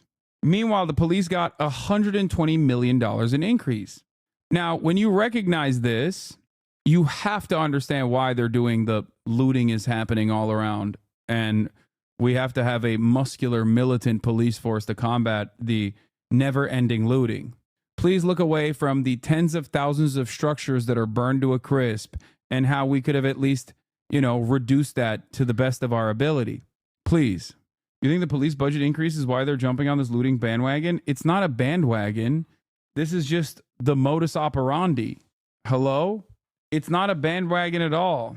And once again, in the grand scheme of things, these minuscule budget changes are not the most reliable way to be like, well, that's $17 extra million that could have fought fires or whatever. It's not about that. It's about spending priorities. If the city's spending priorities focus on reallocating all of the existing numbers to the police department, then their priorities are out of whack. That's my point. Minuscule law, yes, $17 million is marginal in comparison to the $800 million that the Los Angeles Fire Department receives. The public salary information on who's paid the most is also crazy, though. These firefighters making $500K to $800K a year. You're right. We should cut these nasty firefighters and their salaries, dude. You're talking about the highest level. You're talking about the chief. I don't even know if they do make $500K. It's also funny because, especially when paired up with overtime pay, you have the average beat cop getting $200K a year. And you're talking about 3 people at the top of a 18 million populated city's massive fire department that is operating a budget of $800 million. And their salaries are only double the amount of the average beat cop, especially when you put overtime pay. Pretty sure the guy on the ladder makes $7 million. Yeah, I don't think the guy on the ladder is making $7 million a year. New LA chief sworn in as one of the highest paid. Salary range for the position was set at $408,000 to $507,000 during the search process. The previous chief, Michael Moore, resigned from the position. LA police chief gets paid $500,000 a year. This cut hurts the response. 1/3 of the Act's positions were in fleet maintenance. In budget memos since the initial cuts, Crowley has been asking for those positions to be restored. Why? Because fire trucks and ambulances are offline. Firefighters showed up to fight when the call was made, and they didn't have enough working vehicles. In budget memo after budget memo, Crowley has been explaining how this hurts their readiness and why it needs to be fixed. Some of the positions Acts were specialty positions. It makes no sense to invest in $1 million machines but divest from their maintenance. Bass's own budget predicts that vehicle availability will go up despite making these cuts. Based on hope, a wish, a prayer, it's not what has been happening. Crowley came back with a mid-year request begging for the positions to be filled and funded, even on a 6-month basis. They haven't been yet. Public comment at the October Fire Commission meeting highlights the problem. I would encourage each member of the Fire Commission to visit the Supply and Maintenance Division Yard in Lincoln Heights if you haven't already had the chance to do so. You'll see rows and rows of fire engines, fire trucks, rescue ambulances, and many other vehicles that are broken down, have been sitting there for months, if not years. Our mechanics are stressed, they're overworked, and they don't have enough time to do the proper maintenance on our rigs, which... Yeah, LAFD, by the way, LAFD's entire budget is around $800 million, $814 this past year, lower than the year prior, which was $839 million. The Los Angeles Police Department's budget is $3 billion. Okay? I think it's, wait, what is it? Yearly budget. $2 billion. Apologies. $2.4 billion. I overshot it by an extra billion. It's $2.14 billion for 25 to 26. This plan reflects an 8.1% increase. The LAPD, is it how many millions? I always love using the term, the number. What is the daily cost to Los Angelinos for the LAPD yearly budget? $5,863,013. $5.8 million a day. It's not $8 million a day. That is the cost of the Los Angeles Police Department. Yep. Serves the citizens of Los Angeles. It makes no sense to have $1 million fire. No, this does not include litigation. Base pay, overtime pay, other pay, personnel benefits totaling 2.4. Water totals 2.4 billion. For police, base pay, overtime pay, other pay, personnel benefits totals. This says 1.95, but it's 2.1. Fire, on the other hand, is 821 million total. This is just payroll. No, but I think this has more than payroll, right? There's no way. Where's Cinemarxism? This is your shit. Yeah, 2.4. I mean, you got it. Yeah. LA County supervisors passed 43 billion budget, give 4 billion to the sheriff's department in 2023, despite pleas from activists who pointed to the department being infested with deputy gangs and currently under consent decrees for the inhumane conditions in its county jails. The budget passed this week wound up being $367 million larger than the original budget recommendation made by the chief executive office. The budget includes increases to many departments' operating budgets. On Monday, in a meeting that went well into the evening, the soups passed a set of changes to the initial budget proposals that have been discussed over the last few months. These last changes include allocations of monies to an additional 552 staff positions, another 16.3 million to addressing homelessness, 29.9 million for more for various departments to move people with mental health conditions out of jails, at least another 52 million to county jails, and another 117 million to restructure the juvenile probation system. The LA County's multi-billion-dollar budget is bigger than of Kansas, Montana, and Vermont combined. 25% of the country's revenues locally generated. County's revenues locally generated, mostly made up of property taxes. 23% is generated from special funds and districts. 20% comes from state assistance. 17% from charging for services. 13% federal assistance, and 2% other. The chief executive officer, Fezia Davenport, cited a slowdown in consumer spending and housing market as challenges and recommended a conservative fiscal approach in the letter to the Board of Supervisors. Supervisor Holly Mitchell, 2nd District, made a last-minute attempt to delay giving additional money to the Sheriff's Department by making a read in motion. However, she lost that vote 2-2. Addressing homelessness by moving them to other areas. Looking at you, Burbank PD. Yeah, just shoving them into Skid Row. Busing them to Skid Row. And then also routinely conducting street sweeps. So when Crowley says that 17.5 million mattered, this is what she means. Non-working trucks stuck in a maintenance yard hampered their response. This also prevented them from doing the annual brush clearance assessment, which she talks about in her December memo. Those brush clearance assessment fine property owners for not cleaning up flammable brush, but also hire contractors to do the work of clearing the fuel that spread the fire. The last report, 2022, was issued in 2023. None appeared on the council file this year, which is atypical. So let's talk about the brush clearance, okay? Because there's also like another problem here with an important part of wildfire prevention, okay, which is controlled burns. Since the cop budgets are so high, we might as well give them some hoses right now. Yeah, but they don't know how to operate that. What do finances have to do with these wildfires? Really, in some cases, so out of control that even if you brought every person on the planet and spent billions, it wouldn't make the difference under those conditions. So I don't understand the subject there. I mean, the problem is that there is mitigation, there's prevention, and also there is active combating, okay? And at every step of the way, the budget does matter. If the city's spending priorities are focused on giving more hiring more cops instead of giving more money to the fire department when they're underfunded, then yeah, I'm going to bring that up. It shows that they refuse to address any of these problems. Okay, I'll just tell you this much. As far as the controlled burns goes, it is a tricky situation, especially in areas that are close to a lot of housing. Why is it a tricky situation? Because fire, you might be surprised to find this, is very hard to control, even if you do a controlled burn.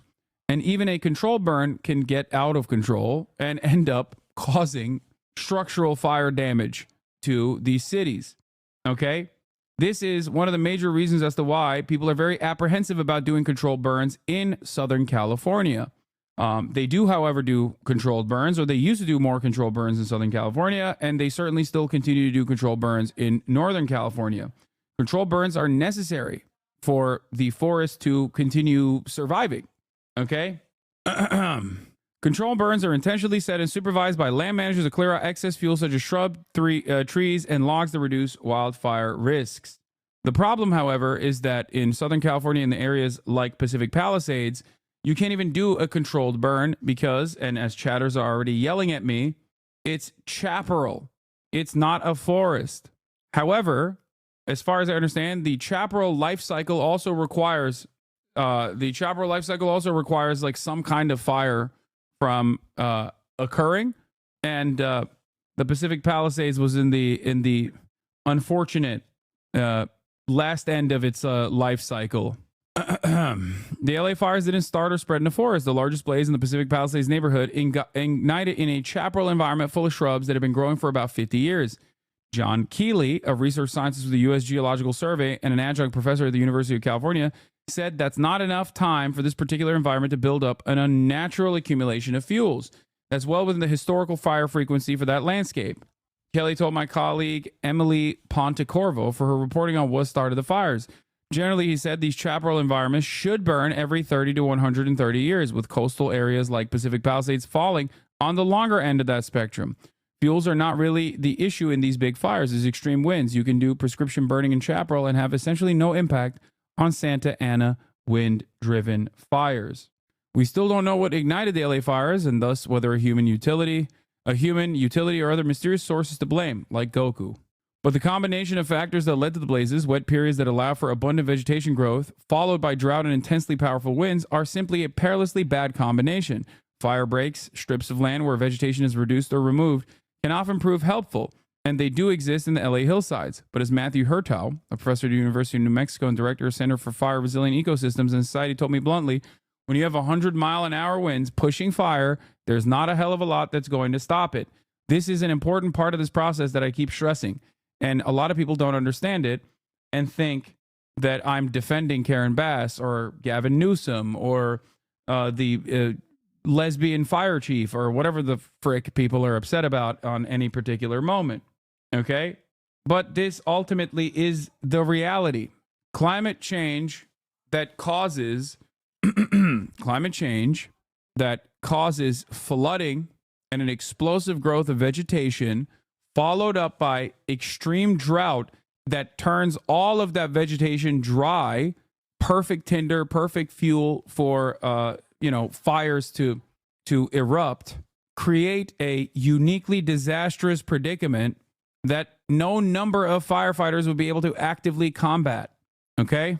That part is true. That's why I kept stressing that, like, while there are budgetary concerns, while obviously the city is not, they didn't prioritize this stuff in the way that they should have, there is no evidence that they would have been able to successfully stop the fire dead in its tracks, given the conditions.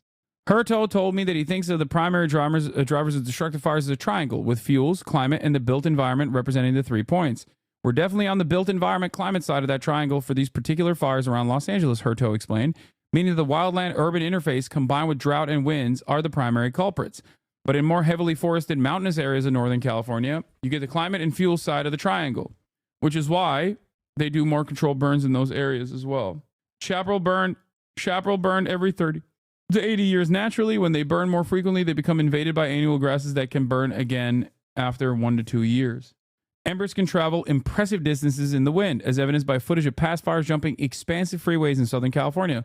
So as Herto put it, short of mowing whole hillsides down to nothing and keeping them that way, there is little vegetation management work to be done at the wildland-urban interface, where houses bump up against undeveloped lands. Not everyone agrees, though. When I spoke to Susan Pritchard, a fire ecologist and research scientist at the University of Washington School of Environmental and Forest Sciences, she told me that while prescribed, by the way, this is the exact type of stuff that like Republicans want to underfund. Like they're like, what is this woke nonsense that you're studying? Why don't you study, whatever I think is good? Okay. Why don't you study comp sci? Why are these guys spending so much money on hugging trees? Okay. Woke nonsense. She told me that while prescribed burns close to suburban areas can be contentious and challenging, citizens can do a lot of their own to manage fuel risks. This is something that I brought up as well. Neighborhoods can come together, do the appropriate fuel reduction in and around their homes. And that makes a huge difference in the wildfires. Landscaping in and around homes matter, even if you have 100-mile-an-hour winds with a lot of embers. So this right here is something that the fire department in unison with the county should be actively communicating to everyone and ensuring that there is proper upkeep. Okay? The brush clearing in LA County are private properties on hills or close to the forest to do your own cleanup. I live on a hill in LA, and we have to do it every year to limit the brush that can catch fire. I help my elderly neighbor do hers. Because even if embers fly across with 100-mile winds, it still needs to land on something that can catch, that can erupt in flame. Okay, hold on. My food is here. My mom made some crazy food. Pritchard recommends residents work with their neighbors to remove burnable vegetation and organic waste and get rid of the so-called ember traps, such as double fencing that can route fire straight to homes. Pritchard pointed to research by Crystal Colden, a pyrochoreographer, an associate professor at University of California, Merced, whose work focuses on understanding wildfire intersections with the human environment. I want the other stuff. The stuff that you didn't. Hold on. I'm going to grab it in a second. Here, here's the intermission. From where here's the update Looks from like what's they're going kind of on. Organizing possibly in the backyard. But again, this is probably 20 feet from this home. So we saw those hand crews go back in there. I'm assuming they're going to try to stomp it out. But yeah, this is pretty close. Very. They're certainly better positioned too. So if it gets any closer, they can, I believe, put water on it. That's why they're there. They're part of the, protection team. Mm-hmm. Yeah, fortunately, the conditions out here are pretty good. I mean, we're not seeing those big wind gusts like we were seeing Tuesday night. I mean, I remember Tuesday, it was blowing us over out there, gust upwards of 50 miles an hour. Right now, relatively calm conditions. The smoke's pretty much going straight up. If anything, it's probably blowing away from the homes. So, hopefully it actually helps the firefight in the grand scheme of things if it starts blowing back onto itself. But right now, a little close for comfort for people out here. Absolutely. And I'm sure whomever owns that home behind you is getting very nervous. Do you know, is that particular homeowner still home, or did they evacuate? We believe they evacuated. We haven't seen them. I know our Fox crew's been at their house all day, and I think has permission to be in their driveway right now. But we are under the belief that they have evacuated and are safe, and possibly watching Fox 11 right now to see how their home is doing. And good news to report, it appears like things are going well, and the fire crews are going to make sure that it doesn't reach their house. Well, I was going to make comment that the vehicle that's in the driveway is nose out the way they advise you to be, but then I see a lot of stuff or possessions on top of the hood, which may mean it's one of the media teams there that has parked in that direction, but also they took the advice to put their vehicle in a nose out position so that they could get out quickly. But again, that is the way. When the fire authorities tell you this is the way you should park your car, you should take it out of the garage and make sure it's in a place where you can get into it and out of the area quickly. The problem with the area where Matthew is now and where most of this firefight is going on, we're talking about canyon roads, we're talking about narrow roads.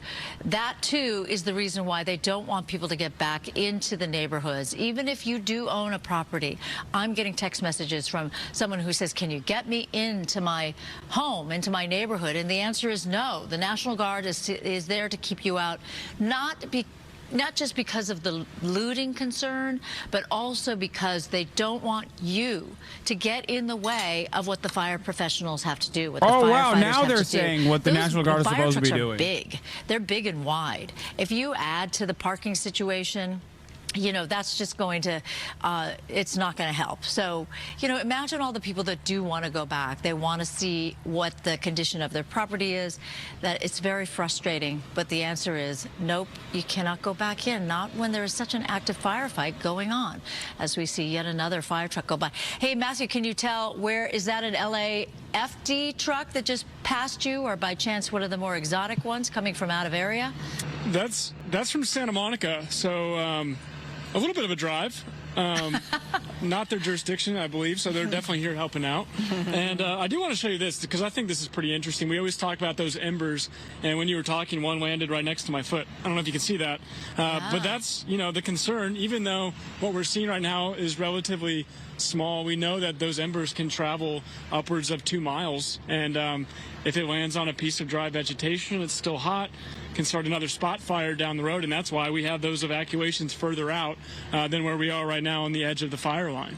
right? So, yeah. And you were also talking about all the vehicles parking nose out because there's only one road out, right? So if the fire were to come down, we always need to have an exit plan. So those are things that we think about as members of the media.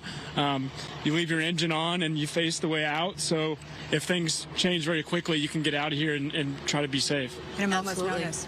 All right, Matthew, keep a watch on those flames. Let us know how it's going. We'll check back with you in just a bit. We want to, this is the Palisades fire, of course, and that active flame on this ridge here, hillside in the Mandeville Canyon area. We want to get to the Eaton fire, and right now there's a virtual community meeting underway held by LA County Sheriff and LA County Fire, giving the latest information. Let's go ahead and dip in. Containment is not control. Doesn't mean that the fire's out. It just means that we have some shaky line out there, and firefighters are mopping up, and we're working to secure it, and we're working to make it good. So when you see red on the map, those are areas that we don't have containment yet of this fire, meaning that there's considerable amount of work still to be done in these areas along the front country. Also want to call your attention here to these sections. Each one of these sections is a 1 square mile area. And so this down here, this map doesn't represent it as well, but this area here is a community, and it's square miles. All right, let's keep going.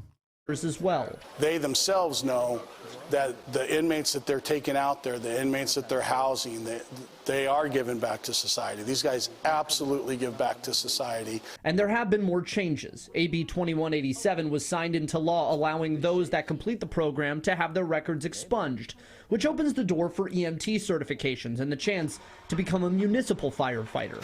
There's also a training center in Ventura that serves as a re-entry program with full-time opportunities for CAL FIRE at the end, paying roughly $2,800 a month. We have several inmates previously incarcerated, individuals that are now running their own hand crews, their own firing operations out there on the street. As we prepare to head back to Sacramento, a real fire call goes out, and the men of Washington Ridge Camp head out to the front lines once again, as Thomas says, doing what they came here to do. I think that there should be more of this and more programs out there because, again, it shows you a different way, and at the same time, you are held accountable. Andrew, thank you. Labor advocacy groups are...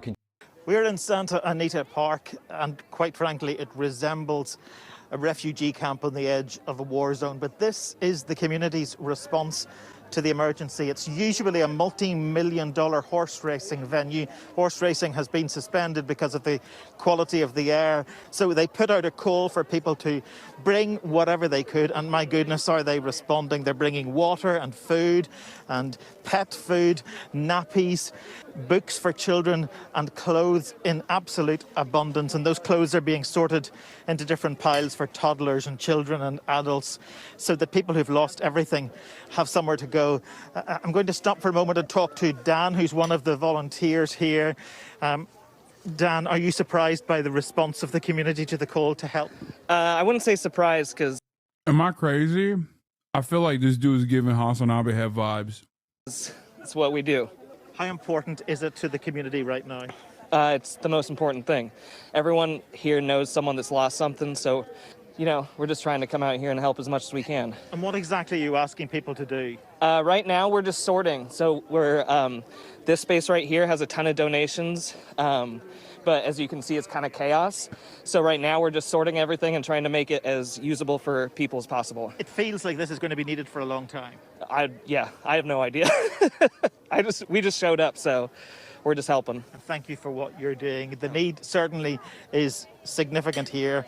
10,000 properties have been lost between the Eaton fire and Palisades fire. The occupants of those homes have lost absolutely everything. So right now, this is all they've got. Priority. That's something Donald Trump talked about on the Joe Rogan Experience. Yes, he did. And then recently, Mark Zuckerberg from Meta was on the Joe Rogan Experience. He was talking about the kind of pressure that he got, that Facebook got from the Biden administration to censor during COVID. Watch. During the Biden administration, when they were trying to roll out the vaccine program, while they're trying to... I want to understand what a HasanAbi head vibes is. All I'm saying is anytime I see people do a mutual aid, anytime I see people working in like local activism, there's always at least one. And that dude always looks like the dude that we just saw. There's just something about it. I can just tell. But I don't know. All right, this is Fire County official trailer by CBS. I understand that I committed a serious crime. I take full responsibility for my actions. You can show them that you can be a positive member of society. Cal Fire is hungry for inmates just like you. 42, vegetation fire, Bodega Highway. Come on, let's go. Game time! Move! I am sorry that I didn't make it today. It's okay. Totally forgot. It's our anniversary. Girl, you forgot your anniversary? Shut up, Jake. We are terrible people to date. I don't know why she puts up with me. You're a firefighter. She's basically dating Superman. Good morning, gentlemen. This is 3 Rock Con Camp. Your life is pretty simple. I'm gonna teach you guys to remove the vegetation from the forest floor so the fire has no fuel to burn. You work hard, you do what I tell you, you'll reduce your sentence and go home to your friends and your family sooner. Yes, sir. Vehicular accident on Buckeye Road. Fire in the timber. This has potential to become a major incident. 3 Rock responding. Grab your tools. Let's go. All right, guys. This is a real baptism by fire. By the end of the night, I'm gonna know what kind of a man you are. What'd you do? I'm here because I robbed a man at gunpoint. He got up in my parole hearing saying he forgave me and he hoped I could turn my life around. Wait, can you get? I thought if it was like I thought if you're a violent offender, you can't do the program, but maybe I'm wrong. I have to believe that if I work this program, that I can succeed, but I can't do it here. And why is that? Because this is my hometown. I left for a reason. Buddy? Why'd you have to leave this place? Long story. Dude needs to leave town. It's usually over a girl. I wanted to see you tonight before I go to work. I love you. Fire has gotten into Miller Canyon. This thing can rip right into town. We'll make our stand. Right here. Water drop! God, I love this job. They have to be deemed physically and mentally fit for vigorous activity to participate and cannot have been convicted of rape or other sex offenses, arson, and escape history. Oh, I guess you can be a violent offender. Okay. I'm being told I was just on the news. Don't lie to me. You just came in to claim that you're the person we just saw on TV. Don't lie. That person's name was Dan, too. Your name is Kathy. When about are we talking to the firemen today, Abby? In an hour, I'm going to be leaving to make my way over there. And by 6 p.m., that's me from Eagle Rock Run Club Law. I don't believe it. Post proof. That 2018 campfire documentary is on Netflix. I was an inmate firefighter in West Virginia in the year 2022. The work was extra grueling. I often have to work with violent inmates, many of whom made no effort to hide their poop sock. I'm willing to send proof if needed. Good one, chatter. Is that what we're doing? That's a new way to try and poop sock me? Disrespectful. Anyway, let's talk about Zuckerbot. Push that program. They also tried to censor anyone who was basically arguing against it. And they pushed us super hard to take down things that were true, right? I mean, they basically pushed us and said, you know, anything that says that vaccines might have side effects, you basically need to take down. And I was just like, well, we're not going to do that. Like, we're clearly not going to do that. I mean, that is kind of inarguable. Bro, I'm sorry. Tim Pool. But it is so unimaginably simple to dupe conservabots. All you need to do is just be like, yeah, I hate vaccines and gay people and Mexicans, really. What I hate the most, though, a gay vaccinated Mexican. And then that's it. They're like, oh, he's no longer overcome by the woke mind virus. That's it. That's all it takes, man. What the hell is wrong with these people? But he did. Right. And he's a weasel. just like everybody covering their you-know-whats in the fire situation. This guy was weak. And you know what's interesting when I was reading all the stuff about it? Do you remember when people were talking about him being presidential timber, like he could run for president? Remember this? No. Oh yeah, there was a lot of talk about that. Like, this guy, he's so brilliant. I think it's awesome that these guys still are saying we don't trust them, though. Which is also weird, because it's like who's this for them? He's doing all this for you, and you still don't trust him? Okay. I like it. I'll take it. Weak. And it's What is he looking at? What was he looking at just there? only now that all the tide has turned that he feels safe to say what he cooperated with the government to do, which was to censor you and stifle your First American right. And he's crying like a little baby on a podcast because he got cursed at by somebody in the administration. Oh, my staff got yelled at, and you didn't stand up for them. No, I think you're 100% right. He's weak, and he's going. He's now bending to the new direction of the wind, which, by the way, also includes Meta, Facebook's parent company, doing away with a lot of DEI stuff. You know, they've taken tampons out of the men's restroom at Meta, and they're doing away with what DEI. will we do? They're doing away with some DEI. This is a memo leaked from Meta. On hiring, we will continue to source candidates from different backgrounds, but we will stop using the diverse slate approach. The practice has always been subject to public debate and is currently being challenged. So they're doing away with DEI initiatives. But also not just for employees. Like you think DEI, they're DEI to hire someone, but they were also favoring contractors who were of diverse. So it's much bigger than you think. And they're saying we're going to start sourcing from any American who has the best price and the best deal, as opposed to. That's amazing. They're just like racism purists. Like, you're not doing enough symbolic racism for me. You need to show me you really mean it. Go and like fire all of your trans employees right now, or else I don't believe you. Any company that, you know, is run by a Hispanic or Black person. And it does breed incredible suspicion, because then, you know, go back to the fires. You look at these people and, you know, take the fire chief, for example, the first woman person that's LGBTQ. I don't know. Anyway, whatever. And so but the point is that you know, maybe she's the greatest fire chief on earth, but now that the city is burning to the ground, everybody's going, well, you know, obviously this was probably a DEI hire, and it just breeds. No, you're saying that. No, you can't point to DEI initiatives to be like, and that's why we're fucking stupid. Oh, I can't believe people weren't immediately anti-gay. It's just that like people are now logically anti-gay because of DEI. Breeds the suspicion. It makes you like, if you're Ben Carson and you're a brilliant surgeon, but because you're Black, you get accused of, you know, people assume that you got there not by earning it. Because of affirmative action. Yeah, and it's a pernicious. Right. Even in the best cases, it's pernicious. Absolutely. I'm Steve Doocy. I'm Brian Kilmeade. And I'm Ainsley Earhart. And click here to subscribe to the Fox News YouTube page to catch our hottest interviews and most compelling analysis. The Joe Rogan Experience. I was really worried from the beginning about basically becoming this sort of decider of what is true in the world, right? That's like kind of a crazy position to be in for billions of people using your service. And so we tried to put in place a system that would deal with it. And early on tried to basically make it so that it was really limited. We're like, all right, we're just going to have the system where there's these third-party fact checkers and they can check the worst of the worst stuff, right? So things that are very clear hoaxes, that there's like, it's not like we're not parsing speech about whether something is slightly true or slightly false, like Earth is flat, things like that, right? So that was sort of the original intent.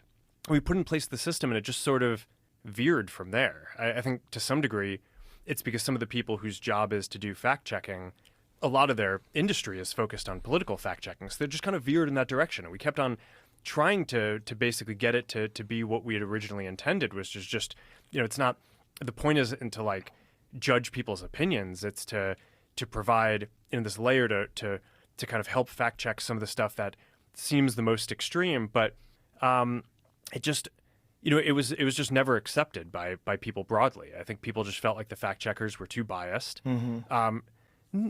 Not necessarily even so much in what they ruled, although sometimes I think people would disagree with that. A lot of the time, it was just what types of things they chose to even go and fact check in the first place. So I kind of think, like, after having gone through that whole exercise, it I don't know, it's something out of like 1984, one of these books where it's just like it really is a slippery slope, and it just got to a point where it's just, okay, this is destroying so much trust, especially in the United States, to have this program. And I guess it was probably about a few years that I really started coming to the conclusion that we were going to need to change something about that. COVID was the other big one, where that was also very tricky, because, at the beginning it was, it's like a legitimate public health crisis, in the beginning. And it's, even people who are like the most ardent First Amendment, defenders, the Supreme Court has this clear precedent that's like, all right, you can't yell fire in a crowded theater. There are times when, if there's an emergency, your ability to speak can temporarily be curtailed in order to get an emergency under control. Yeah, it's a rapper. His name is Jack Harlow, but he's like fallen on bad times. He used to be cool. Good friends with Drewski initially, but now he just like does this weird stuff. I don't know. He is of Dominican descent, as you can clearly tell. Yeah. So I was sympathetic to that at the beginning of COVID. It seemed like, okay, you have this virus. It seems like it's killing a lot of people. I don't know, like we didn't know at the time how dangerous it was going to be. So at the beginning, it kind of seemed like, okay, we should give a little bit of deference to the government and the health authorities on how we should play this. But when it went from, 2 weeks to flatten the curve to, and like in the beginning, it was like, okay, there aren't enough masks. Masks aren't that important. To then it's like, oh no, you have to wear a mask. And, everything was shifting around. It just became very difficult to kind of follow. And this, I'm going to tell my nephew this is Zucklemore. Nah, it's Lil Dicky. Lil Zucky. Justin Timberpool. Yeah, he's a musician, dude. Yeah, Lil Zucky. Please blink, bro. Humans do that shit way more than once every 3 minutes. Yeah, he's trying his very best to be human. And like getting hit with the Dominican ray did help tremendously, in my opinion. But even then, he just still has a lot of that like old lizard tendencies. This really hit the most extreme, I'd say, during the Biden administration when they were trying to roll out the vaccine program. And I'm generally like pretty pro rolling out vaccines. I think on balance, the vaccines are more positive than negative.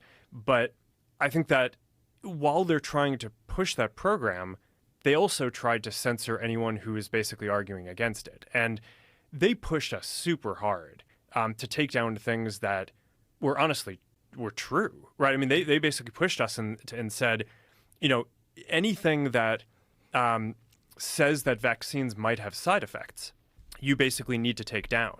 And I was just like, well, we're not going to do that. Like, we're clearly not going to do that. I mean, that is kind of inarguably true. Who is they? Who's telling you to take down things that it was that talk about vaccine side effects?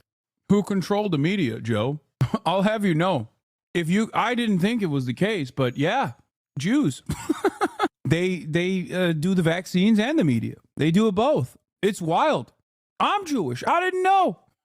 He's like, I'm so desperate. Joe, please. Please, Joe. Holocaust denial is A-okay on my platform now. Please forget that I'm an evil billionaire. It was people in the Biden administration. I think it was, I wasn't involved in those conversations directly, but I think it was. How difficult is that to not be involved in those conversations directly? That's got to be strange too, right? Because you're running the company, but there's clearly you're moderating at scale that's beyond the imagination. The number of human beings you're moderating is fucking insane. Like, what's a Facebook? How many people use it on a daily basis? Forget about how many overall. Like, how many people use it regularly? It's 3.2 billion people use one of our services every day. It's wild. More than a third of the planet. That's so crazy. Yeah, and it's almost half of Earth. Well, on a monthly basis, it is probably half. Of it. But I want to say that though, there's a lot of like hypercritical people that are conspiracy theorists and think that everybody's a part of some cabal to control them.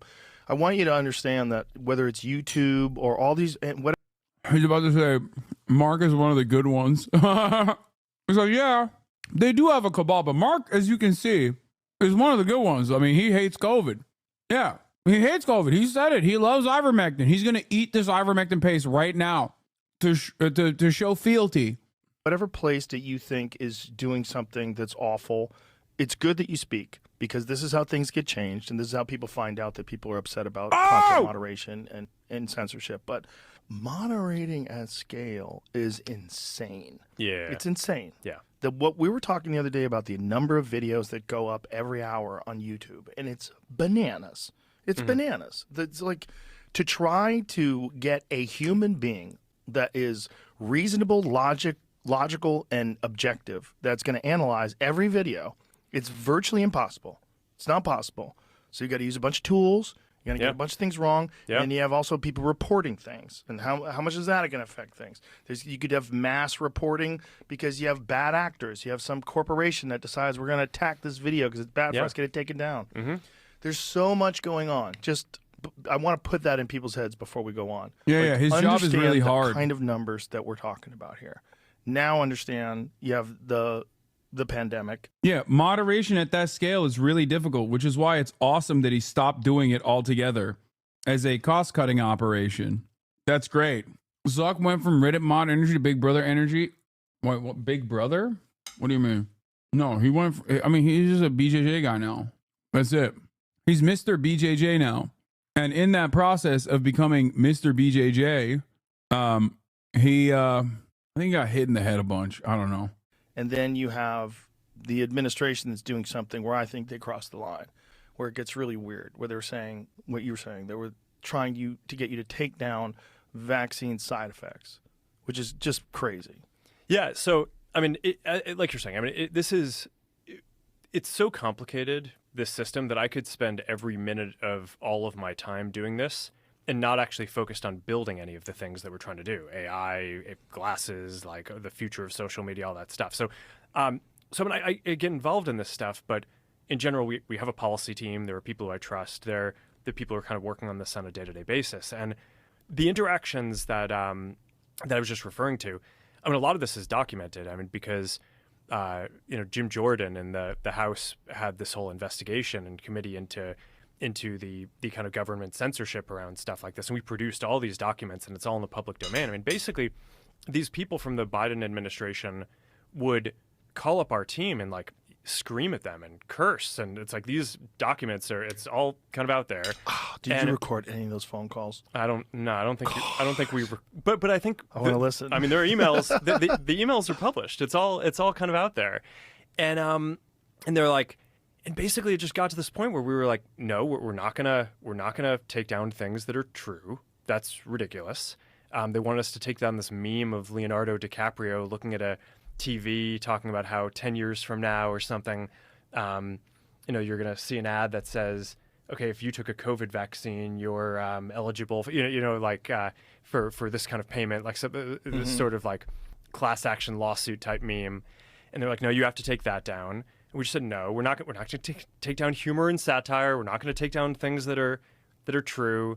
And then at some point, I guess, I don't know, it flipped a bit. Biden, when he gave some statement at some point, I don't know if it was a press conference or to some journalists, where he basically was like, these guys are killing people. And I don't know, then all these different agencies and branches of government basically just started investigating, coming after our company. It was brutal. It was brutal. Wow. Yeah. It's just a massive overstepping. Yeah. And I also, think you weren't killing people. This is the thing about all of this. It's like they suppressed so much information about. There you have it. If you're wondering why he's trying to get into the good graces of Donald Trump while also simultaneously lying, it's not because he had a change of heart about vaccine denial and now knows the truth that vaccines make you gay and autistic. It's because he hated that he was prosecuted by the regulatory agencies.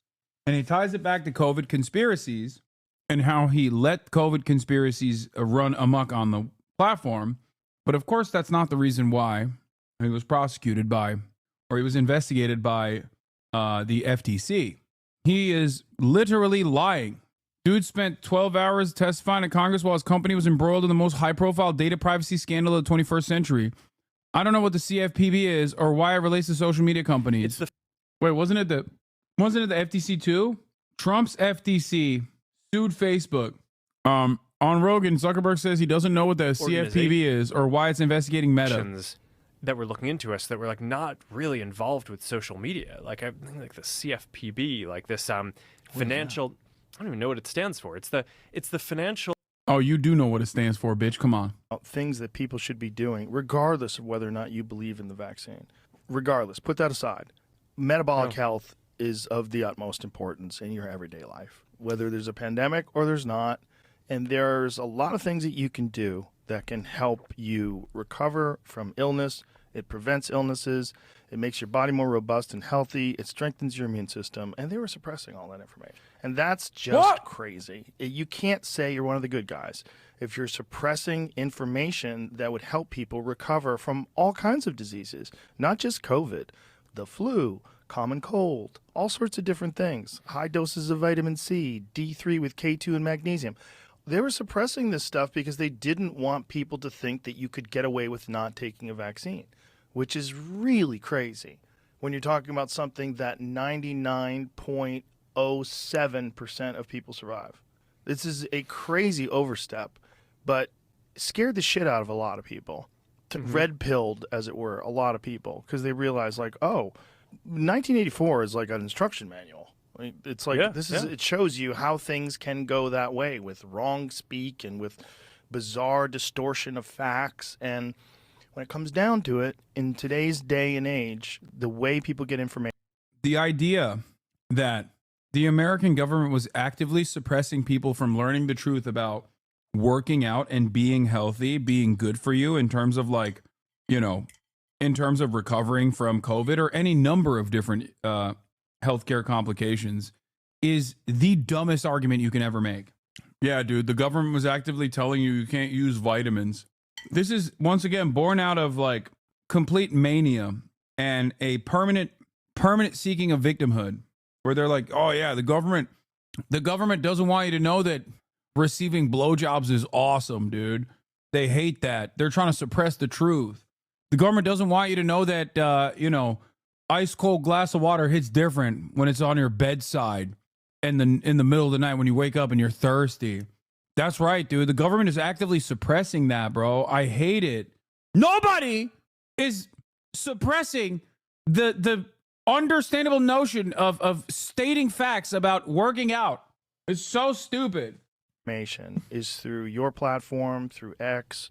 This is how people are getting information. They're getting information from YouTube. They're getting information from a bunch of different sources now. And you can't censor that if it's real legitimate information because it's not ideologically convenient for you. Yeah. So, I mean, that's basically the journey that I've been on, right? Started off very pro free speech, free expression. My mom is lighting the kitchen on fire. You know, and then over the last 10 years, there have been these two big episodes. It was the Trump election and the aftermath, where I feel like in retrospect, I deferred too much to the kind of critique of the media on what we should do. And since then, I think generally trust in media has fallen off a cliff, right? So I don't think I'm alone in that journey. I think you know that's basically the experience that a lot of people have had is, okay, it's the stuff that's being written about is not kind of all accurate.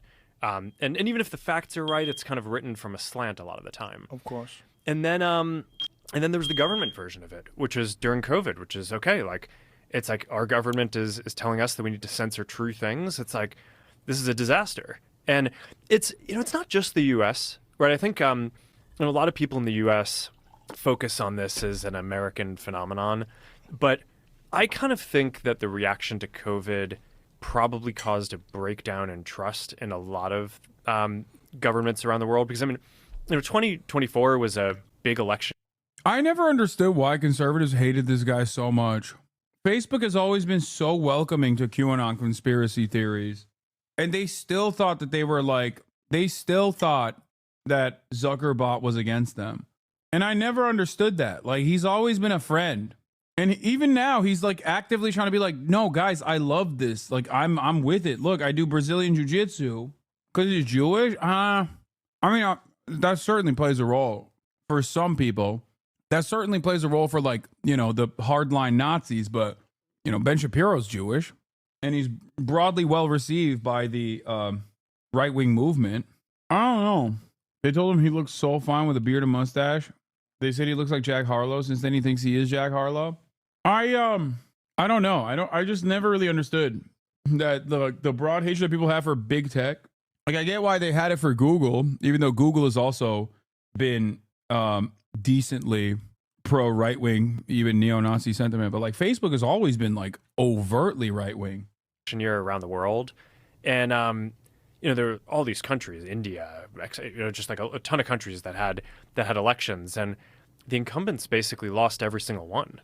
So there is some sort of a global phenomenon where the whether it was because of inflation, because of the economic policies to deal with COVID, or just how the governments dealt with COVID, seems to have had this effect that's global, not just the U.S., but like a very broad decrease in trust, at least in that set of incumbents, and maybe in sort of these democratic institutions overall. So I think that what you're saying of, how do people get their information now? It's by sharing it online on social media.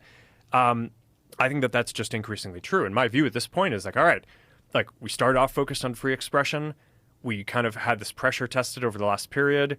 I feel like I just have a much greater command now of what I think the policies should be. And like, this is how it's going to be going forward. And so I mean, at this point, I think a lot of people. What do you mean by Google being right wing? I've always maintained the position that if terms of service were properly applied by platforms, the terms of service that are written, right, were just simply applied by platforms. Most platforms will look like Twitch. They just don't ban. YouTube never bans. Like, it takes a uniquely far-right, overt neo-Nazi to get permit from YouTube. I mean, look, Keemstar still has his channel. Yeah, you have to do, like, active crimes on YouTube. At most, they'll demonetize you. And even that's, like, a relatively new thing. YouTube was a major platform for openly far-right, neo-Nazi radicalization that took place in the initial Gamergate era.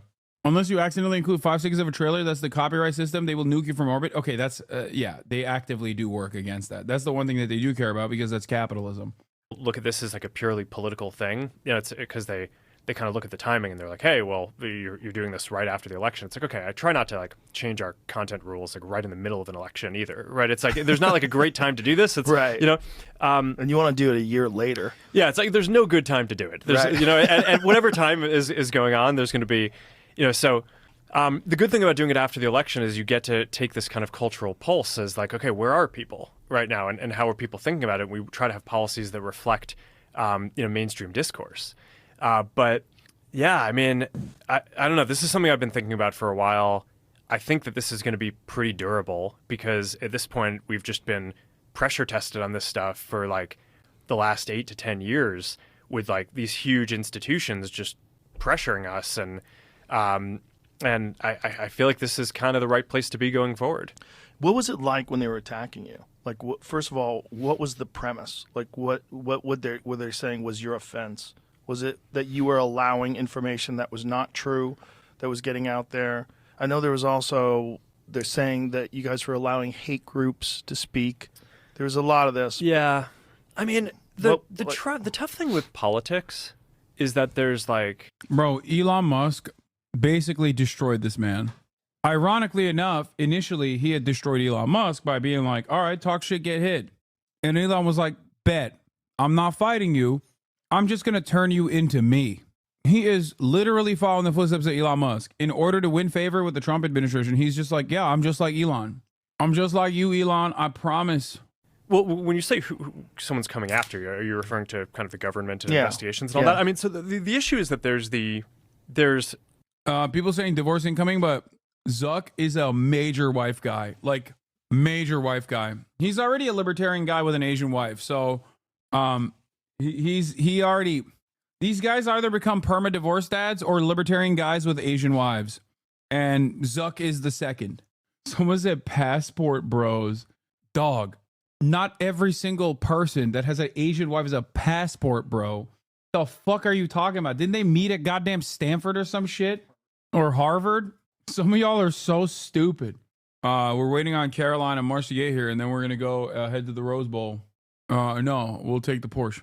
What specific thing an agency might be looking into you for? And then there's like the underlying political motivation, which is like, why do the people who are running this thing hate you? And I think that those can often be two very different things. Do you think this overt right-wing shift of corpos like Mark would have still happened if Kamala won? No, dude, my car. We're going in my car. We're driving in my car. Sorry.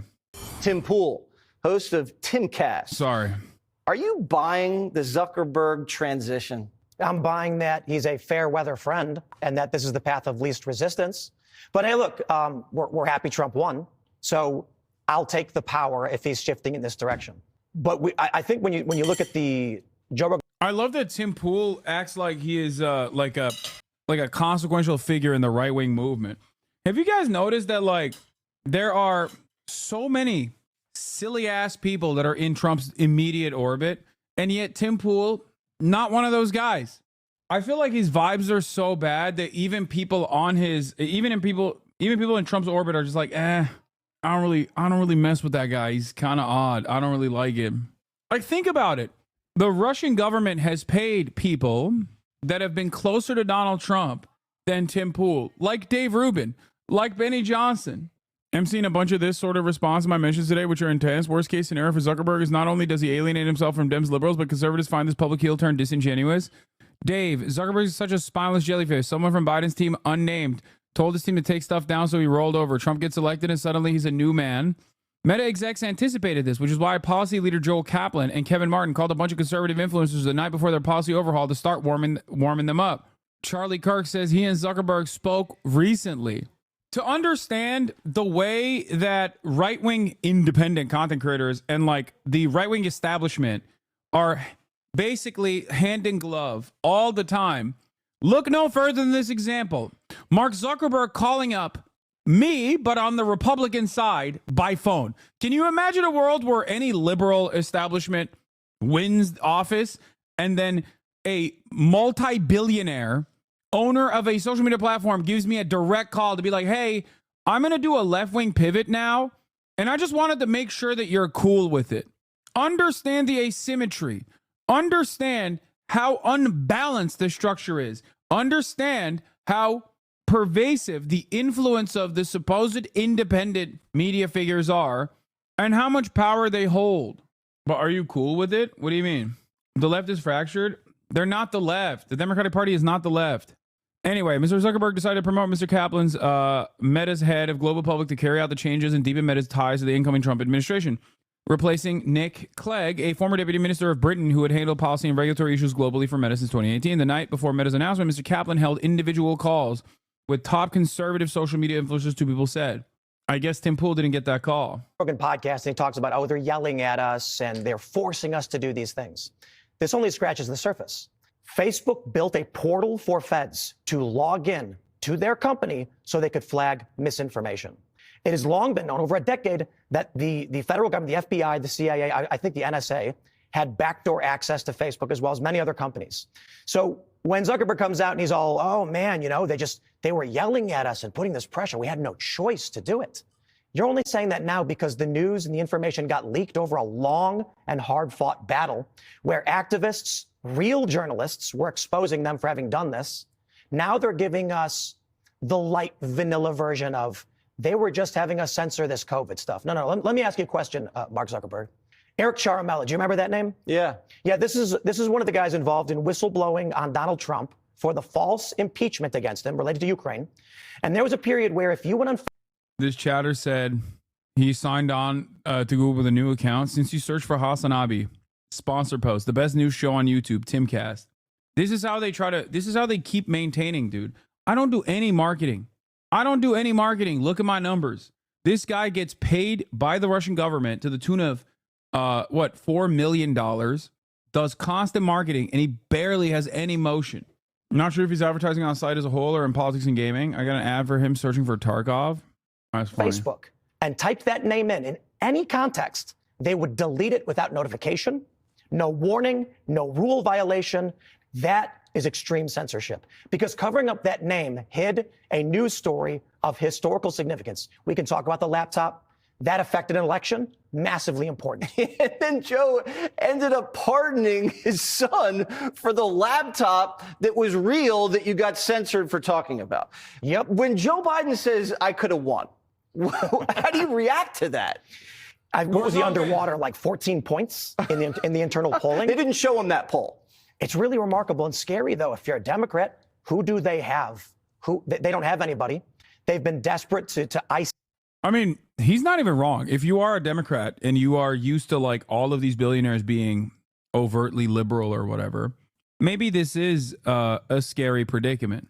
But if you're a leftist, like I know that I've never had, like, there's never been a moment where I'm like, oh man, I feel so protected by billionaires. I feel so incredibly protected by, you know, these billionaires. They're right wing. They're right wing. They've always been right wing. They don't care about anything. They just care about profit. Out anybody who could compete with their established order. And they don't have Newsom anymore. Is Newsom salvageable at this point? When that video came out and Newsom was asked by Anderson Cooper, where's the water? And he said, they're figuring it out. That said right there, Newsom said, I am the governor and I have no idea what's going on in my state. That picture of him with his hands in his back pockets staring at the fire, he's toast. The fire stuff hits me really personally. I have a lot of friends deeply affected by it. And I don't want to sound crass. I see these natural disasters happen in the country, the hurricanes, and I feel for these people. And this may sound a little selfish, but when I have family and friends that are living in those hills, and I don't know if they're alive or dead, it hits me twice as hard. Dog, I live here, and I don't know what the hell you're talking about. You have friends that are on those hills that you don't know are alive or dead? What are you saying? What the hell is he saying, dude? Bro, what a ridiculous exaggeration. Yeah, Tim Pool doesn't know if his friends are alive or dead up on those hills because they don't call him, because they're not friends, because they don't want to call Tim. When Tim calls, they're like, oh, God, gross. What do you mean? Yeah, they might have faked their deaths to get away from you, Tim. He's talking about you. Yeah, Tim's like, I have friends out there, you know, like HasanAbi Piker. I keep reaching out to him, hoping he's all right, but he doesn't respond to me, so he might be dead. Jesse, you know what it's like to have a loved one die in a fiery inferno, and you look back at your last text messages to him, and it's like, please respond. I've been calling for 2 days, and you haven't responded. And I know it shouldn't, but it is personal. So I get really offended by the callousness and the apathy coming from the government there. Yeah, we need a federal takeover of California. They're just not equipped to handle this. And we got the Olympics right around. Oh, my God. He loves that. He loves that nonsense position. All right. Did the guild say if you don't return on the island, they assume you died as a joke? What are you talking about? Yeah, Penguinzo did a 23-minute video on Elon Musk faking his Path of Exile 2 gameplay by cheating and by hiring people to play for 24 hours of the day from Asian servers. Penguinzo talked about it for 23 minutes. 23. That is insane. I just explained to you the same situation in 30 seconds. That is crazy. And the wildest part about this is not that Elon Musk has always been a con man and a charlatan who has failed upward successfully, right place at the right time, is very lucky to have all of the best people. What are you sending me? Taskin Noah, you are so close to me, man. Oh my God. Taskin Noah, an old name in the chat that hasn't been around in so long, and he is aching. He's quaking for a ban right now. He's like, oh, dude, it's been a while since I've fucked shit up in the chat. He used to do this years ago, okay? New heads don't know. Taskid Noah used to do this years ago, and he is finally back in the chat. Look, he's still doing it. He's still doing it. Look. Take a day off. The fuck's wrong with you? Yes, I used to yell at him weekly. Far more preferable to the consistent drama-loving weirdos in the chat. He would always be like, hey, can you watch this like Quranic interpretation from a mullah with like 13 views? It's actually really illuminating. I'm like, no, dude, I'm not going to watch that right now, okay? That's what he used to do back in the day. All right, give me the, I can't believe this is the first and last time I'm ever going to say this. Give me the Quinn 69 video, the original one. Yeah, my man was so obviously cheating. I have a lifetime of playing video games. At one point I was, maybe one of the best Quake players in the world. You're actually like a world-class, incredible video game player. Yeah. The Paragon board and the build, you're also... Yeah, we know he's not an incredible video game player because we remember his Elden Ring build. He was fat rolling with 2 shields for no reason. Also, Crip did a video as well that's probably even better. I saw the Crip TikTok. as well. Anyway, my point is, it's funny to me that all of the regular incompetence of Elon Musk is not what did him in. It's this. It's literally this. Like a guy like Quinn69 is slated to love Elon Musk.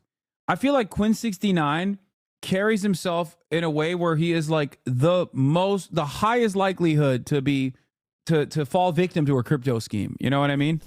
Like, I don't know anything about him aside from the fact that he's Kiwi. Okay. And I suspect he is the type of dude. If I think of like who's the type of dude that loves Elon, it's a Venn diagram of a circle when you think about the people that are most likely to fall to cryptocurrency schemes. And Quinn is in the center of that circle.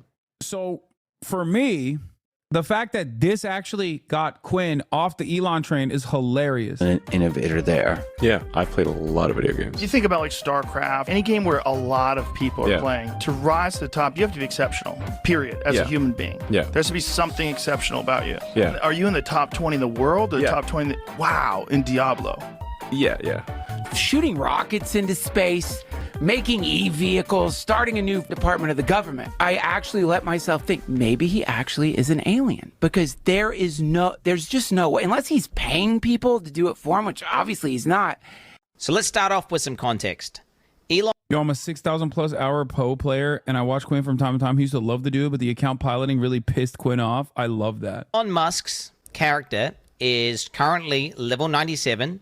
aka rank 12 on hardcore, that's permanent death mode, Trade League. Let me try to give you a quick understanding as to how hard it is to get to that level. 2 weeks into the league, when people are playing the game, literally, they're staying up 40 to 50 hours without sleeping, only playing Path of Exile, and they are the most try-hard guys in the world. The highest ranked player on the hardcore Trade League was level 93. Okay, and you're thinking about yourself, that's kind of close to 97. Every time you level it up, it becomes exponentially harder to gain experience. A lot harder and a lot harder. Okay, so these players, to get to 97, have to be playing the game every day for the majority of their day. Currently, what is their highest ranked player? They're level 97, same as Elon Musk. So, I mean, he effectively has to be playing, pretty much just doing nothing except playing Path of Exile. So let's just go over some of the things that happened. So right away, we see Elon zone into his hideout, which is the area you do in-game content from. And he opens up his bank, and he goes to a tab called Elon's Maps, which immediately is a little bit of a red flag, because I don't know why you would refer to yourself in third person, but okay, he does that. Elon Musk didn't play Path of Exile 1. In Path of Exile 2, maps are actually called waystones. And he never actually refers to them as maps. He calls them... Play another round here. This is a hard level. Waystone. So it's just kind of weird that he's, again, called his tab Elon's Map. So almost like someone who's a Path of Exile 1 veteran, you know, is kind of making that tab and be like, Elon, you know, there's a tab there called Elon's Maps. Grab your map out there. I've rolled them all for you. They're nice and easy. He then proceeds to walk up to his map device and go to put a map in. The literal first thing you learn upon getting to the end game is how to operate this map device. You're going to start off at a node, and then from that node, you can go to adjacent connected maps. Now, Elon, he's trying to click. Oh, he's trying to do the map that's not in the chain. It's just... Dude, this is why I downloaded Path of Exile and never played it. 1, because I'm not a real gamer, but 2, like, even portaling to a map is an arduous, multiple-pronged, multiple tree option process. How? It's just like, it doesn't make sense. It is literally so scary. The skill tree is why I've never touched Poe. Okay? You would have fun in the campaign is really not that bad. This is endgame. You don't even get here until 50 hours in. It's good. You know nothing. Don't shit on Poe. No, I don't know anything. And that's why I'm saying I'm too stupid to enjoy it. But then you got this guy enjoying it. And it's not like he's a beacon of intellect. So I don't know what it is. Just clicking a map repeatedly, trying to access it. He was not eligible to enter that map. I just want you guys to understand, this is one of the highest level hardcore characters in the game. He would have played thousands of maps at this point. Anyone who's level 97 is... And you know, we're talking one of the most efficient players in the game, period. There is no way you would do that. Why just like sitting there like some sort of geriatric old man clicking this node, expecting something to happen, and then he finally kind of gives up after a while, and then realizes his mistake. We then get a look at his inventory. So Elon Musk is stuck going into the map and with full bags. If you're an efficient player, you're going to clear a map, you're going to loot the valuable items, you're going to go in, and you're going to take those items and you're going to basically look through the good ones, keep the good ones, list them up for sale, and then truck away the trash ones. It's almost like he has no understanding as to like what items are or what you're even supposed to do with them. So now Elon zones into the map. Yo, it's here. So what I'm doing here is just boosting my shield before battle by meditation. Meditation before battle is always good. And he starts killing monsters. He starts obliterating monsters with his character. But what becomes obviously apparent... Chaos Orb, no loot filter. Filter is like, no, he's just running past Chaos Orbs. He just ran past the Chaos Orb. Chaos Orbs are one of the most important currencies, and they're also really rare. I have about 140 Exalts. I have like 9 Chaos Orbs, just so you guys understand. So in Path of Exile, the devs are these evil guys, and they talk about feeling the weight, and they effectively just drop tons and tons of items, and you have to know what to pick up. So what GGG have done, the people who make the game, they've made this system called loot filters, which gets rid of 90 to 95, even in some cases, like we're talking 98% of all loot that drops, because otherwise your screen is just cluttered. And you won't even notice when you get a good drop. It's unfathomable for someone to be in the top. I'm sorry, what? Chatters that are like, bro, you have to try Path of Exile. You have to try Path of Exile. You have to be on crack, dude. What the hell am I looking at? That's without the loot filter, dog? So the raw game? This is the raw output of the game? Wait till you see the skill tree. I have. You can't call it a tree. It's a skill forest. It's not a skill tree. It's a skill continent. In the top ranks without loot filter. Yet Elon Musk, the god gamer, he doesn't play with a loot filter. The only thing Elon does pick up are maps, because the default in-game loot filter highlights those. Those things are worthless. The actual items of value that he should be picking up, that he would have had to pick up in order to get the gear, leave it on the ground. Anyone who's been playing the game and is a complete expert, we're talking he's cleared thousands of maps, he's been playing that character for hundreds of hours, he's going to be pretty damn good at, playing the character.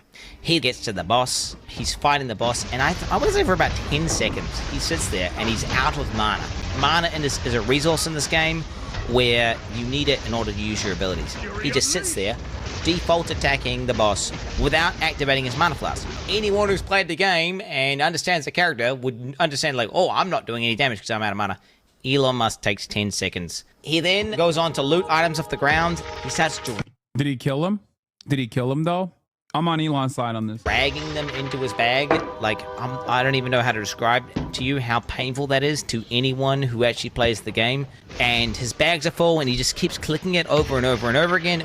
Nobody, not even people who are kind of noobs at the game, do this. I don't even think Elon Musk has done the campaign, honestly. Like, just based on what I'm seeing in terms of the gameplay. His settings on the map transparency are turned on by default. His life values are turned on. All these basic settings that anyone in the top 100 would do, he is not doing. Maps can effectively have different content on them, and that content will be signified by icons on the map. So it could be a map which has an... He bought such good / rare gear, he can't really die. Expedition in it, a breach in it, or it could be corrupted. Elon starts looking through the atlas, and he finds a map with, I kid you not, 4 things on it. There are 4 things there. So this one has a real risk of dying. 4 things. What are those things? God, dude. 4 things. It's 4 things, dude. So this one has a real risk of Not dying. this far in the game and calling it 4 things.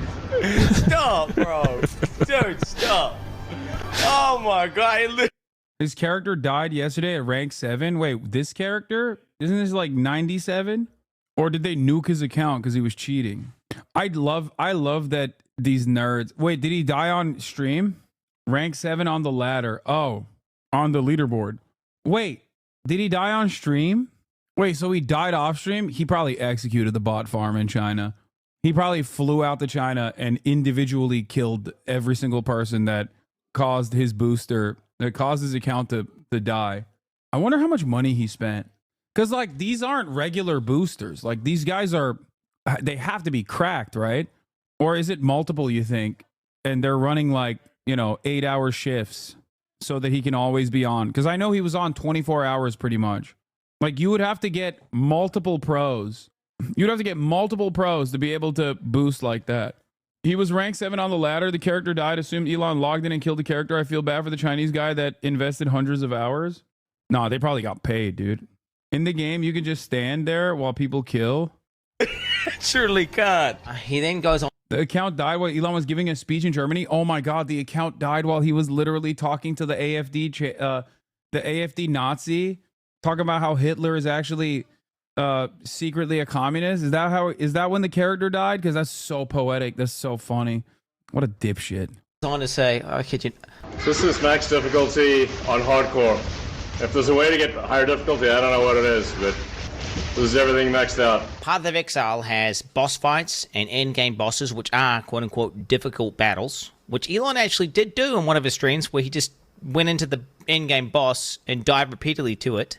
Maps are just farming. You go into maps and you farm them for loot and experience.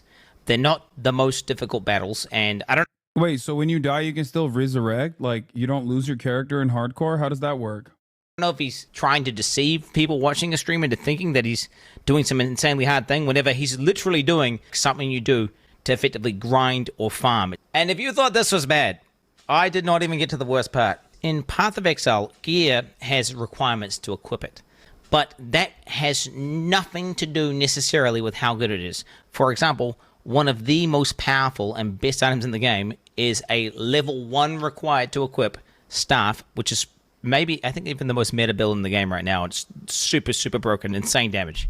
And Elon Musk starts going over his gear. This is a great staff, but it's only a level, 62 staff. His weapon is, I kid you not, one of the best, if not the best staffs on the entire hardcore trade league. You cannot even buy it. Insane weapon. These affixes are, I'd hate to say.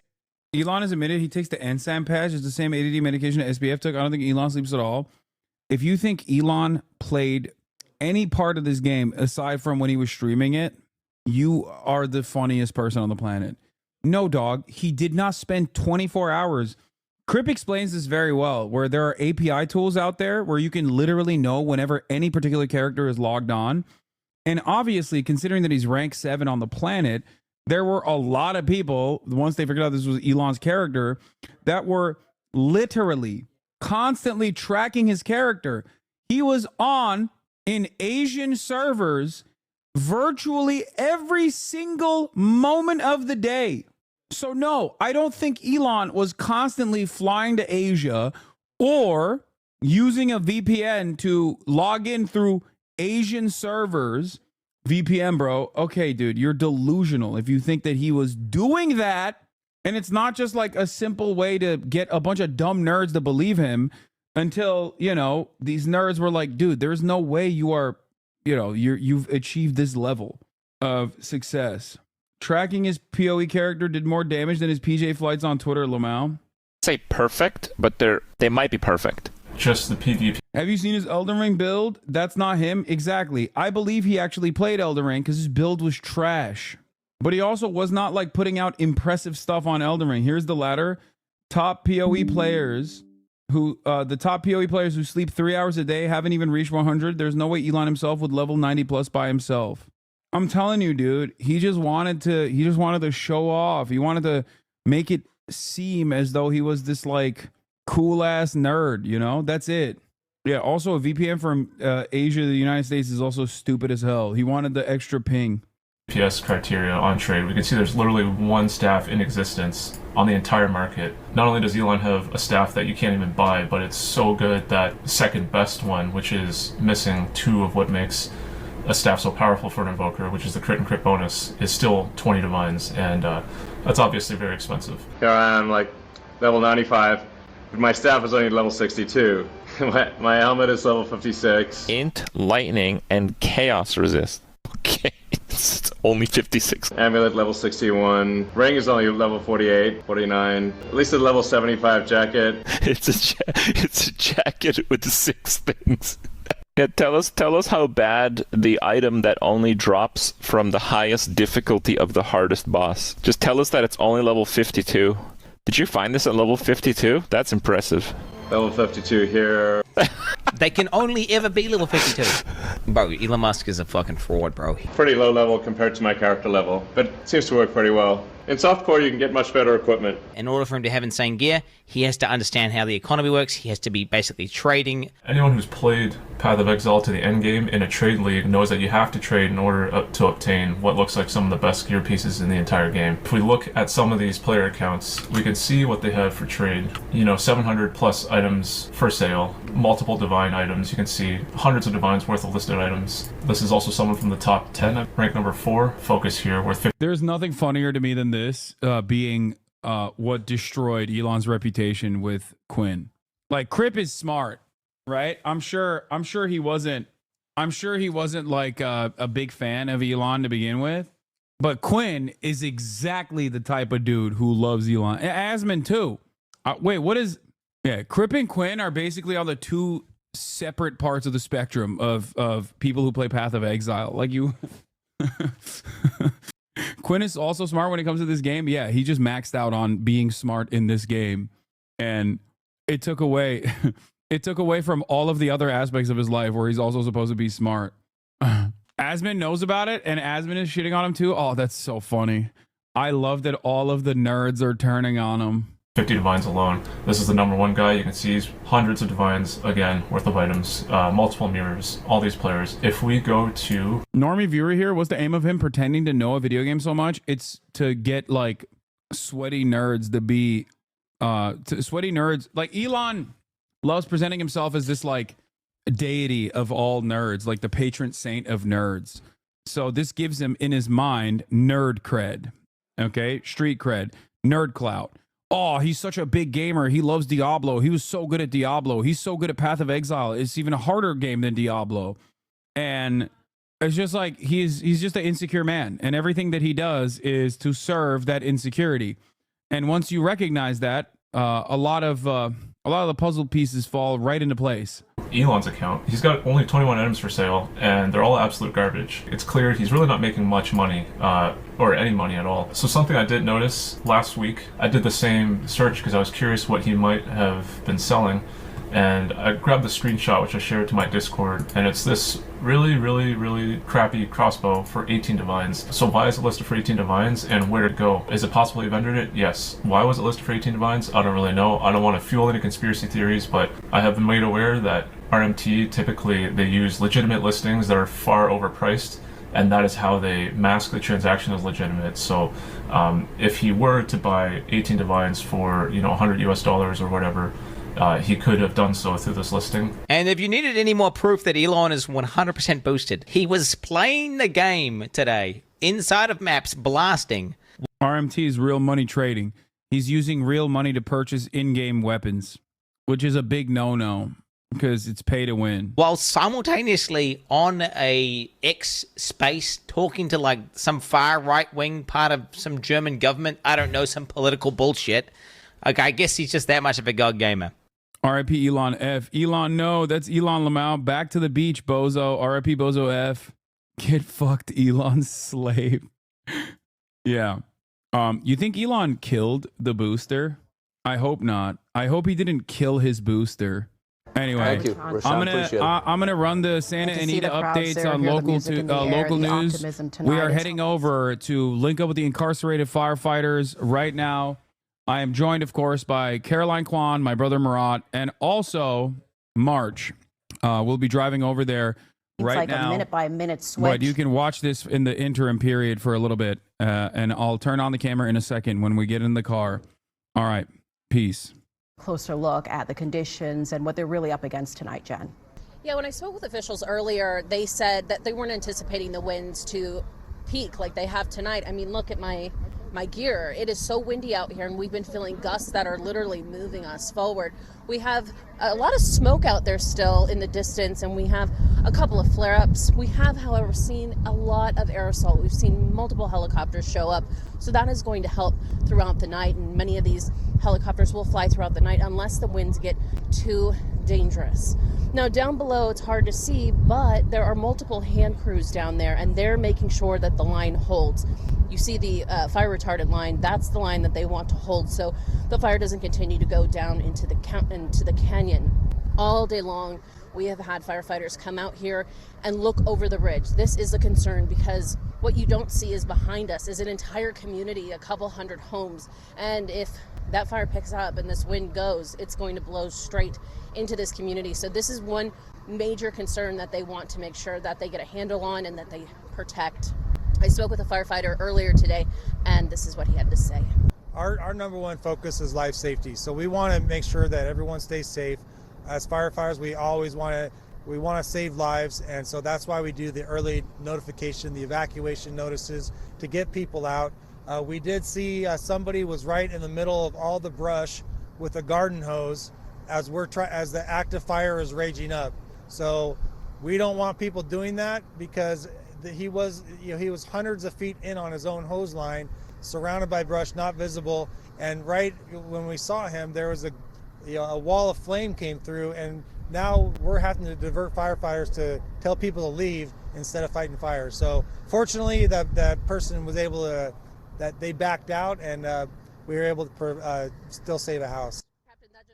And these winds are far too fierce to fight with a garden hose. I witnessed on Tuesday as firefighters tried to basically put out an entire community with multiple fire trucks and were unsuccessful until basically that community burned down in the Eaton fire, dealing with so much pain and tragedy. It's so uplifting to see Santa Anita stepping up, people donating, the humanity that shows is people coming together. And that's what I'm hearing from firefighters. They say that there are people coming from all around to donate food to them and drinks to them and making sure that they're okay after working around the clock multiple days, getting a couple hours of sleep. I spoke with the fire captain that you just heard of.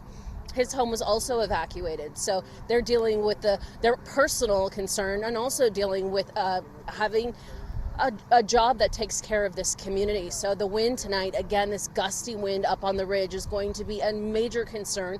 And of course, we will be bringing you the very latest. But right now, it is holding the line, and they are very confident that it will, they're going to try to do their best to make sure that every house in this community is saved. And so far, I think there's only one loss. But if it's your house, then that's an obvious tragic loss. I'll send it back to you.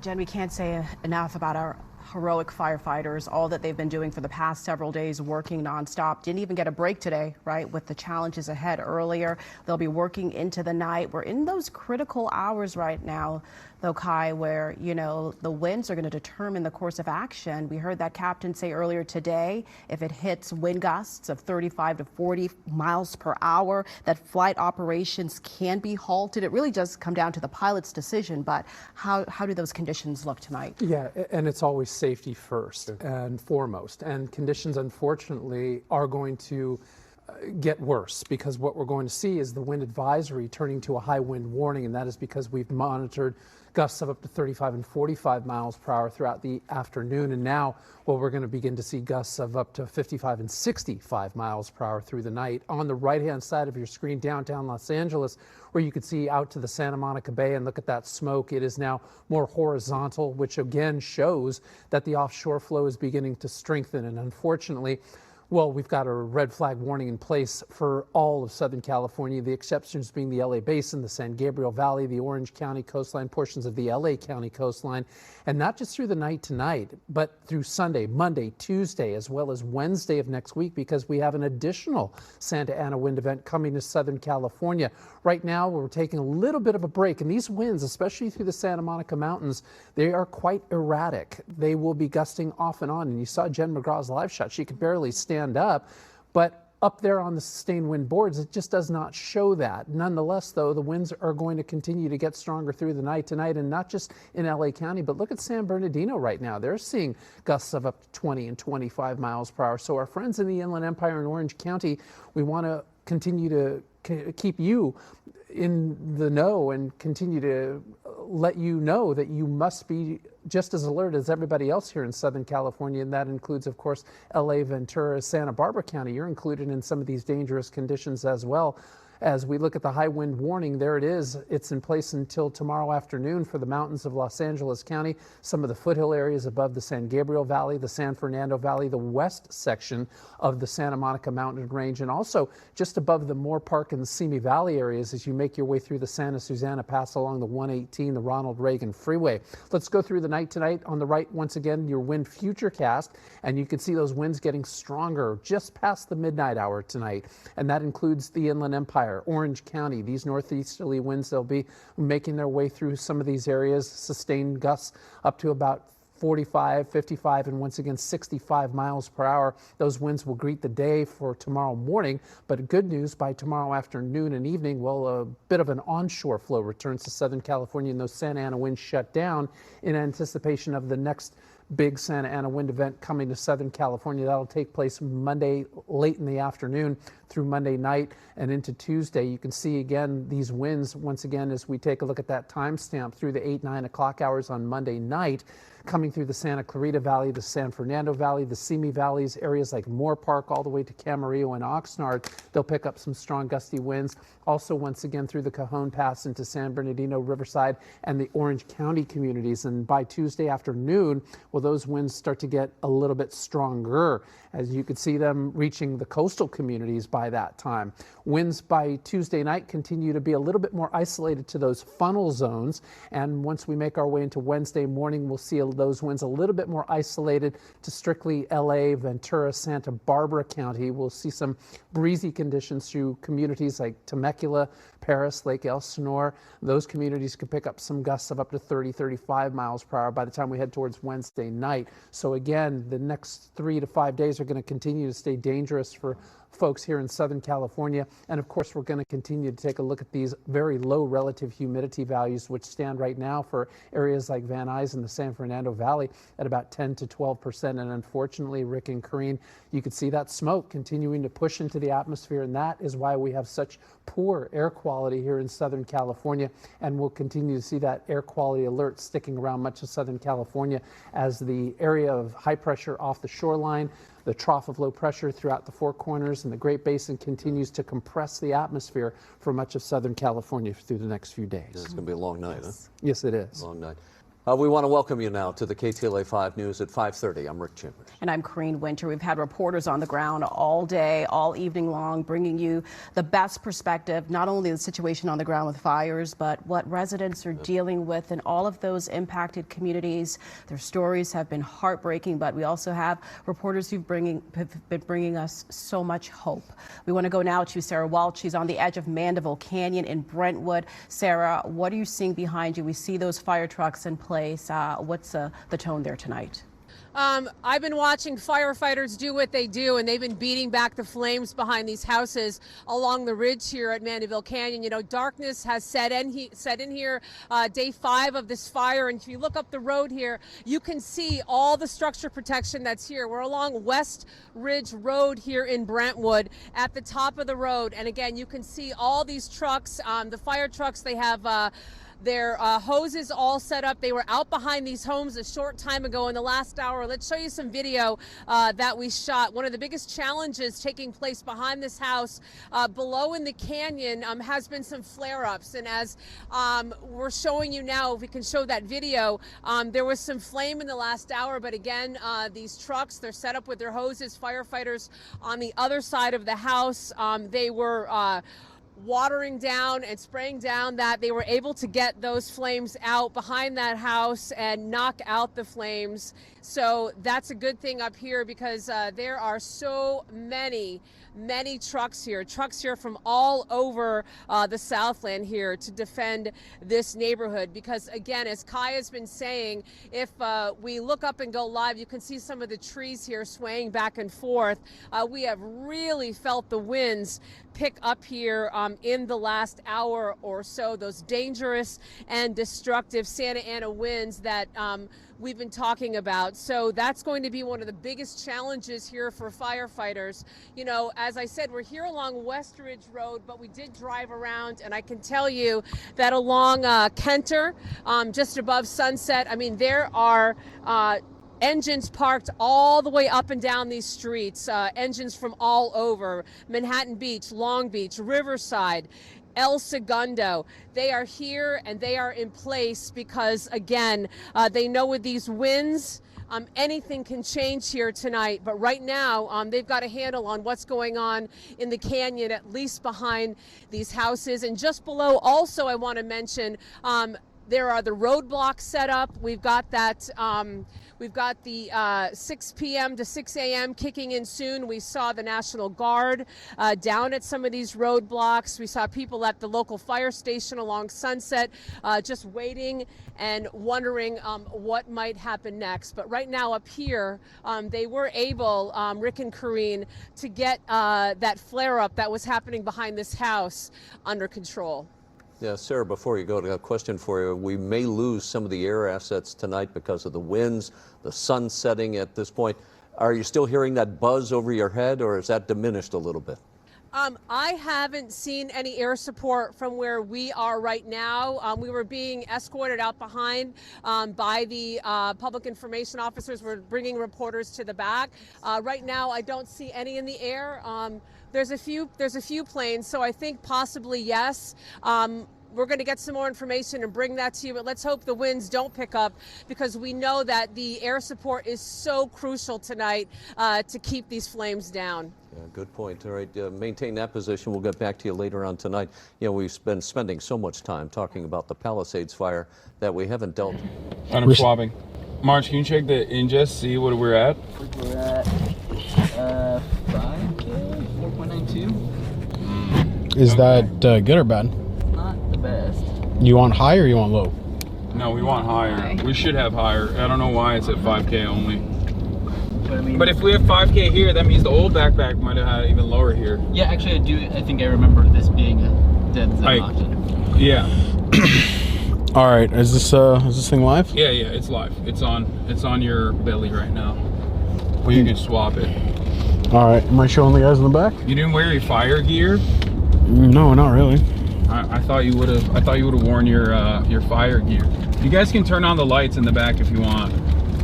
It's like not in focus. Oh, it's just really focused on me.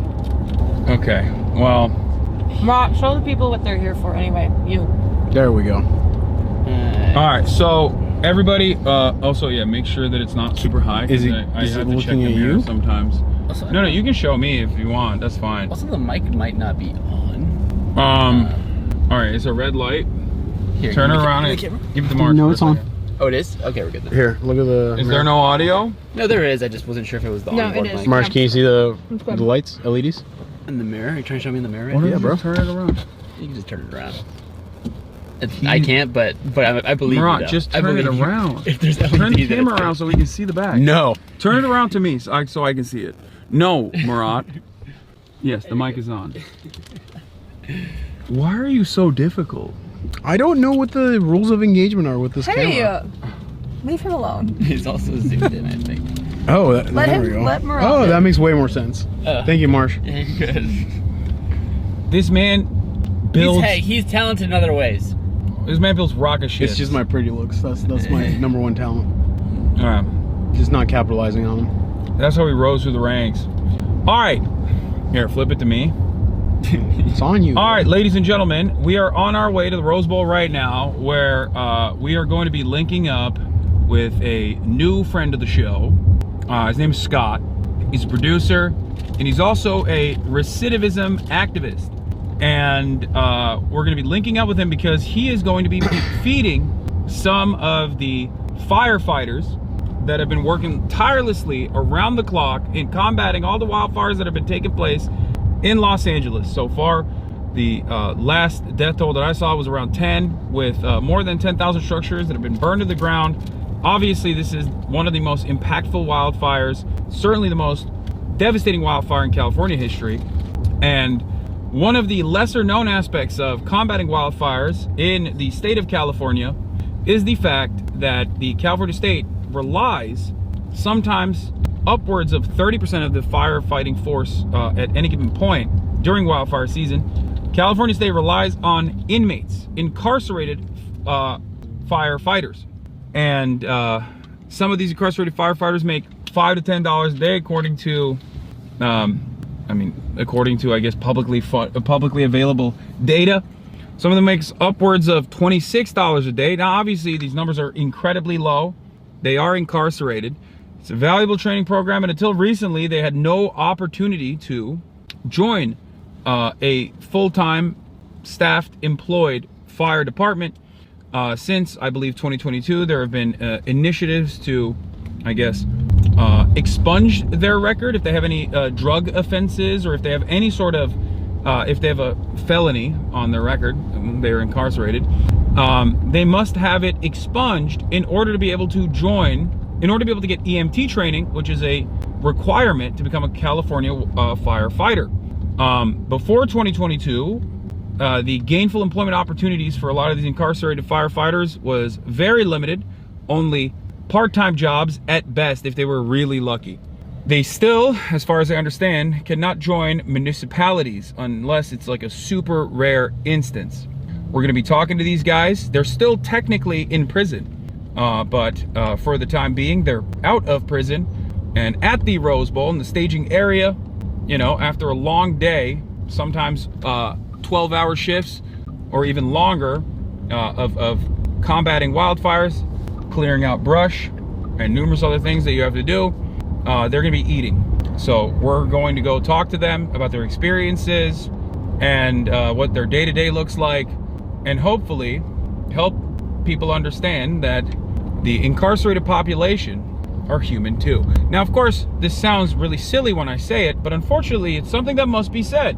Because in the United States of America, we have one of the most draconian prison structures, one of the worst carceral states on the entire planet, where the American government houses 25% of the entire planet's prisoner population, despite only making up 4% of the entire planet's population. That's right, a quarter of the imprisoned people on this planet behind bars, in chains, are in the United States of America. This is why I always get very upset when people think that the real solution to combating crime, to ensuring that crime doesn't happen in this country, is actually more stringent and more draconian punishments, when clearly we have some of the most antiquated, dare I say, medieval, torturous carceral structures on the planet.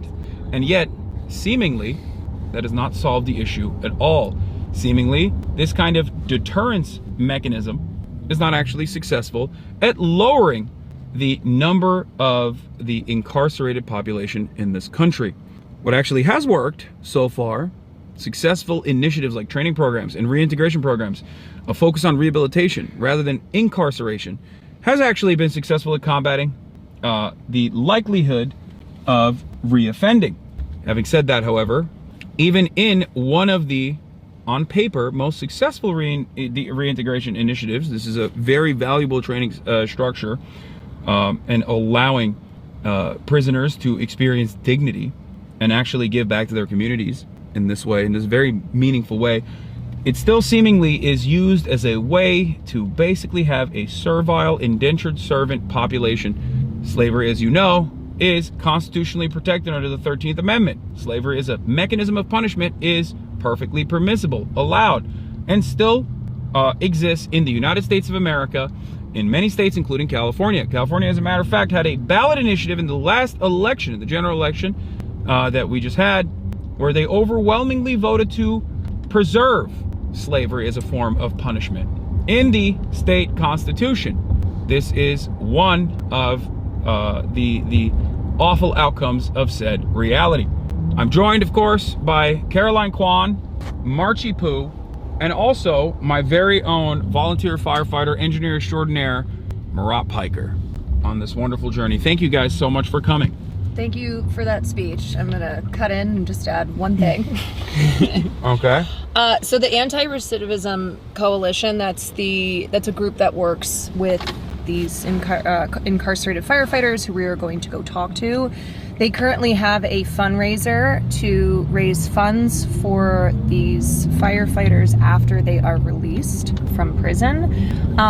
So I think I posted the link in my Discord, but if mods, if you can find that link, if people are looking for a way to donate, but also just to follow their work and understand what it is that they're doing.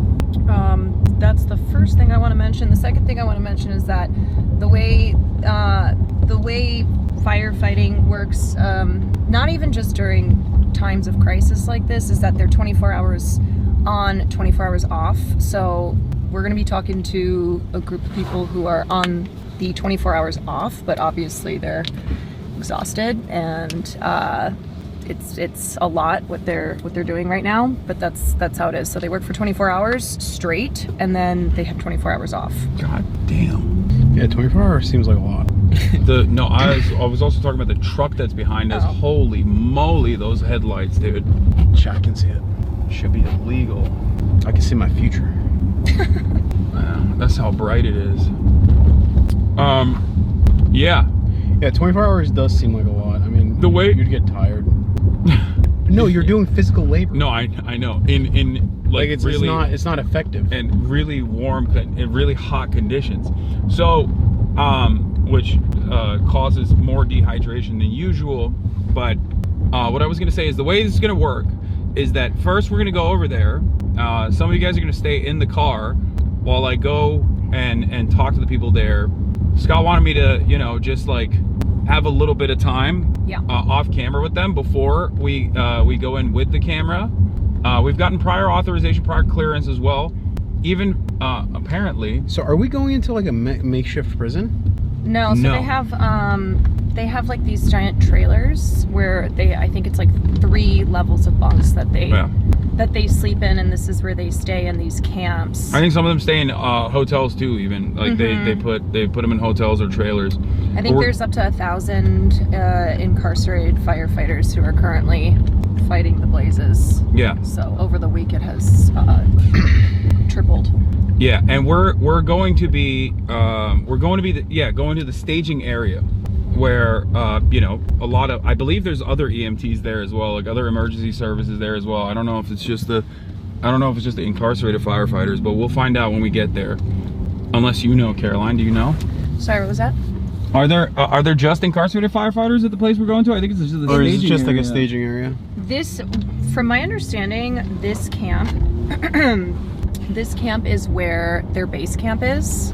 So it's a group of about 80, maybe more since yesterday when I was looking into it, but 80 incarcerated firefighters, and it's where they pretty much sleep when they're on their off shift, and then they go right back to work. But I was actually seeing Jeremy Lindfeld, who's the photographer? Jeremy Lindenfeld. I know he shot like the WGA and SAG-AFTRA protests, but I think he went and took pictures. Wait, and talked to the them guy that took photos for New York Mag? Yeah. Oh, I saw those photos. Those photos are bomb. Yeah, and he Caroline, he there's went a light and right here. What's that? I think there's a light right here. Would you mind turning it on? Oh yeah. Did that help? Yeah, that helped. Is that better? Barely. The lights in the Porsche are... No, killing it here will make it better. Whoa, what are you doing? You're hitting the SOS? Whoops. What was that? Did you hit the OnStar SOS button? I don't know. No, you didn't. No, just close it. It's fine. They'll tell us. Don't worry. Hello, this is OnStar. Yeah, I'm gonna be like I have a... Wait, no, you turn your line. This is I was turning this off. This is classic Murat, okay? When we were younger, he would do this all the time. What do you mean he would do this all the time? I'm gonna be like, oh, I'm gonna fix the remote. Yeah, I would take the camera and be like, hey, yo, chat, let me just like... No, you know what I'm talking about. Try to get you better visuals. You know what I'm talking about. You know what I'm talking about. He would always... Oh my God. He had a Caroline, tendency. He had a tendency you don't like to the wanna... light? He had a tendency to want to fix things, okay? Oh my God, that's why he's an engineer. Hello. Yeah, but he would break it beyond repair in an effort to fix it. That's truly not. Abi, listen, like, I know you're about dramatizing the news, but, like, relax. I mean, they can see it. You can see what you're doing in broad daylight, or the night light. It's all on camera, bro. Yeah. Okay, honestly, as an older sibling, I am gonna support Murat here because... Wait, what? He's the younger sibling. I know. What the fuck? But I know it doesn't make sense, but I am. But because it's Where you. is your goddamn... Because it's you, I'm supporting older Murat. sibling solidarity? Solidarity, dude. What the frick? Wait, what were we talking... was the thing we were talking about? Oh, Jeremy, yeah, we were talking about the camp. We were talking about Jeremy. So I don't know if this is the group that he went to, but... Oh my God, the governor's there right now. Oh. Let's go talk to him. That's my man. Well, that'll be fun. Okay, as I was saying, Jeremy said that the incarcerated firefighters that he talked to hadn't showered in 5 days. They were not provided regular meals. They were working 24 hours in a row, and they were feeling underappreciated and underpaid.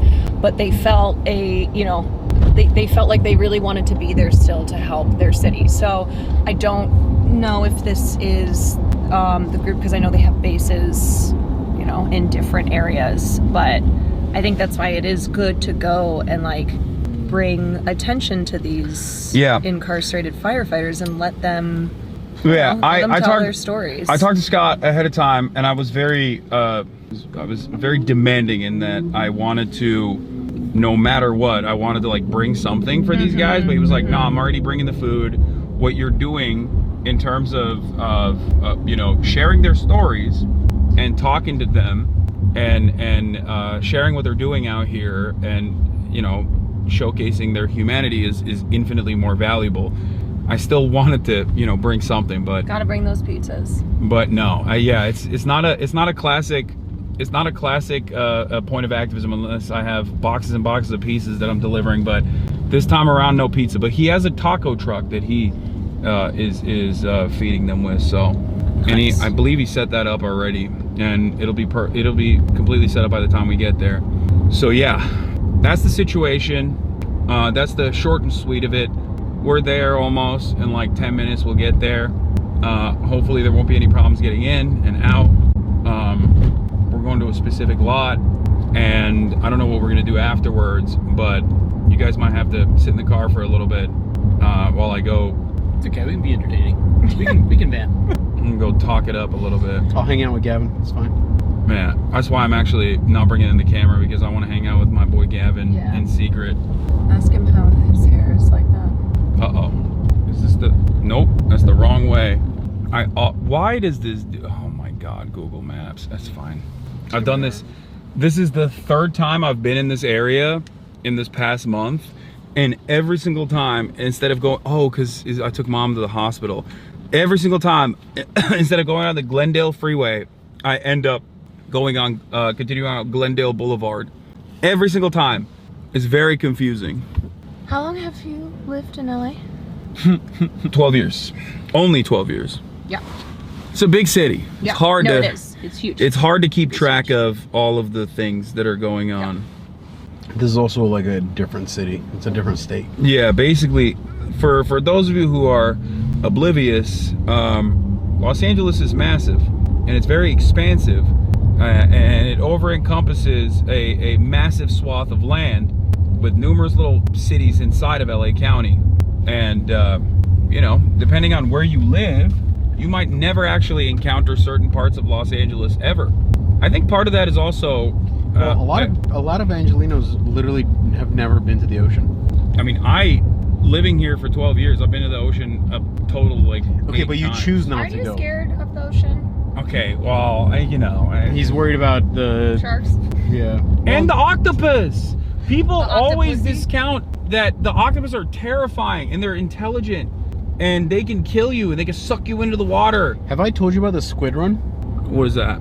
So in Redondo Beach, squids lay eggs once a year or whatever. And there's a certain period of time when the conditions are right where you can go scuba diving in a swarm of thousands and thousands of squid. Gross. It's insane. It is insane. It's insane to do such things. Do you know who loves octopus? Who? Will Knapp. I love octopus. He watched too. my octopus friend. My octopus teacher. I didn't watch that. He sobbed, and he announced to me, he was like, "I'm no longer eating." And I don't think he's lying. He He's hasn't. definitely... No, he hasn't. He hasn't. I don't think he has. I've been with him. I've eaten it in front of him. Okay, I will eat octopus on his behalf. Well, when we go to Japan, I'll question... him preaching to us about it. No, Hassan, as I ordered the octopus. I am so serious. Well, octopus are very intelligent. He's gonna try to get you to stop as well. Me? I don't even... He's never had it. You don't eat seafood. Yeah, he's good. So yeah, success, Will, you nailed it. I don't eat any seafood. Will did it. But I would also Mission accomplished, folks. I would also refuse to eat octopus anyway because they're scary. They're What? delicious. Octopus are so scary. They're beautiful, brilliant creatures. Don't be scared. Yeah. Don't be scared. We'll put you in a oh, bless you. Oh, okay. That felt good. Let it out. That was like, the older I get, the more I feel like a good sneeze, like a good fart, you know, or like a burp. Yeah. You get it out of your man. system, and you're like, damn. Yeah, man. Yeah, man. Why are y'all acting like you don't? You gotta let the demons out, Hasan. Because Marsh and I don't. We don't. Is Marsh also a girl? What is Yes. this? Like, Caroline, I get it. You're a girl. Girls don't fart, but. And neither do I. Why are you laughing? One time Kim Kardashian said that she doesn't poop or fart. Like, unironically, like seriously. Yeah. I believe it. I believe her. I believe her. I do too. I believe her, but only because, not because she's a woman, but because she's an alien. Yeah, speaking of aliens, Mark Zuckerberg, what is this like douche lord new look He got hit with the Dominican ray. What is going on? I think he saw everyone being like, Mark Zuckerberg is AI. Yeah, like, I'm he's gonna Lil change Zicky. Lil Zicky, yeah. He's Zuck Harlow. From the window. He's yeah, I mean he's just doing the right wing pivot. And it's funny because like a lot of right wingers are like, nah dog, you are public enemy number one, persona non grata. I will never trust you. And I think it's really funny because like for right wingers it's just like, if you were an outspoken liberal at some point, I guess Mark was. I don't really fully understand how he was, because he in 2017 very famously said he doesn't have an issue with Holocaust deniers being on his platform. And then I think afterwards he got into like the really censorious liberal side of Facebook moderation. But even then, Facebook has never not been a QAnon, you know, stomping ground. But they've always hated him. They've always hated him, and they don't trust him. And that's all that matters for conservatives, is that like you were found to be libtarded at a certain point in your life, and then that's it. They don't even trust him anymore. They don't trust this pivot. They think it's like fake, which it probably, I mean, it is. Yeah. It is fake. Dude, I don't know, man. Conservatives get more stuff right than you give them credit for. Like what? Getting this right. This is Murat announcing he's MAGA. Murat is the most MAGA-coded man in America. His favorite activities are mudding. Well, what kind of mudding? The best kind. Have you ever heard of Rednecks with Paychecks? It's sick. I really want to go. What is that? It's everything you imagine that title would mean. Rednecks Now I with wanna go what? too. Paychecks. Well, I can't imagine what that is aside from getting paid. Google it. No, rednecks with paychecks makes sense. It's like, you know, rednecks with a lot of money that they spend on their incredibly souped up, lifted like the guy monster who drugs. bought Taylor Swift's guitar and then from an auction and then immediately broke it in like this I like this guy. I don't agree with what he did, but like, Come on. It's so stupid. You have a fiance who is a Swiftie. Come on. You're gonna get killed. I'm trying to get canceled right now. Don't you understand? There's no higher allegiance that a Swiftie has. No, I don't agree with what he did. I just like such an aggressive thing to do. You're about to have your wedding called off, son. Murat, I can't support you in that. I'm sorry. Yeah, I hate what he said. I'm so sorry, Swifties that are watching right now. Yeah. Hey, listen, I went to the Eras tour. Did you? I was not allowed because of my admiration. Loved her too hard. Thank you, Mark. Yeah. Exactly. Am I the only one here who's actually seen her live? You know, I'm not Ooh, worthy. Deadening silence. Yeah, I'm okay. not worthy of Yeah, please go ahead. her, Defend her. No, I'm just simply saying. Okay, that I'll defend her. Climate change is fake, and she should be able to fly wherever she wants. Fly however much she wants. 17A. I mean, hey, my girl's into aviation. Like, I like that. Yeah.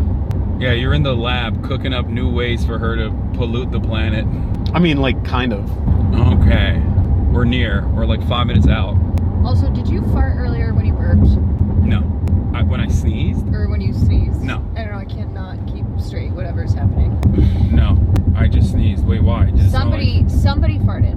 It doesn't. No was one even earlier. brought it up, Caroline. I didn't Or smell could it be like some weird smell you're getting from the fire nearby? Now you're blaming the fires, Murat? I didn't smell it. So whoever smelled it, Half dealt the it. state's on fire? Like, what do you mean? Whoever smelled it dealt it. That's the rules. Even if Yeah, they're but she's girls. female. She doesn't fart. Whoever did the rhyming did the crime, except for me, who You're obviously rhyming had right to now. rhyme. You're rhyming right now. That's double. Well- double jeopardy. But this time, Nope, that means I you're said doubly no. guilty. Nope. I wish there was smell-o-vision on this camera, so we could just kind We'll of get focus there. in back there. Like the Nintendo Switch 2 will have. I think I wish there was smell-o-vision so that the slanderous nature of Will Neff would be known to all man. Actually, it's probably better that there's no smell-o-vision because when I burp, it does smell really bad. All right. Well, whatever. I eat garlic. Okay. Oh man. Well, Who likes to eat garlic? Will does like bodily functions as humor, like farts and burps and. Yeah. I mean, it is funny. It is funny when he does it. That's true. Farts and burps are very funny. Sometimes though, I could do without it. All I'm saying is, the worse they are, the funnier. Like he'll jump in the air. That's hilarious. Like I'll be talking about something serious. Okay, you're really undermining the point that you were trying to establish earlier. Yeah, that I don't think this is working. Carl. That farts are not funny. They're hilarious. He's got a routine. Baby F, we're effing. We're effing? We're coming back. I think We're it's. coming back. I think We're it's back. this. We're back. Here. That's crazy. So we do have spot reduction. We're back. That was that was fast F. That's crazy. On lowercase f. Yeah, we're back. The fact that this backpack even is still, this backpack also F's is crazy. Bro, you don't have like a cable connected to the mainframe. Like That's what he needs though. Once we get that schmink. Yeah, I don't know about that. Once we get that schmink, then we'll have complete unlimited bandwidth, uninterrupted. Oh my God. Okay, Elon's gonna Neuralink us all, and then we'll be able to Well, oh stream. my God, what? Honestly, I kind of want a chip put in my Then we'll head. be able to stream I just at love avalanches. They're 6K awesome. bit rate at all I times. feel like my memory has gotten worse. I'm like, just do it. I mean, we are getting older. Elon bat chest. Just do it. Neuralink bat chest. It's like that Black Mirror episode where they put the. I was like, you know what? I'll take that. I'll do it. Yeah. Dude, this is not a flattering angle at all. Not a what? Flattering angle? Right, you have no unflattering angles. They're just all bad. No, they're all. Oh, he's saying you're a Chad. You're Saying you're a Giga Chad. Yeah, what's wrong with you? Okay. Take the compliment, bozo. Okay. Meeting us time. What's going on back there? Have you guys ever been to the? Oh my God. God. What is that guy doing? He just stopped in the middle of the road. Indecisive ass. That's craziness. You know, if you're getting on the wrong highway, you just gotta go, okay? And then you're gonna have to turn around. You can't, like, fly across. Have you guys been to the Rose Bowl? I've never been here. Well, period. It's amazing. They have it once a month. My mom would appreciate the things you were saying. It's like the granddaddy of flea markets. There's apparently a swap meet in Long Beach I really want to go to where they sell like high performance engines and stuff. What? The most undecided. Show this guy. Don't No, I'm not gonna show dox that him. guy. No. This guy is literally standing. Chat. This guy is standing in the middle. League of Legends. He's standing in the middle of both lanes, and this is the second time he's done this. Last time almost caused us to, you know, get in a car accident too. So, luckily, I'm not responsible for the suspension system of the car, Ron. Well, first of all, you are. There is settings. Yeah. But it's coming back up. That's crazy. That is F so many times. I think it will be fine when we get to.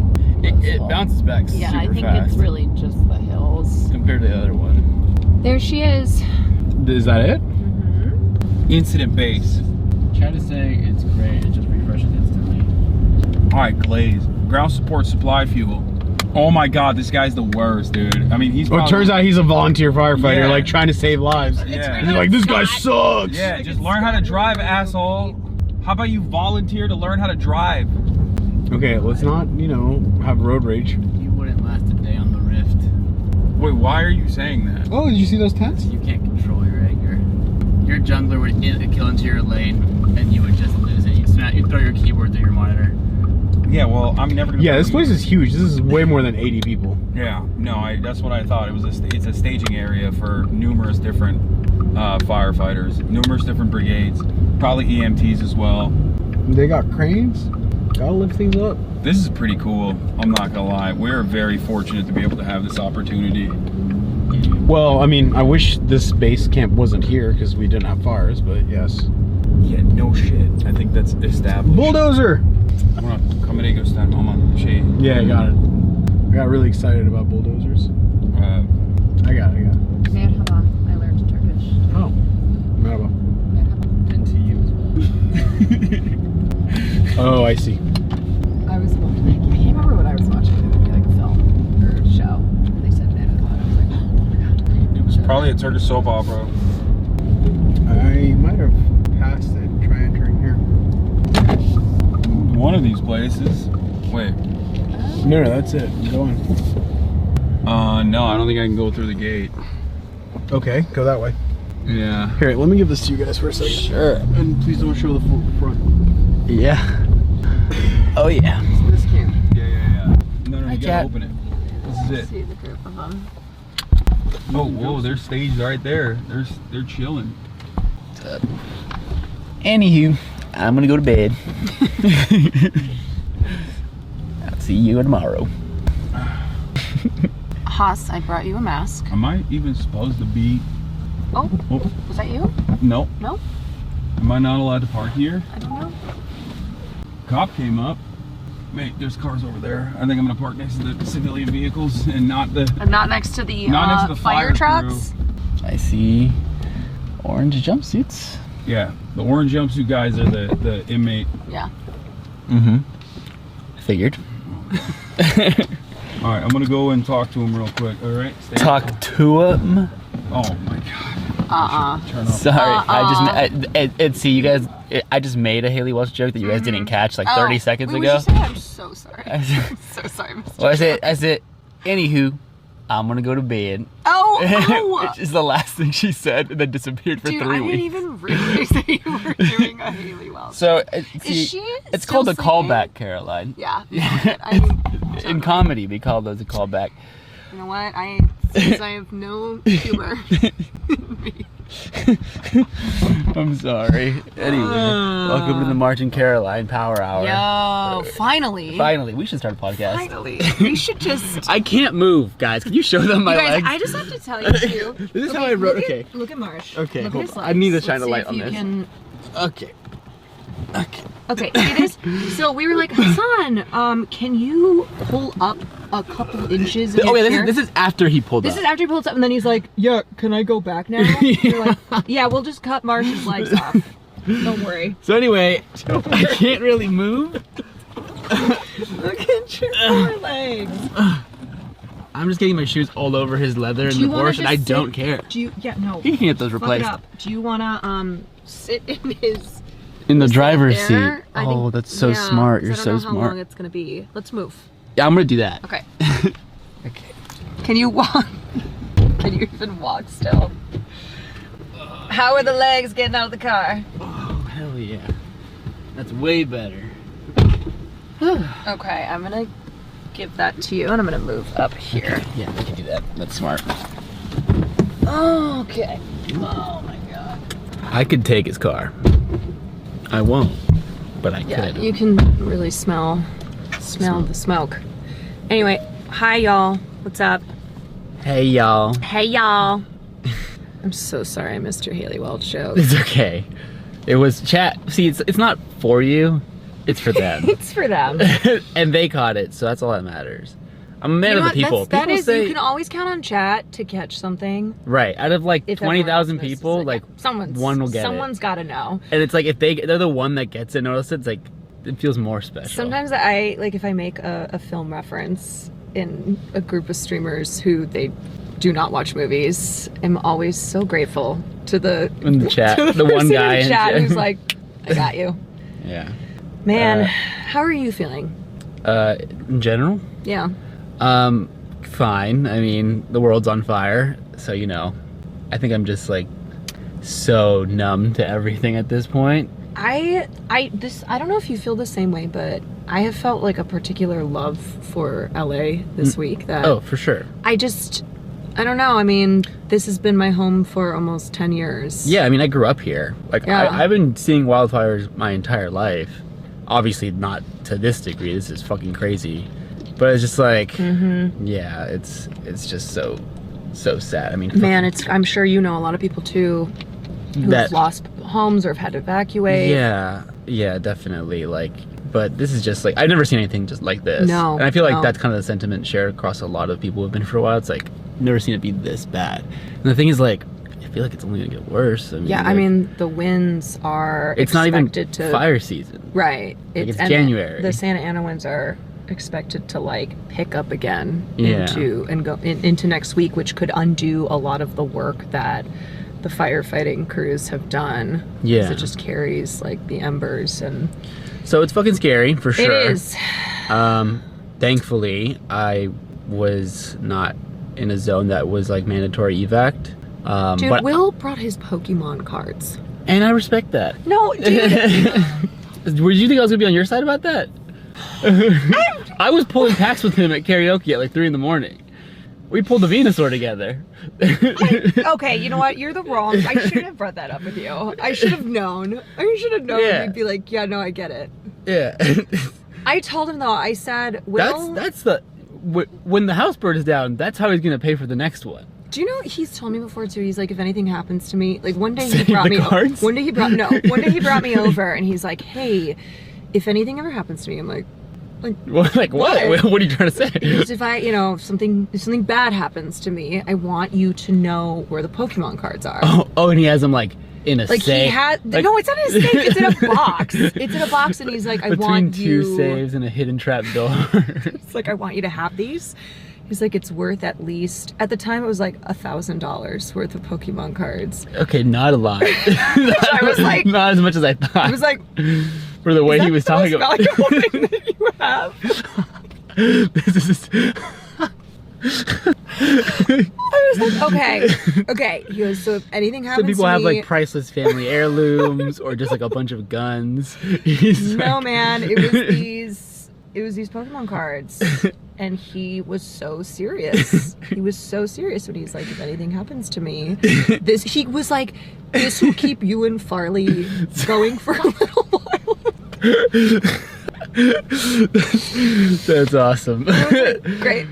He probably has some sick cards in there. Yeah. The collection has grown since then. Well, how long ago was that?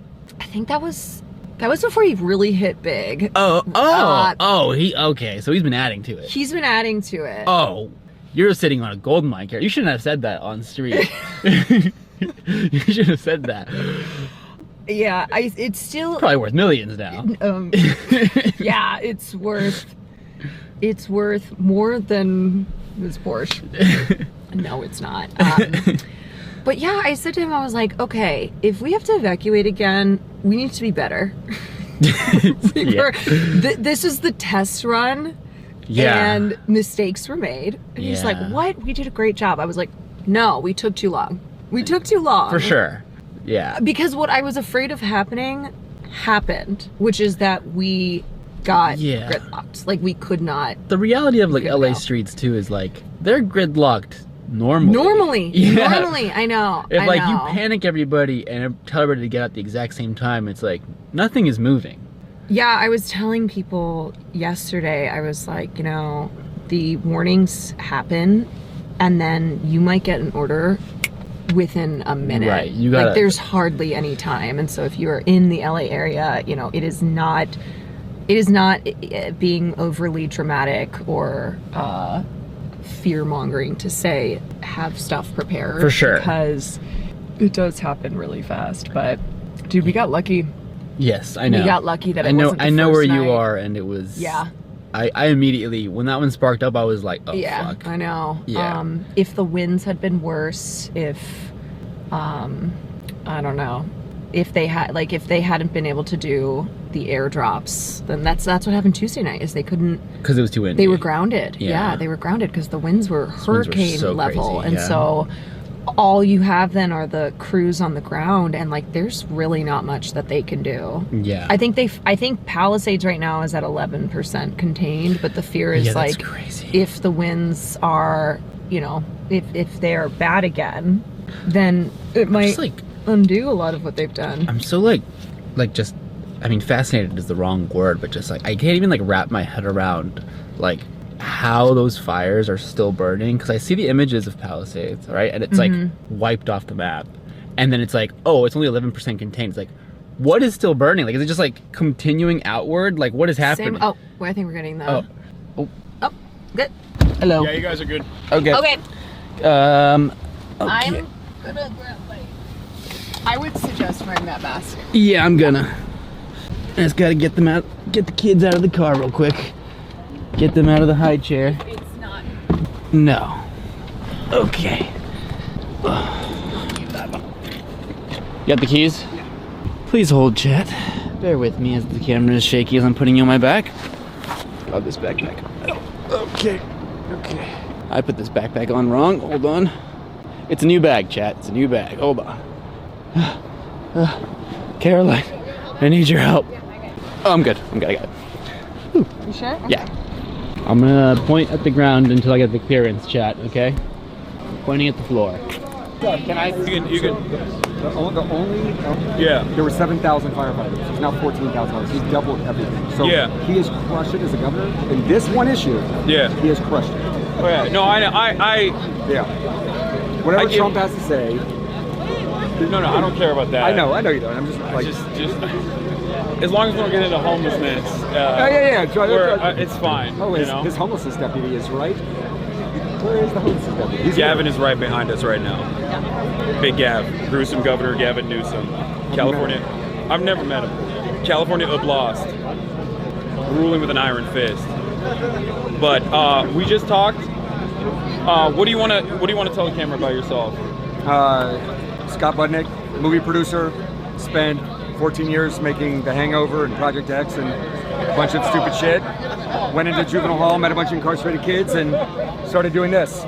And here we are, still making movies, but doing this is what kind of feeds my soul. And what's the group that you work with predominantly? Like you have a recidivism. Yeah, ARC. Right? So an organization I started. So after I was making comedies, then I did that, and now I'm back in the movie business making movies, but I'm still on the board of ARC and doing this kind of work.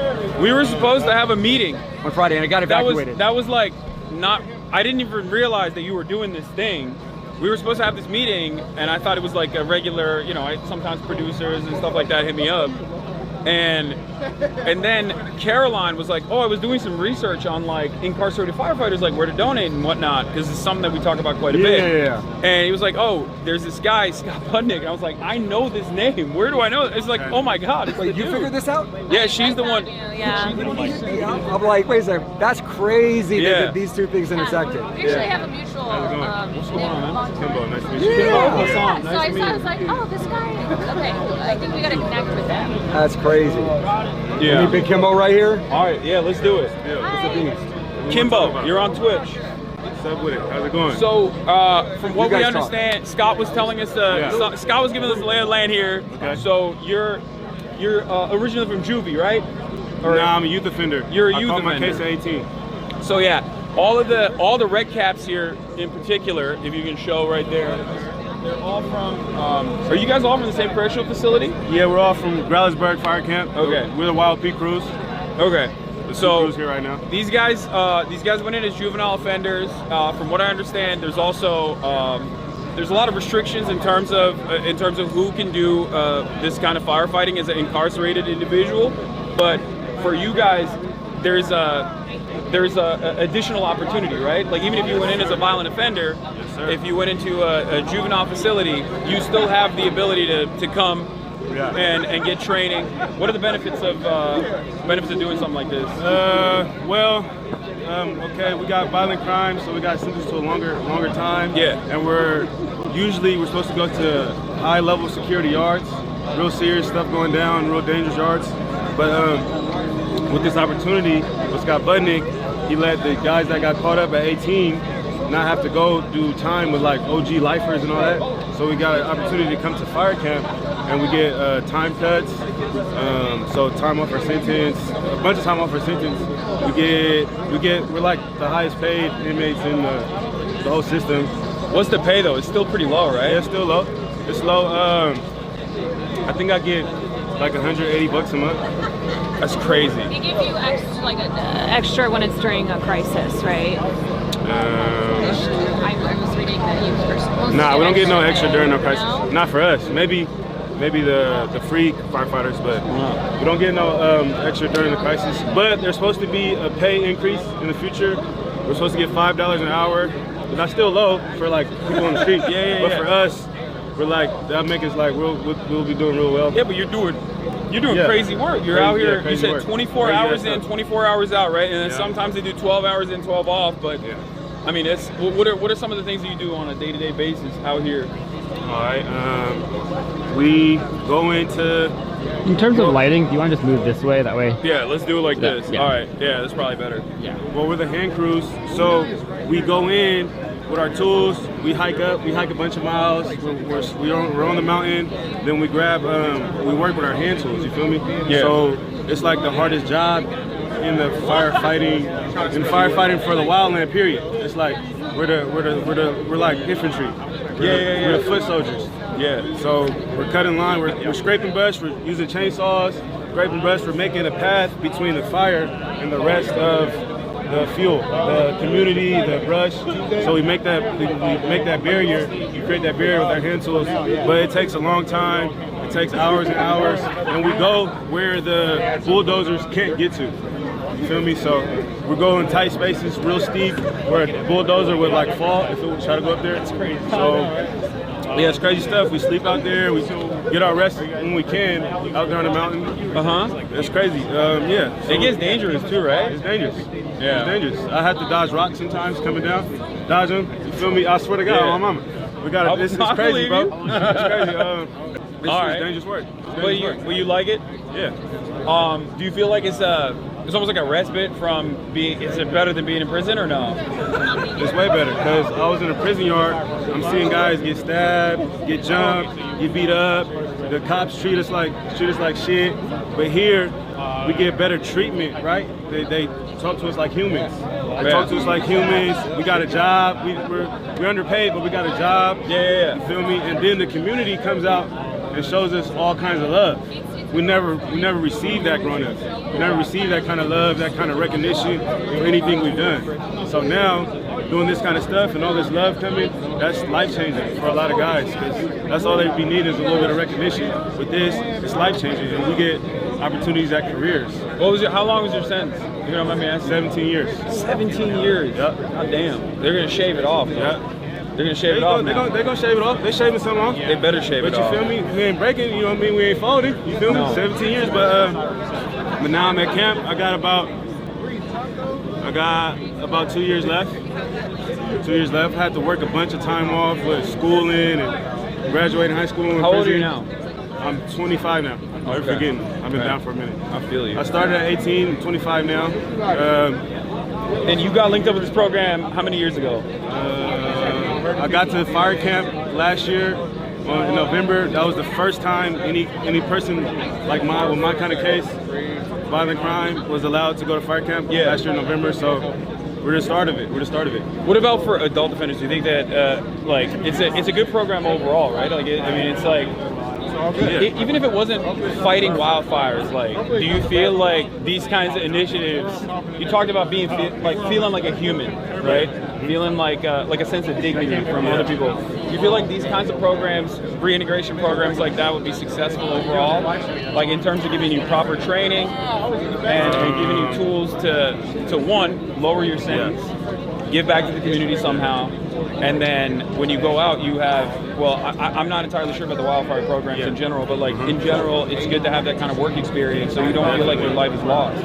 Yeah, it can be successful, but the thing is the pay. The work compared to the pay is it's crazy. Yeah. So a lot of guys get broke off on the mountain, get their body get beat up. You know what I mean? Yeah. But if the pay went up, more guys would be more grateful for the opportunity. Yeah. We're grateful for the opportunity. We got all this time. You feel me? We're young. Then we're real excited. We're real motivated. So when we get out, we're firefighters. You feel me? We're not running the streets anymore. Yeah. But for the adult crews, it just depends on their motivation. But it's hard work. So if you're lazy, you're not going to last. You're going to hate it. But if you're motivated to better yourself, it's going to work for you as long as you work it. I feel you. Yeah.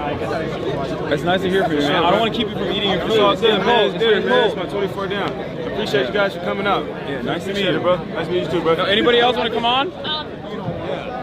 Xavier, he's down to talk, and then if you guys want to... Come here. Let's talk. Yo, those are... Does the state give you those? Yeah. We get them brand new, Those are kind of drippy, dude.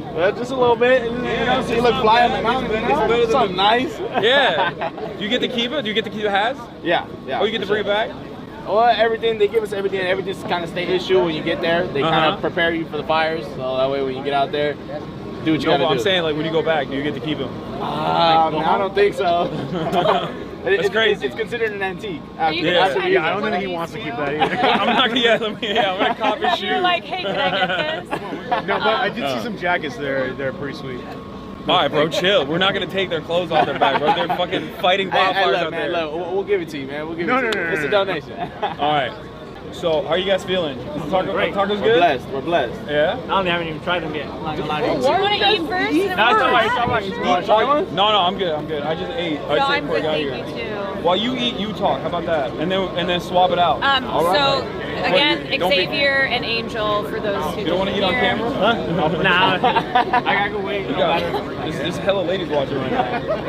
They're gonna be judging. They're gonna be judging the way you're eating. He's not shy. He's not shy. No, don't even worry. Because he eats on stream, and you cannot be worse. I'm fucking with you. You cannot be worse. Yeah. So how are you guys doing? We're blessed. We're blessed. You know, we're taking it all in. We just came down from the mountain yesterday. We were assigned to the Eden Fire. Our division, you know, was meeting up with other crews, doing some hand line. The dozer only goes so far. You know, our job is really to kind of get in the cracks and crevices where the dozer can go. And when we get out there, we work as a team, you know. This guy is crazy out in the fires, man. This guy goes crazy. This guy goes crazy. So, let me ask you, how long have you guys been training? Like, when did you get started with the program? It's a relatively new one, right? Yeah, it's relatively new. I mean, fire camps have been around for a while, but as far as for us, you get sent to a training facility before you're even allowed to come to a fire camp. And the training, honestly, will not prepare you for what it really is. You know, it's only a 2-week program. You probably do a couple sets of push-ups, run a mile or so. But but it's like, but does not prepare you for the real world. It's nothing compared to hiking with a pack on or having to cut line for hours. But yeah, like I said, I mean, you won't be able to really figure out what it's about until you get to a fire camp. Yeah. It's a lengthy process. I think these facilities try to imitate the feeling you get when you're on the mountain. You know, the hike can be miles and miles, and you know, you got to carry this water, and your circumstances are subject to change, you know, depending on the winds and how the fire increases over time, you know, and these places really just cannot imitate that emotion, that feeling you get when you're up there, you know. And before these fires this week, had you guys fought any fires before, or is this your first? No, we were just here at the Ventura fire, the mountain fire. Okay. Oh yeah. Just recently. So that was our most recent fire. I mean, fire season just passed, so the last couple of fires we have caught has been down south. I mean, this is kind of crazy to be your first experience. Yeah.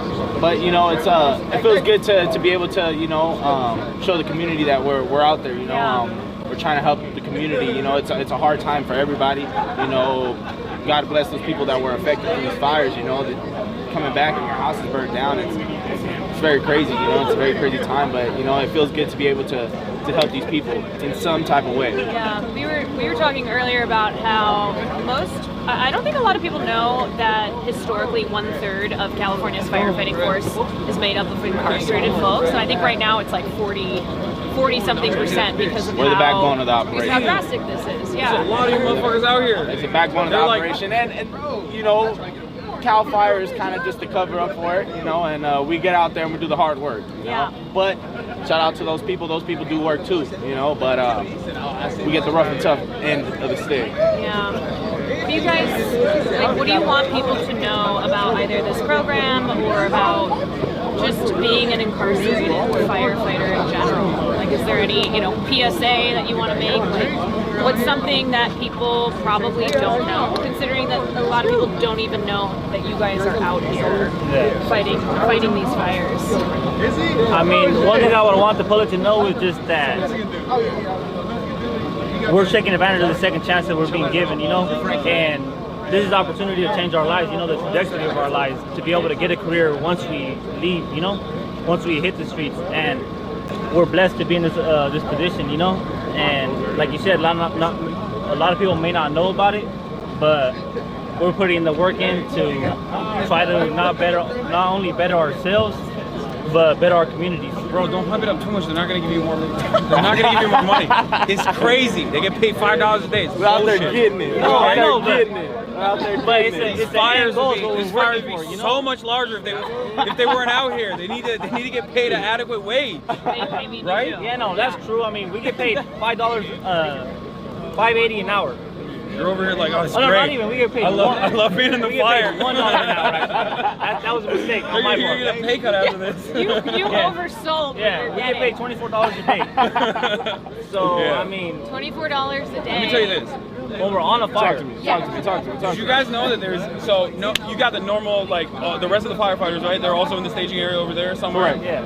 So you got that, and they get paid, like, the municipality gets paid, like, I think 98 grand or something. Like, they get paid pretty well. They get good pensions, good benefits. They got unions. So they're in a decent situation. What would you say if I were to tell you that there's also private brigades on top of that really rich people like Rick Caruso, you know the Grove? You guys know what that is? Yeah, the Grove. It's a mall. Very fancy shopping. It's lame as fuck. Anyway, he owns the Grove. He's a real estate developer. So we hired private firefighters to protect the Grove. You know how you heard about the Palisades that got burned down? 75% of it's gone, except for Rick Caruso's mall in the middle of the Palisades. Why? Because he hired a private brigade. Those dudes are making $7,000 a day to do what you guys are doing. I don't want the fucking sheriff to hear me talking like this. No, I think he'd encourage you to talk this way. Yeah, $7,000 a day to do basically what you guys are doing. Wow. So think about that. You know, and it's crazy. You know, it's a big pill to swallow. But in this case, the return that we get is our second chance at life. You know, this is a pilot program. You know, a lot of us made decisions before our brain was able to develop, before the age of 25. You know, so I mean, this is our second chance, and this is our second chance to prove it. And you know, at this point, it's a blessing. You know, it's not more about the material, but the growth that we gain from this experience. I think it's important to talk about how there are obstacles though after you are released, where you have this training, right? You have this experience. You deserve to have this as a career, but you know, it's still really difficult even with legislation that's been passed to work at expunging records and make it easier to get hired in this career. Like, it is still the reintegration process is a little tricky, you know, and I believe it depends and it varies on the individual, you know, because circumstances are subject to change. But at the end of the day, I believe if you want to change and you want to get out there, it's, how long you guys got? If you don't mind me asking. 4 months, I'm out. You got a year and a half left? 4 months, I'm out. 4 months, I'm out. Okay. I reside in the San Fernando Valley. December? Okay. How much time you have left? 2028. Damn, there's gonna be a whole new president by then. Don't worry, none of us are making it out. None of us are making it out by 2028. I taught him what Twitch was. Oh yeah. I've been in long enough, I didn't know what it was. Who here watches Twitch? Anybody? Is it the gaming one now? Yeah, the gaming one. Xbox and stuff? Yeah, I watched it a few times. Yeah, you guys got any favorite content creators like YouTube, Twitch? Kai Cenat? Yeah, I know Kai Cenat. Damn. Look at that, Kai. Pretty boy Fredo. Kai is that boy, huh? Kai is the boy, huh? 2K basketball. Oh no, I don't really play any 2K. Oh, they're asking me if he games. Oh, who do you like in basketball? Everything. Well, we're talking about Twitch. Some of these guys are familiar. Some of them have been locked up too long, but they one of them asked about Kai Cenat. Like basketball YouTubers? No. They do basketball content. And then they're talking about basketball, gaming. Oh, Soul Illuminati. Yeah, I know Soul. Yeah. I mean, I don't know him personally. Yeah, I've seen his videos. Come out. Yeah. 2000. When was Twitch first? 2010. I mean, It was called Justin TV. I'm not homies, like. So it used to be called Justin TV, and then it became Twitch. But it was really COVID where it became popular. It started popping in 2020 during COVID. Yeah. Yeah. But I don't know. Everyone was at home. The entertainment industry was shut down. Gotta do something. Looking for. So you guys how long have you been doing Twitch? I've been doing Twitch since 2018. Before that, I was at a company called the Young Turks, doing political commentary there. And then I switched over to Twitch, and I went full time in 2020. And I've been doing it. I mean, I love it. It's a blessing. It's given me fantastic opportunities. I get to do insane, cool shit like this. You know what I mean? And I have. I'm a political commentator. Like I talk about the news in general, and I predominantly focus on like labor rights, things like that. Wow. So, and also rehabilitation over incarceration, things like that, prisoners' rights, concepts that are unfortunately very foreign for Americans in general. Sadly. Have y'all ever seen like YouTube videos of like a prison in Norway? Look it up. There's a whole show called "The Worst Prisons in the World," right? Yeah, America has the worst prisons in the world, bar none. Straight up. They say like, oh, Russian prisons are bad, Turkish prisons are bad, or whatever, but American prisons are obviously the fucking worst. Terrible. It's a for-profit industry. Definitely. Yeah. And they're privately owned industries. Yeah. I mean, it's one problem is that. I mean, it's good that incarceration rates have gone down, but now they're like, oh shit, we have less people to use as firefighters. So it's now they dip into the inmate. Right, because they do rely on you guys so much. And do you guys think that they know like the trauma that it causes? What's that? Like, do you guys think that they know the trauma that causes like? I'm not gonna lie, they don't give a shit. It's like he's not lying. They don't give a shit. They don't give a shit when you're out and doing stuff. You know the reason why I ask is because I mean you heard of the word institutionalized, right? The what? Institutionalized. Have you heard that word before? Institutionalized, like institutionalized. Yeah. So now I've only did it for like 12 years, 13 years. But the point is, I'm about to go home next month. So you go from the cell to this right here. It's like it's culture shocking. So now I guess like the fire camp, bringing back light to the fire camp, right? It does help you because now you start like mingling with the public, with you guys, the civilians, right? Which is I feel foreign with you guys because I feels like I'm part of the prison. That's who I was. That's what they indoctrinated me to be. Yeah. That's what they wanted me to be. So like now they want you to get out here and then go to a fire camp and then act like if you're a firefighter. And we do get like minimum training, right? So how is it that you do that? How can I become a better civilian, a citizen, coming from prison to this? Like maybe you guys know something about that. Like, that's my biggest question. How do I've only been in jail. You know what I mean? Like, it was not. Okay, what's It was normal to you guys? overnight. What's normal to you guys? Are you asking like personally how Right, you right. make that transition? Right. I mean, He asked a serious question and I made jokes. I'm sorry. No, it's fine. No, It's no, a no. job. It's a job. Yeah, yeah. I think what's key is having support, right? So that that transition is easier. I mean, Right. you're right. When you spend so long Right. in prison, then you either are on the path to being institutionalized or you're Right, there. right. It is hard to transition out, and there is such a lack of support from the state. Right, that's my point. So I understand. I mean, that's neither of us have been in that situation before, so we can't speak from personal experience. But it's why like we are trying to bring attention to this and say, okay, like you're somebody who you have firefighting skills now, right? You've been there on the front lines. You've trained for this. Like, how great would it be, and how deserving are you of like having this as a career after you leave? So you don't have to, struggle with job opportunities because you have a criminal record.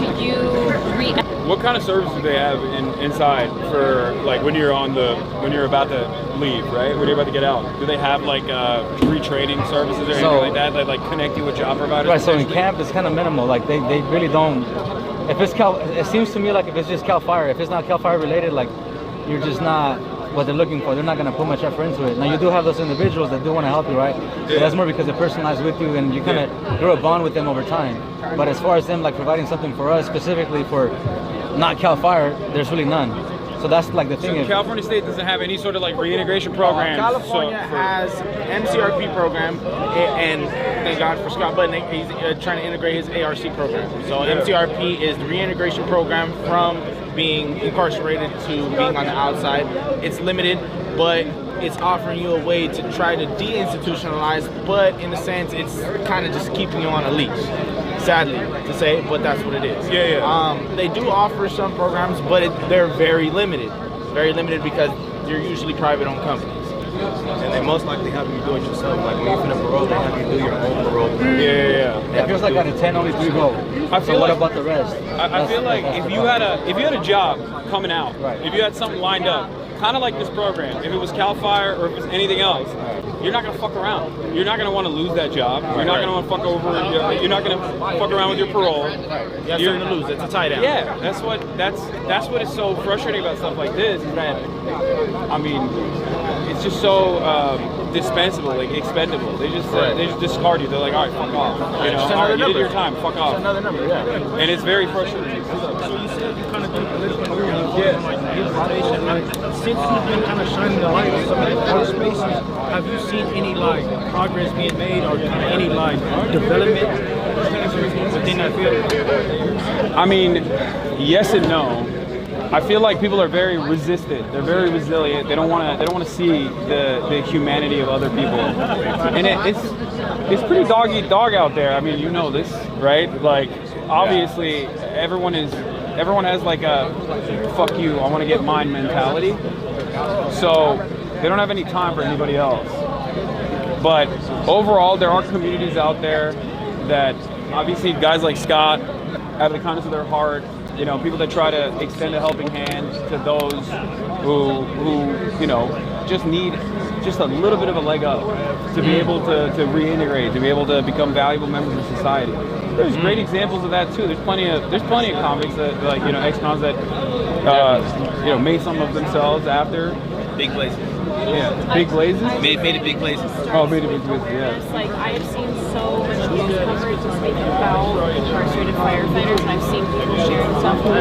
I know it's the first time that they've heard about that, so I think it's even just that first step of like. Yeah, of course. Come over. A lot of the guys out here who are fighting. Stand right here. Talk to him. I just want to say hello to my daughter out there. I haven't seen her about 11 years, and yeah, I love you, baby, and hopefully I'll be out soon. And yeah, I miss you a lot. And hey, be good out there and get your mom right, okay? Love you. That's right. He's doing the Lord's work. He's protecting people in California right now, every day. Doing my best. What's your name? My name is Salvador Serna. I'm out of Tulare County, and I miss everybody. Nice to meet you. What? How much time you got? I got about 6 months left. Oh, hell yeah. About Okay. 6 months. Unfortunately, I came back on another term, but you know, this has helped me to grow a little bit more. You know, expand my horizons a little bit more, and build a little bit more, and well, just focus on myself more. Okay. And I'm very appreciative. You didn't do this beforehand. You didn't do the Cal Fire program beforehand. I've never done it before, but I'm hanging with a crew that's way younger than me, and man, they're all on fire, man, and I'm running with the crowd. How many miles you are, OG? How many push-ups is OG doing? I'm 53 years old, and I'm running with all these 20 and 30-year-olds. So he's out there, man. If I could do it, anybody could do it. He's in the Wild Peak crew, so everybody in this crew is under 25. Yeah. Tell him, OG. OG's That's under 25 true, too. For sure. In heart. At heart. At heart. Well, I've been walking in circles for many years, so. All right. I appreciate it very much. And thank you so much. Of course. Nice to meet you, man. Thank you for everything you're doing. Hey, thank you again. Keeping the streets safe. Yeah. And so we are, you know, in the type of coverage and content we do on the street, like as leftists, he was asking like, why do we care? Like how we got involved, and like that's a long story, but I try to explain to people all the time that are listening that they are closer to where you are, and I am closer to where you are than we are to a guy like Elon Musk or a billionaire or a multi-millionaire, you know, owns multiple condos, properties. Like, obviously sometimes people don't have a good starting position in life, you know what I mean? And they get lost in the system. Like, no one is like truly evil. I mean, okay, there's some motherfuckers who are truly evil, but like child molesters, they're evil. But like, other than that, you know, everybody has a story. Everybody's a normal human being. Yeah, a lot of good in people. I remember it's all about maximizing potential, breaking that stigma. Breaking the stigma. A long time ago, I saw this visual of a race, right? So imagine you're running, and not everybody is at the same starting. Some people are ahead, and some people are running that same race, and that is the reality. Is that depending on your circumstances in life, you do things they shouldn't even, you know, they shouldn't be in jail for the first place, or at least be in for a much shorter period of time and a focus on rehabilitation. These sorts of programs are good for that, especially very important for that, because everybody needs to be busy, bro. That's what it is. You know what I mean? If you're not busy, you're gonna go fucking crazy. Sitting around looking at the same gray bars all fucking day. So obviously, I think breaking that pattern a little bit for you guys is, I assume, very helpful. For sure.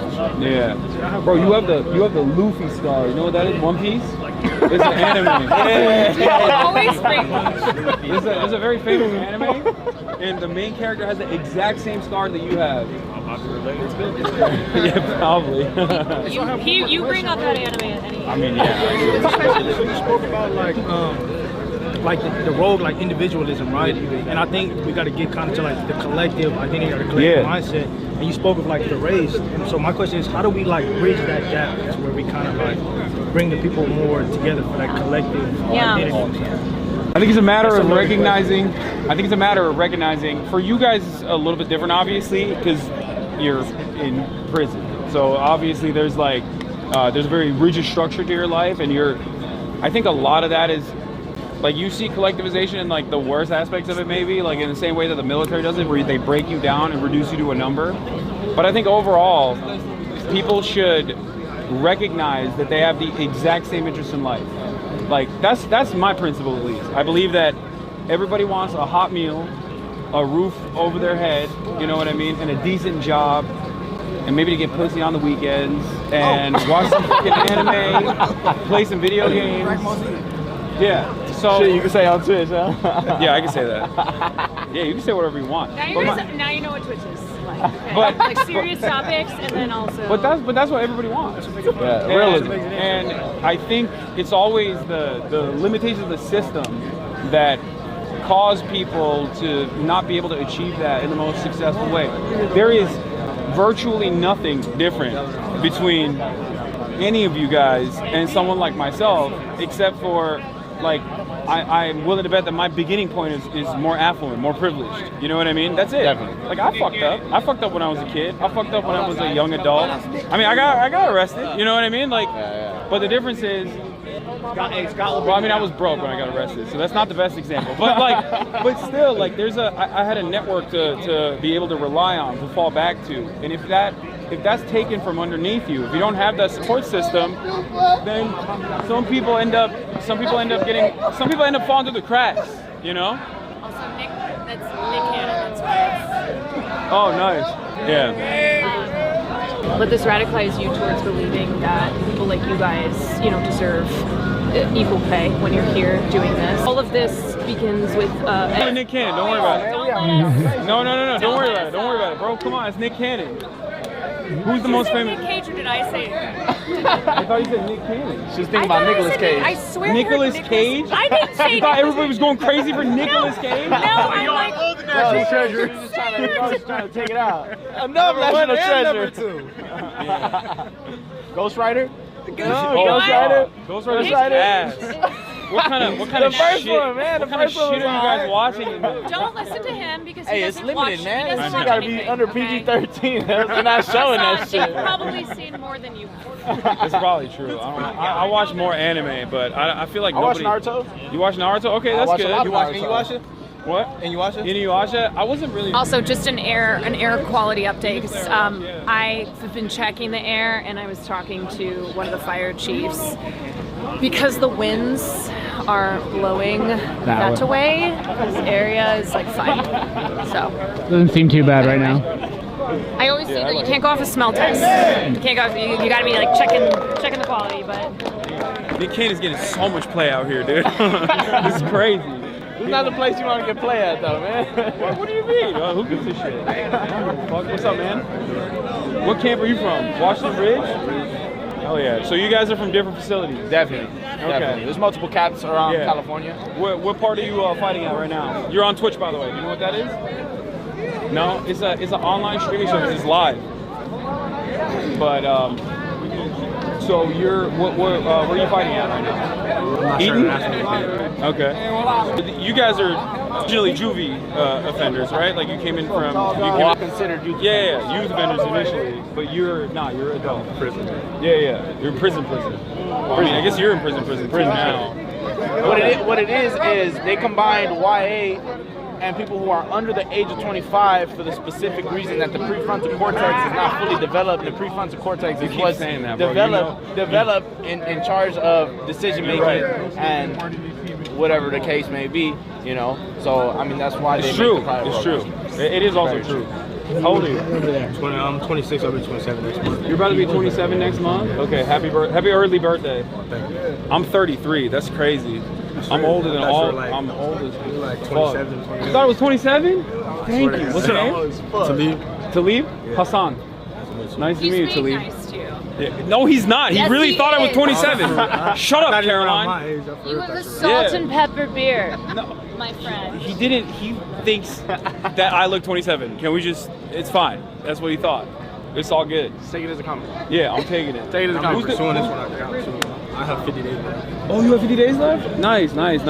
Okay, so I feel like a lot of the people here, like a lot of people I talk to, like they have a couple months left, like a year left, 50 days left. It's very it's at the end of their sentence for the most part. Is that a part of the? Is that a byproduct of the? Not necessarily. Some people, OG that was on camera earlier, he got a couple years left. So it just varies. What it is, it's a percentage drop. The law that Newsom passed no longer have to do the 85% as a violent offender. Yeah. So as you get into these programs, they give you the privilege of dropping your percentage of how much you have to do out of your sentence. So in this case, I was a violent offender, so I go from 85. Without being in these programs, you go to 66, and when you enter the program, you do half-time, so 50%. Yeah. Let me ask you this, and you could totally not answer if you don't want to. Okay. But what do you think, for people who are just like so uninitiated with this process, what do you think leads someone, in your experience, from all the people you met inside, what do you think leads people into like making decisions like the ones that you made that cause you to go to prison?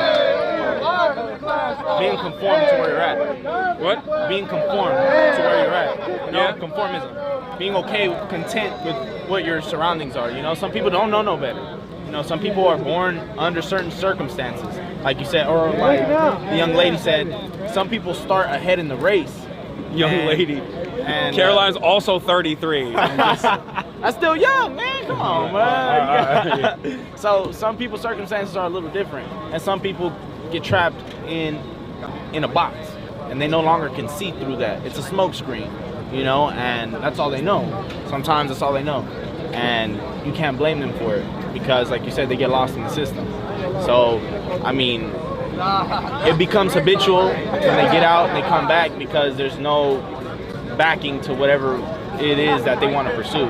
You know, some people are confused. Some people don't know the terms and the knowledge that they need to progress. So, are there educational opportunities in there or no? Like, do they? Yeah, I believe the college that I'm taking right now is called Rising Scholars through Lake Tahoe Community College. Yeah. And they provide the opportunity for inmates to gain their, I believe their AA, and I believe their bachelor's in some subjects, not all subjects. What are the subjects you can get it in? I'm barely doing college, so I'm in English 101 and counseling, but I believe you can get it in arts and sociology. Do you like it, or is it? I'm not that far yet. Okay. But I read a lot more books than Go through coastlines. As long as you do the work, you can get into business, sociology. We can get an interview, basically. Have you done it or no? My last term, I was taking classes to get my degree in sociology. Okay. You got 50 days. What are you gonna do when you get out? I'm gonna hit up Scott and see what he has to offer me to help me. Okay. Either Ventura or working at Hollywood CPR.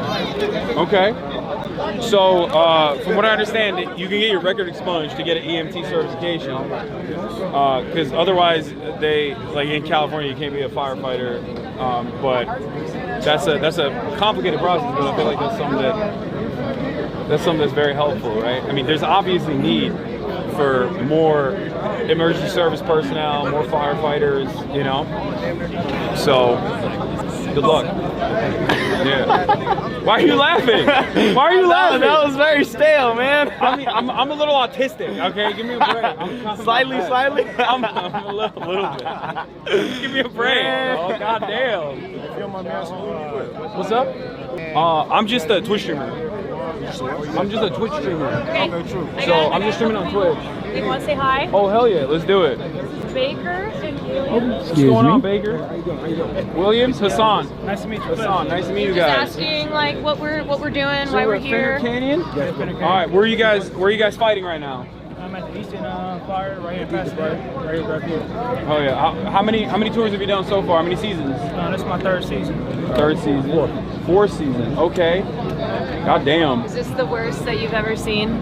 I was on American Fire years ago, but yeah, down south, yeah. You like the program? Program's good. Not enough pay, but the program's good. Not That's enough right. pay. Yeah, that's That's why right. we're here to talk about stuff like that. Yeah. What do you guys get right now? Like $24 a day or something? Yes, That's $24 crazy. a day. It's crazy. Is it the same for everybody? It's the same for everybody. And then you get regular pay Monday through Friday. As far as like a Swamper, you get $10.80. As far as like regular tools, like a Pulaski or McLeod, you're gonna get $5.80. So what are the things that you guys are tasked with right now? You're just clearing out? Basically like clearing out brush, lemon up, fuel break, doing stuff like that. It's one of the harder tasks, right? In general? Yeah. Labor intensive. Yeah, absolutely. A lot of strain on your body. Yeah. You know, like I say, it's all too within the mental as well too. As far as hiking up the mountains, late night cold. It could be like 2 in the morning if a fire flare up. You know, you got to get back out there, jump in. So it's a lot going on. So you guys are right now. They're on break, right? They're doing 24 hours off. But when you're back out there, you sleep out there. Yeah, absolutely. Right. So they give you like what? Like they give you gear and then they give you like sleeping This gear. pretty much what you got right here, and then you got your Nomex on, your Nomex shirt on. That's it? Yeah, that's all. They don't give you any sleeping gear? No, not on the mountain. Not on the mountain. So like I say, because you could be out there scraping line all night, you know, whatever it may be, trying to get a fire out. Yeah, so you can be out there What kind of protective gear do you have? I mean, I can't imagine for that like you're a gonna... shroud, like you know, you got a shroud that's on your helmet for like protecting from smoke. You know, Pretty much same gear in Cal Fire where we have. Pretty much same gear, just in a different color. That's all. Okay. Yeah. Is it orange or is it yellow? Right? Orange. Is it orange? Yeah. And then as soon as you guys are done, they escort you. Yeah, so as soon as we're done, we go back to the bus, rehab our tools, sharpen them up, be fire ready. Be fire ready for like, you know, we get called to another fire or whatever it may be. Why did you decide to join the program 3 years ago or 4 years ago? I'm gonna be honest, when I first joined it, I just did it as far as like the time reduction, but once I started doing it, I kind of liked it. But once I get released, I won't do it though, because like I said, it's just too much going on as far as like the breathing and the, you know, as far as the air, different chemicals and stuff like that. And as far as I know, from other captains that I've talked to, basically they said like it's just a long-term, you know, health condition, you know, as far as just breathing in all the different chemicals and stuff. You guys get any medical after? Like any medical attention? No. They asked us, do we need like, you know, as far as like anybody got hurt, anybody get injured, any medical conditions. But, you know, if it ain't really like, you know, for like you got really hurt on the fire line, sprained ankle, none of that type of stuff, you kind of just like go back to, you know, working the next day. Like you say, the 24-hour down, 24-hour up. But you're not really getting a full 24-hour down. You know, you're going to get the 24-hour on the line, you are fighting fire, but you're not getting a full 24-hour down. You got to come back, you got to shower, you got to go to eat, you know, you got to go to get lunches. You know, It's also a lot of A lot of noise, a lot of activity. A lot of stuff going. They got to go to briefing, get the assignment, so it's a lot that's going on. Are you guys staying in these tents? We're staying in these tents. Are they nice? Yeah, they're pretty nice. Are they better than prison? Yeah, absolutely better than prison. God damn, prison sucks. Yeah, Baker, I want to ask you the same question. You know they go back to a camp after this. Yeah, we go back to the camp. Yeah, so we don't go back to prison. So we left the prison yard. Yeah. So we go back to camp. So our camp be like, maybe staging. I mean, our camp's in like Palmdale. So Palermo, California, actually. So I want to ask you why you joined the program. I did it 14 years ago. When I came back last year, my points was low, and I said, instead of going to the yard, I said, send me to camp. So, yeah. I used to be at Carlsberg 12 years ago. I was at Carlsberg fire camp 12 years ago. Okay. So, I came back the first of last year. Unfortunately, I came back to jail. Instead of going to a regular prison yard, I said, send me to camp. Have you? So you got out of jail before, and then are you wanting to pursue firefighting like when you're released again? I'm 56 years old. I'm 56. I'm still doing with the youngsters. It's a lot. Yeah, but I still, for my age, I still get up that mountain. So I wouldn't mind doing it. And they say California don't have an age limit. So, it's up in the air right now with me. Yeah. How much time we got? I go home March 15th. Nice. Yeah, I'm done. What about you? I go home in July. Okay. Yeah, so what's the first thing you do when you get out? Drink a beer. That's what I'm talking What about. kind of beer? Modelo. Okay, there you go. Modelo. What about you? see my grandmother. She in California? Yeah, she in California. So I'm gonna see her because right now I'm putting like 10.5 years. So I've been incarcerated 10.5 years. And I go home in July. How old are you? 32. 32? Yeah, came in at 21. Young as hell. I'm 33. You look way younger than me. He's looking for another person to tell him that he looks. Okay, stop. Yeah, one guy. One guy said I'm 27. All of a sudden I'm riding the fucking high. I'm riding the high. So how are the cops? Are they all right? Are they dicks? You got some that's dicks, but for the most part, that's only one. But for the most part, we got good cops at Finnecane. It's like you got some smooth ones, then you got some that's just assholes that just basically they don't care. Like I say, just it's just job security. That's how I look at it. Like just job security. You feel like they're is it like a personality issue, or do you think it's just like they're just insecure?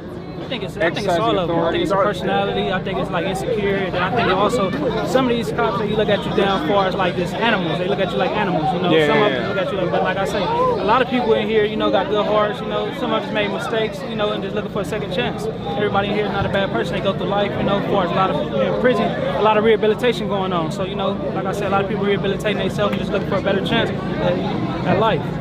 You feel it's hard, right? It's hard to do rehabilitation in the current structure that exists, in the current carceral structure. Yeah, absolutely. It's like they make it difficult. Yeah, they do. I got some friends that were in county jail back in the day, and they basically describe it as like when you go in, it's impossible for you not to be worse than when you initially went in. Yeah, you get worse. It's a lot of trauma that's going on within prison. Yeah. It's a lot of trauma. It's a lot of things that you see that's going on in prison. Whether if you're on a 3 or 4 yard, people as far as getting shot, removals, riots, all different types of stuff that's going on a yard. So basically, like that can be traumatizing, and then especially if you do it so long, you be like institutionalized. Yeah. And how long were you in before you got out the first time, and then? I was in 6 years, got out 14 years, and I'm back a year. Yep. All right. Cheersing your beer when you get out. Thank you. Cheersing that. Thanks a lot for sharing your story, guys. Thank you. Appreciate it. Good luck out there. I need to get a water. I'm thirsty. No, it's gone anyway. Hold up. Pages? I ain't never heard of it either. Yeah, I guess it's technically it's a video game platform. Normally, it's a video game streaming platform. People play video games, and then people can watch it. It's like YouTube, but live. Basically. Thank you. So you mean to tell me that I can get paid for playing Fallout? Yeah, you like Fallout? Wait, hold up. What's your name? I'm Sean Armstrong. Sean Armstrong? Hasan, nice to meet you. Nice to meet You you. fuck with Fallout? I do. Wait, so when did you get in? This is my 13th year. This is your 13th year? Yeah. Damn, so you played like Fallout 1. I played 3 in New Vegas. You played New Vegas? I know the guy who made New Vegas. Never. Yeah, he might see this. Yeah, it's a good game. It is. Yeah. Nah, they just got PS4s at the camp, so I've been playing 04. Oh, hell yeah. That's cool. So, you guys stay here during the duration of the firefighting, and then you go back to camp, right? So, for the rest of your sentence, you're at camp? Is that how that works? Unless we get in trouble, yes. Okay. And the camp is like much nicer than prison. Yeah, there's little to no tension. The racial disputes is not a thing there. You know, your family gets to bring food to you from the street. That's you it. Eat at visiting. It's nice. You feel like a human. You got real weights there. Yeah. Definitely. Oh, they got fake weights in prison?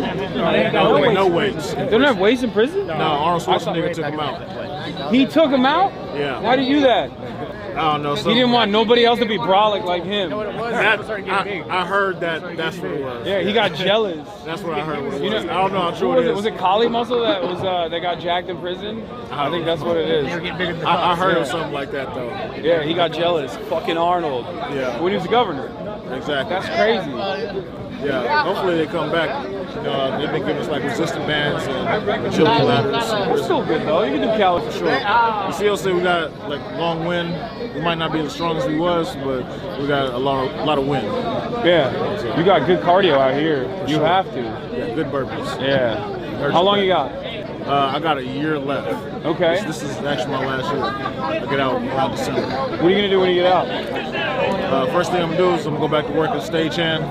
I was thinking about getting an electrician class, like a 10-month course at SJC.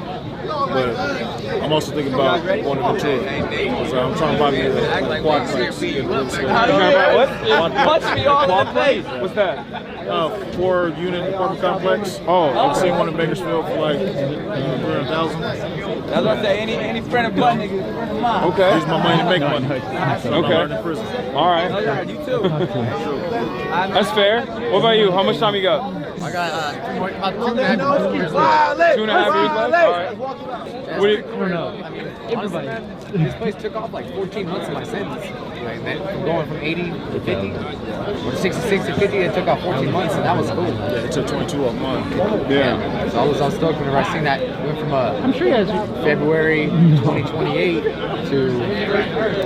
I'm sure they should December of 2026. Let me ask you something. Do you feel like it's the pay, or is the fact that you get training and you get to do something, or is it the fact that you get shaved time off your sentence, or out of all of these 4 things that I've had to mention, which one is the most important for you? Which one's the best thing for you? The fact that you stay at camp, where it's like obviously a much more humane situation than like being in prison. Out of all of those factors, which one do you think is the most impactful? I think what I would choose myself, I would rather do 2 to 5 years at camp than 2 to 5 years at Jamestown. I do 1 year at Jamestown. I'd rather do twice that. Whatever I'm doing at camp, I would take that over anything. The pay's cool. It helps pay out the restitution. You know, it makes you feel like you're earning a little dollar. Yeah. But that's not. And we're getting they're upping the pay on stuff. From last time I was in camp, it was like your grade pay was like half of what it is now. Yeah, no, it's crazy. It's still crazy. $25 is unacceptable. It's not. But it's you know, those wages are ridiculous. But I think that the time it's a hard one between the time, man. But I had to, just being at camp itself. You know, I'm learning self-discipline. You're teaching yourself how to work hard. I mean, to get up there and to go up there and cut for 5, 6, 7 hours, you're like sitting there. You're whooped. You've ran a whole Domar of gas, and you're just like, I gotta go hike up this mountain now. And it's a mind thing. It's something to train yourself. Just keep on moving forward. Yeah. And take that. Especially when you get out of here. A lot of people have never. I'm gonna tell you, this is the hardest work I've ever done, and I've worked my whole life. What did you used to do? I've just done I've remodeled log homes and a lot of construction, handyman. Where are you from originally? I'm from Tulare County. Okay. Porterville. Tulare County. Tulare County. I have no idea what that is. It's not too big. It's north of Bakersfield. Right there next to Bakersfield, Visalia. What about you? Where are you from? From Bakersfield. Oh, you're from Bakersfield. Okay. Yeah. All right. This is a good place to learn. If you got a good attitude about this place, man, and regardless, like, you know, I mean, everybody comes from a different walk of life. This is a place where we can all come and agree on, like, we're gonna go work hard today, and we're all on the line. You're all brothers. I mean, you're all got each other's backs, no matter what race, ethnicity, religion, all that stuff. It just doesn't mean anything. Other people have brought that up a lot as well. So there's a lot of people who are oblivious to the conditions of prison in general, and other people have also brought up the racial tension in general. But it's not like can you briefly elaborate on that, if you don't mind? Racial tensions in prison, you know, everybody's entitled to their beliefs. Some people, in their beliefs, they don't like others. Or we all grow up with different biases. Some we know, some we don't. And decisions and politics are based sometimes off race. You know? Yeah. The same person, because I hang with a lot of Hispanics on the street, you know what I mean? And I remember being on the yard with one of the Cortezes, and I couldn't even kick it with him really, because, you know, shit was in the way. But it's still my boy, you know what I mean? That's the part that really got me messed up, man. I was like, I grew up in like sports and like military kind of people around me. It didn't matter the color of a person, you know. I just, like, they're my friends. Like, I mean, but you come to prison, and I mean, being like, I show up and they're like, I'm a new white guy. They're like, hey, you can't even talk to that dude. You can't even hang out here. I'm like, it's their protection too, right? Like, you have to be slotted in. Yeah, I mean, yeah, sometimes. So from what I learned doing college classes is humans, we have what's called in-group bias. I identify with somebody of my skin or my ethnic group, my area, and it's them and it's us. We do that naturally, you know what I'm saying? And it's a defensive mechanism that's based on instinct. But we're not born with it. We learn that through life, you know. We're really not. We tend to emphasize it a lot over small shit, over insignificant shit. You know what I mean? We were saying that that's a big part of why camp is better as well, because you can just kick it wherever you want, with none of the other additional animosity. Yeah. They do give us that. A lot of that stuff is gone. It rears its ugly head sometimes because, again, it's people's beliefs, but the majority of the people in camp, they're gonna nail that in the bud. Like, we're not doing that here. Yeah, because you don't want to fuck up. How does that work? Is it like community policing? Like, you're just like, hey, we're not going to tolerate that here, or is it like, because when somebody comes in and an example would be somebody with a bad attitude. Like, how do they weed themselves out? They usually kind of weed themselves out. You know? You know, they show up and they get, and you become like, everybody that's been there, they have a program, you know. They got something that works. Everybody's getting along. You know, everybody comes in. We'll have like a big old group. Something going on in the camp and it's causing a lot of problems. We're rocking the boat too much. We all come together. Hey guys, we need to come to agreement. We got some new guys coming in. That we always, we run it down to them like, hey, this is what we're doing, guys. We're not doing the crazy, you know, high power politics. We're just here fighting fires, man. How do they get weeded out? Is, like, that's what I'm saying. Do they just send them back? They go back to the prison. So either they're going to get write-ups from the dumb stuff that they're doing, or they'll clash with somebody because a person will try to take them underneath their wing. Each one teach one is the rule when I first came to prison. So, hey, man, you're my boy from my area. I'm going to lace you. Hey, look, this is the do's and don'ts. This is why you don't do it. But if you don't want to listen and you want to buck the system, eventually you're gonna clash heads with somebody, and there's always some bigger dog. They're gonna see like the person that's causing problems. Yeah. And I mean, like, you can just, you know, they don't stick around too long when you start. The cops see everything. They watch us there. Are these the same like camp cops, or are they coming in from? Those are from our camp. Oh, okay, yeah. They're regulars there. We see them every day. They've spent years in the prison systems, worked their ways down to a camp, and a lot of them are veterans, and they know the game. You feel like they're nicer overall than like normal COs inside of the county jail or prison? I've met some good and tolerant COs since I've been in prison. A lot of those COs are now working at camps.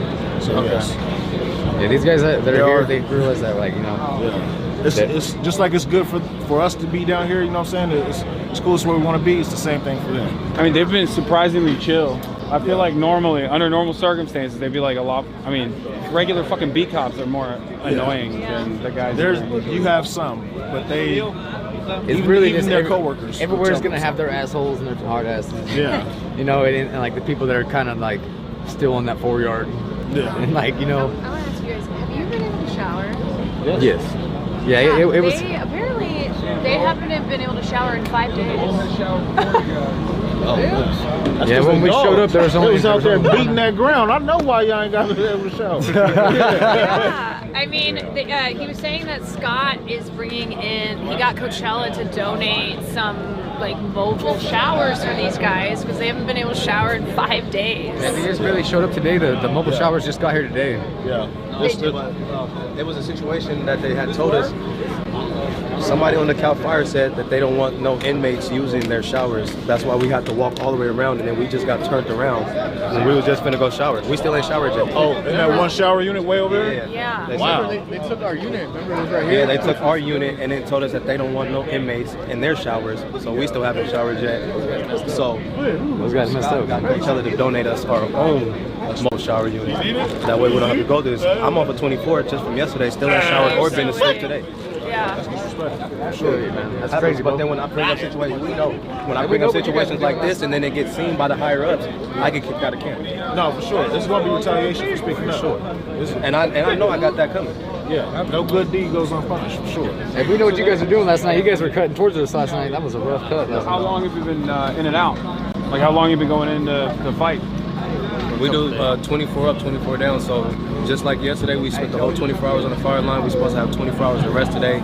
We'll be back tomorrow, 24 hours, and it just rotates like that. I'm just wondering. Comes up to the mop up stage. We usually, because this is a Fed fire now, so like we're kind of just like what we do, like state and Fed is different. Like whenever it's a state fire, we'll do a completely different cut. We'll do a way more bigger cut. We'll do a 10-foot cut with a 4-foot scrape. But these guys, they have us doing a smaller one right now. They just have us doing the 6-foot cut with a 2-foot scrape.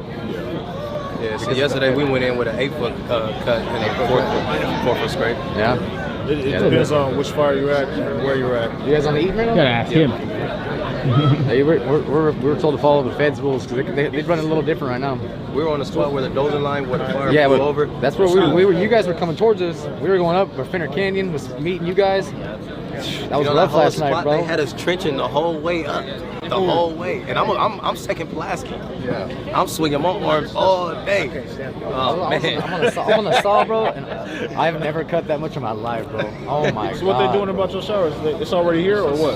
Luckily, we got Lieutenant Hill, and he's trying to push the line for us. I respect it. I would love to help if we can, and I don't want you getting in trouble at all. So however we can help. I'm sorry, you deserve a shower. Hey, for sure. I appreciate it. And what's going to happen is going to happen no matter what. That's going to happen. It's kind of how the dice rolls around here, you know. Like if you want to know what happens, come back and check on them in about 3 months. You don't need it anymore? We know. No, I mean you gave it to me. Well, yeah, it's fine. Huh? Okay, 1 second. Yeah. You guys play at camp, right? You got a PS4? Well, our camp doesn't have it. Oh, your camp doesn't have it. We're trying to get it going over there so we can have some activities for us. We're trying to get it active. What is it? What you got weights though, right? Oh, we got weights for sure. So you got weights. You don't got a PS4, but you got a TV. Yeah, we got TV. You guys get internet access or no? No internet access. They don't want us to have that. Why not? I don't know. Well, we're still incarcerated people, so we can't. We're limited. You're still a person. It's a human right. I think you should be able to get internet access. For sure. What are you gonna do with internet access? Crimes? Okay, maybe, but. I mean, inside the prisons they have tablets, but at the camp we don't have tablets. Oh, really? So yeah, sometimes I'll see like dudes sneaking a phone, and they'll go live on TikTok. Yeah? Yeah, but only for a limited time. Hey, follow my. Yeah, you got TikTok? You shout it out. By the time you get out, it'll be popping. Yeah. But I don't know. So, one question for you.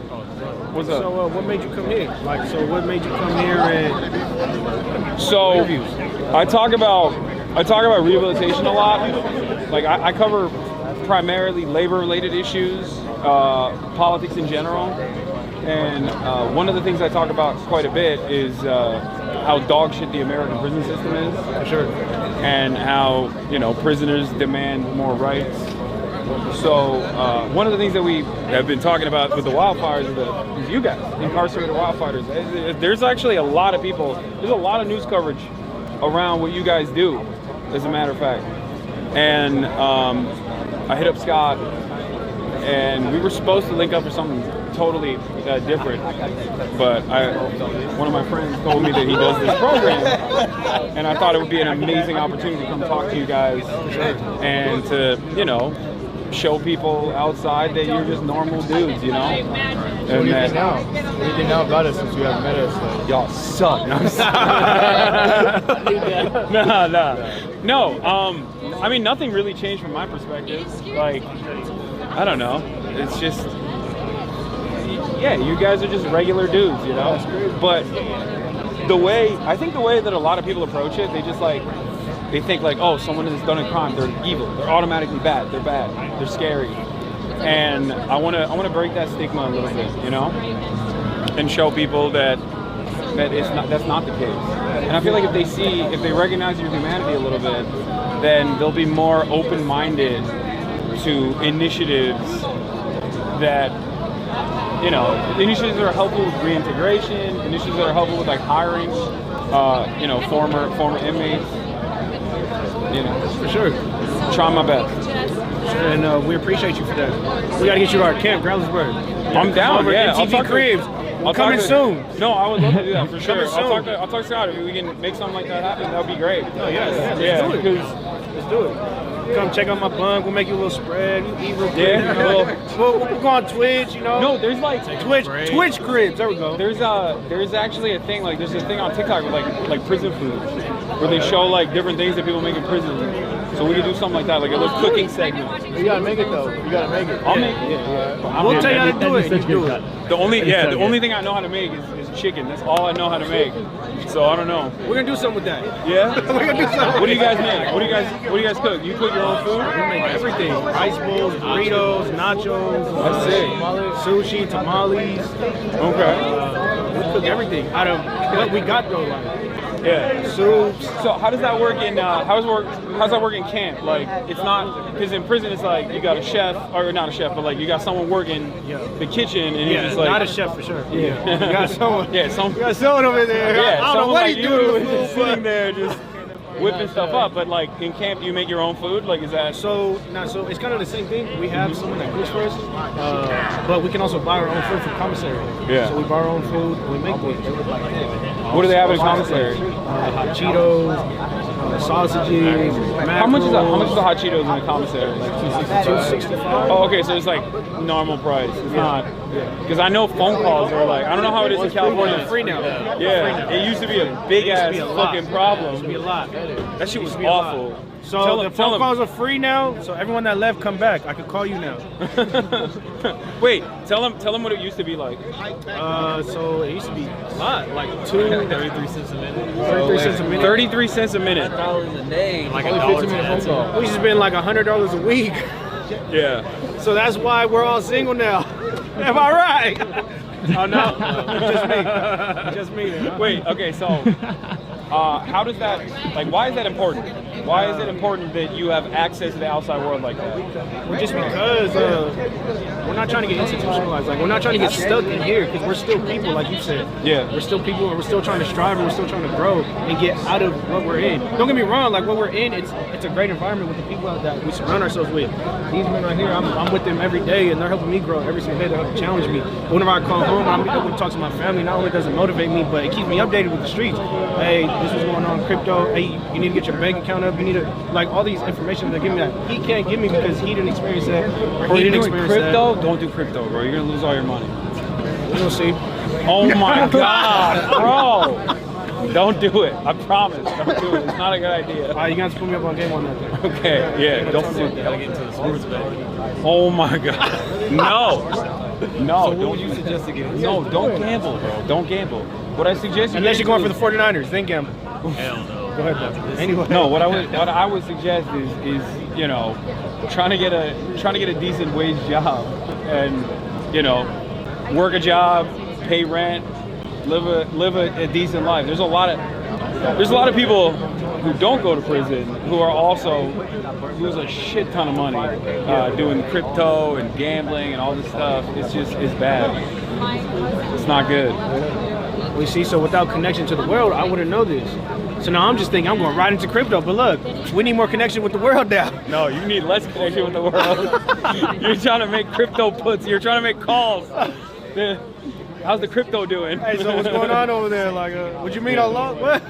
But okay, so I asked some of the other guys this question. I was wondering, what do you think? Like, out of four qualities of the program that you're in, like, which one do you think is the most significant for you? You got time reduced. You got conditions in the camp as opposed to prison, which are significantly more humane, right? You got a job, so you're busy. And I forgot what the fourth thing was. God damn it. What the fuck was it? But okay, out of those three, what do you think is the most significant? Time reduced. Time reduced? Time reduced. Okay. I'm trying to go home. That's it. Yeah. I feel like a lot of us, we got oversentenced, especially for the crimes that we committed. For sure. So it's giving us a chance to go home early. Yeah, you guys are also young offenders, right? Yeah. Yeah. So we're not supposed to be here. Of course, someone probably already told you that, but yeah, we're not supposed to be at camp right now. No, yeah, I know. Because Scott Budnick, shout out Scott, you're number one, man. Hey, shout out Scott Budnick, you know, we're here, and we're very, very, very grateful. All right. If you don't mind me asking, what do you think, in your mind, in your assessment, from all the people that you've met in prison, in camp, what do you think is like a leading reason for how you land up in prison? Leading reason. Like what is it? For me, I would say no positive role model. Because for me, I was like left at home a lot, and I just started running the streets at a young age. So it led me to the things. Where are you from originally? San Diego. San Diego. Okay. It means to like this. Start roaming the streets. I would say kind of touch on the same thing. No guidance. Just not having a positive guidance. The environment that I grew up in, of course, it led me into a different direction. And yeah. What about you? So first off, obviously there's no excuses for what I'm saying, right? I hold myself accountable for what I've done, right? But I'm not the commissioner board. There's circumstances, right? No, I feel you. My circumstances, like my mental health, as in my insecurities, I didn't have no one like I could talk to. The schools I was in, they didn't really teach me how to like behave and like correct behavior. They were like favoritism towards different races and ethnicity, and I think that like made me go different ways in the social groups. So like I couldn't really like fit in with nobody. So I had to branch out to different people, and like that's what made me commit my crimes and find different people that had the same values as me, which is violence. Yeah. Okay.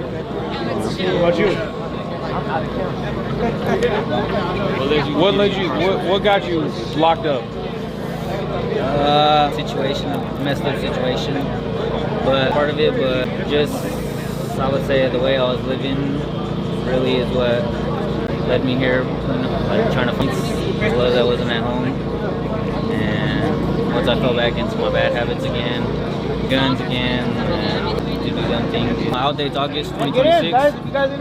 Okay. But I'm trying to get my GD to get some more time off. I'm hoping to get home by like December this year. Okay.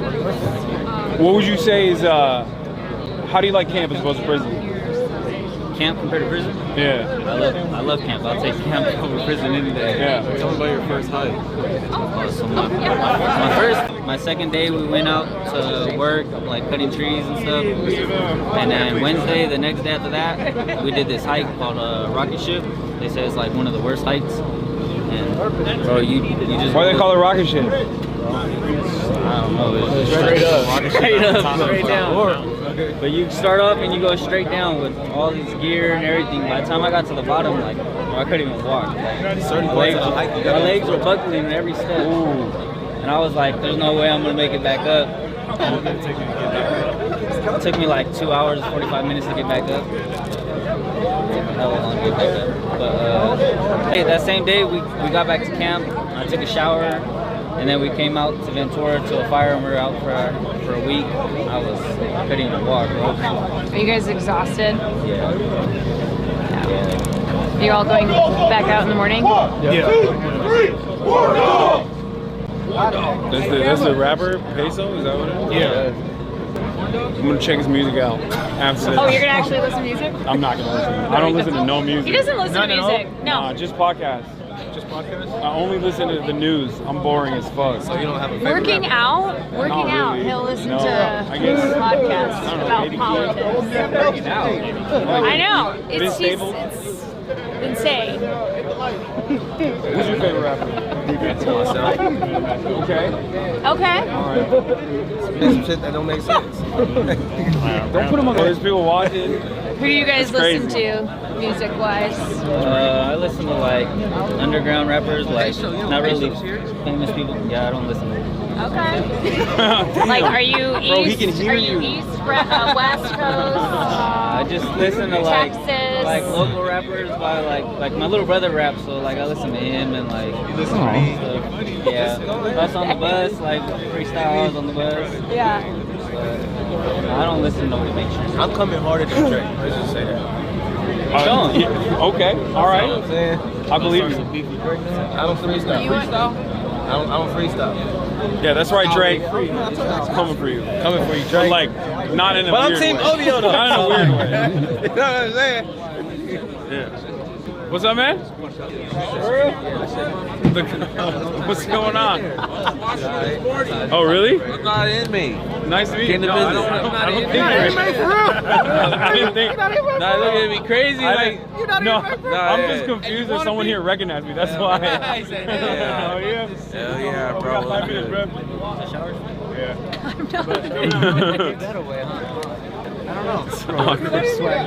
Yeah, bro, I can tell. Oh my god. We had your back. Yeah, it got cold. It's very cold. It Yes. did. I think he's with the My fingers are with the icicles right now. Oh, dude. with the peso Do you want me to dude, I take think. over for you? I don't know. You sure? No, I'm fine. I should have brought hand warmers. Oh, he's not with him? I did not. Wait. The dude in the hat? No. No. I was talking about the other dude. That's Oh yeah, he's with Peso. yeah. I'm gonna bring Scott over and see if we can talk about the. I feel bad. That was awkward. It should have been nicer. He was very excited. But we had your back, man. What? We had your back. Oh hell yeah, that's right, dude. He rolled up and you guys were like, What's up, man? Like, we got your back, man. No, You just put on bro. Hi, Mom. Is that live? Bro, you have been taking Hi, Mom. the fucking camp. Hi, family. You're jacked as shit, dude. Out here at the Yeah, you are. Easton Yeah, you are. Yo, Eaton Fire. show the camera. No, not anything. I saw you with the shirt earlier. You were. I used to be bigger, man. I actually lost it because of the hiking. You checking him out, bro? Yeah, I'm sorry. Listen, I work married. out. He's married. I work out. I just got married, man. When I see another dude that works out, I'm gonna be like, hey, listen, you're working out. You're talking about working out? Yeah, they're making fun of me. They're saying I'm checking them out. I don't know what was more awkward, this or that. No, this stuff is not awkward at all for me. Bye, Mom. I love you. That's pretty cool. Hi, Mom, I love you. Oh man. Picture, get the picture. I don't want to photobomb. Hey, They said, how we doing, Chad? I was gonna have Scott come over just to talk about the fundraiser and like, you know, what ARC is doing, because that's how I found him.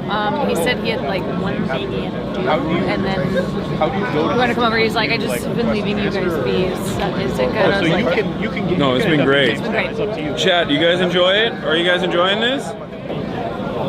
Yeah, no, I'm glad I wore the jacket. Yeah. It's cold as hell. It is. It's crazy that they don't get more gear than like. Dude, I also like that showers thing. I'm not trying to be like, who can I talk to? But Woke police. who can I Calling the talk to? manager. This I'm young man wants to talk kind to you. of. What's up? I heard you be gaming. What's your favorite game? I game right now. I'm playing Marvel Rivals a lot, but it's new. It's a new game. As far as like of all time, Metal Gear Solid. You know what that is? Yeah, I've heard of it. What do you play? You play any games? Super Smash Bros. and Fortnite. Okay. Oh, you play Fortnite? Nice. They have a PS4. No, I know. Yeah. Well, they at their camp they have a PS4. Smash Redhead Bros? camp they Which don't one? have a PS4. All of them. I went to, I want to say, either 2017 or 2018, I went to Texas. They had like a little game fest they did. One of my cousins, I played 4 players. Oh, really? Oh, nice. Yeah, you know about RDC? Supreme Dreams? They have a thing called DreamCon. Where they do a convention in Austin. This year it's going to be in Houston though, I think. But anyway, it's very cool. It's like an anime gaming convention. When it's going to be this year when?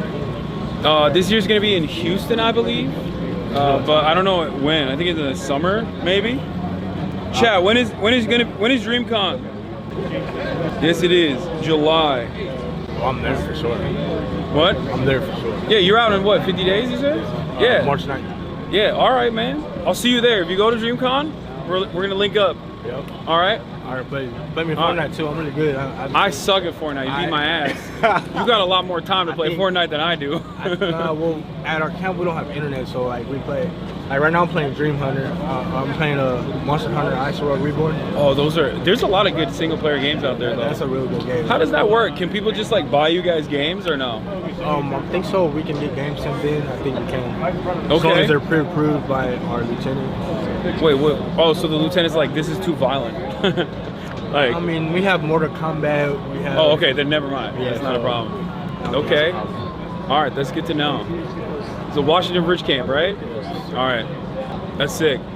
Chat, there you go. You can send in video games to Washington Bridge camp. How do they do it? Is there like a Department of Corrections website portal, something like that? Gotta ask him. Because I need you. Lieutenant Hanks. This is Lieutenant Hassan. Nice to meet you. Nice to meet you. I can't say nothing. How do we send these guys video games? There's a lot of people watching right now. How do we send these guys video games? Yeah. Video games are a challenge because I can't give them access to the internet without it being supervised. Yeah, no, I meant like hard copies. You donate them to the camp, so you send it to the address of the camp, and you state that you wish to donate it for camp, and then we'll include it in the systems we have. Hell Does it yeah. have to be like a maturity level restricted? Yes, it has to be maturity level restricted, and it can't have an online component to it. Yeah. Okay. There's a lot of good single player games. They have PS4s, right? Yes. All right. Get to work, chap. It's Washington Ridge Camp. They'll send you guys some hard copies of video games. There it is. All right. Nice to meet you, man. I'll see you in July. All right. So cool. You little bitch. There's people. Hey, nice to meet you guys. Hi guys. I just want to say what's up to my wife, to my son. I do this for you guys. You know, thank you to the program. You know, got me a lot of time off, chance to earn some money, send it home for the holidays. Chat, you know what's up, man. Get this to my wife, man. Thank you. All right. Are we out of here? Yeah, I think we can. Yeah, let's do a photo. This is our first shower in a whole week. Just let them know we've been out here for a week. Let's go. It's our first shower, bro. About time. About You guys time. get a Thank you shower. guys. It's because of y'all. Y'all about to see it Back.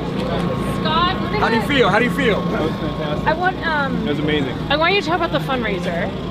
ARC is doing a fundraiser for these guys after they get out with funds.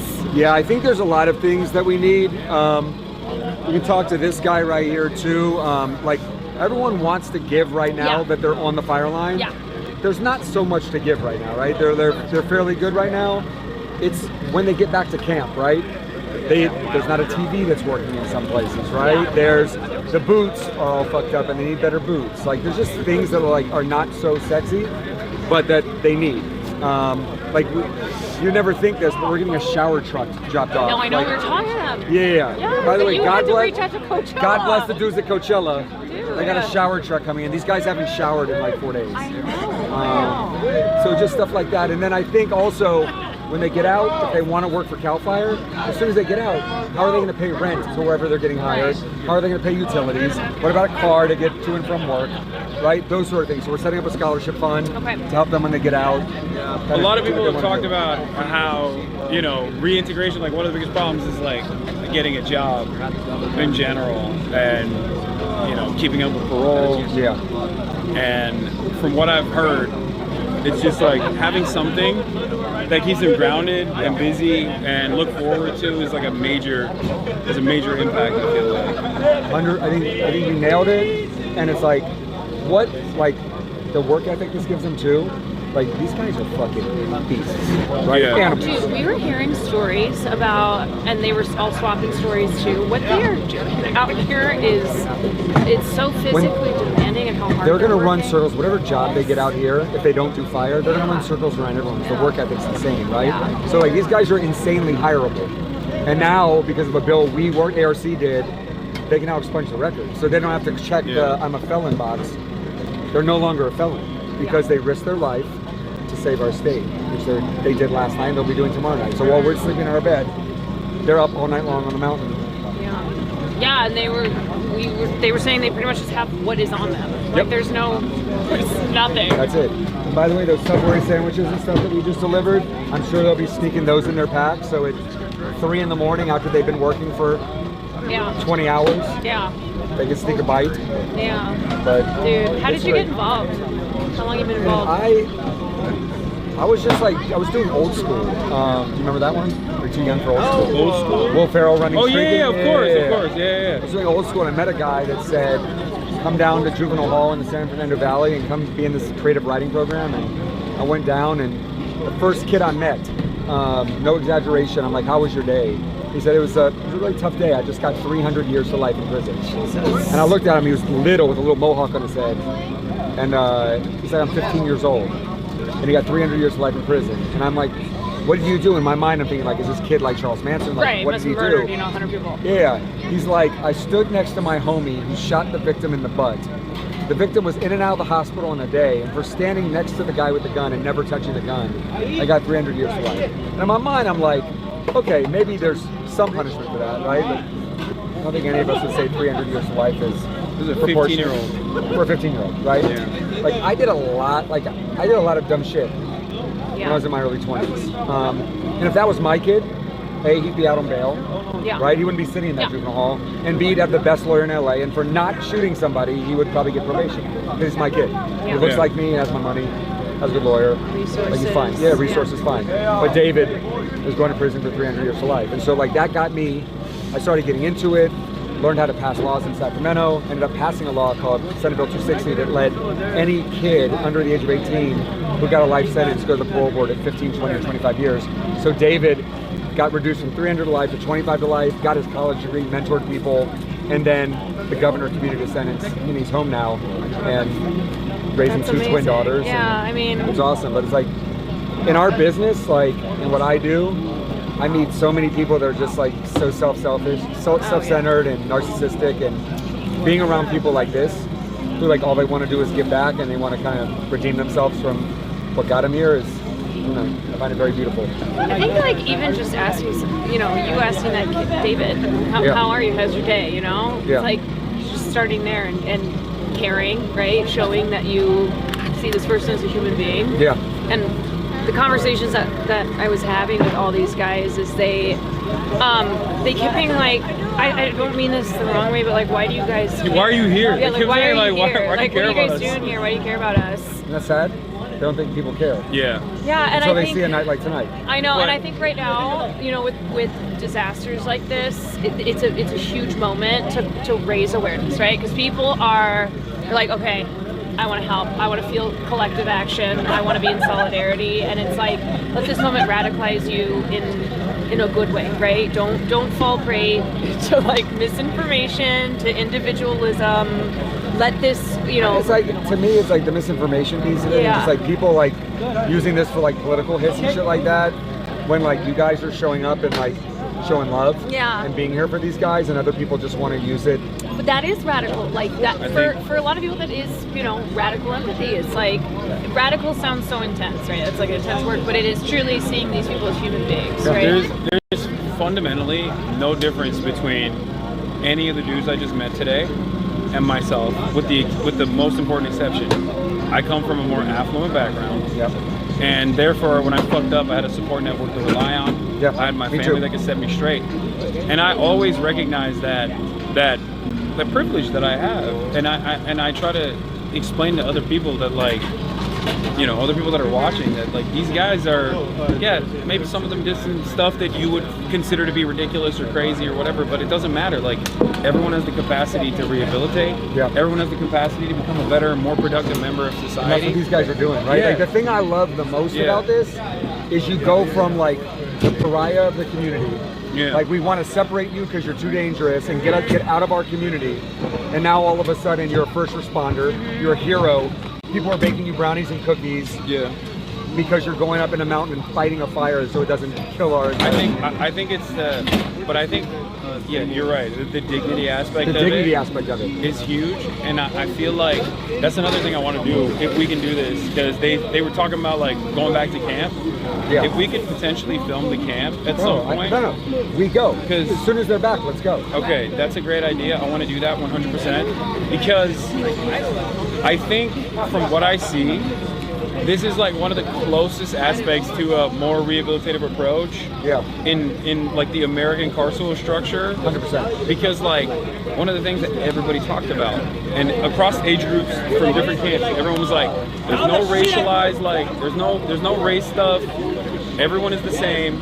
Nobody rocks the boat, because you get all of these positive incentives of sentence reduction, but more importantly than that, the conditions in the camp are significantly better than prison. Significantly. And by the way, that doesn't mean it's actually like better than your living conditions at home. Yeah, those guys couldn't shower for 5 days. They also don't have internet. They don't have internet access unless it's supervised. But I think that plays a major role in people feeling like human beings, and it helps with reintegration in general. 100%. David, Campos, get Jersey, bring him over here, please. You, both of you. It's an incredible story. Wait till I tell you this story. You'll love this. I think like, I was on your live stream as you were driving, and I saw all the people commenting about modern day slavery. And I'll say this, it's like, I'm running like a massive campaign right now with Governor Newsom and others, trying to get him to raise the pay, because I agree that the pay, it's been $1 an hour since 1984, right? That's unacceptable. So there was an actual legislative proposal this year to go from $1 an hour to $5 an hour, and it got killed. So this year I want to accomplish that, but like no one's forced to be here, right? This is voluntary, and it's now. 5 years ago there was no path to a career. You risked your life, you got paid nothing, you got out, and it's like, no, we won't hire you. Now there's a path to a $100,000 a year job.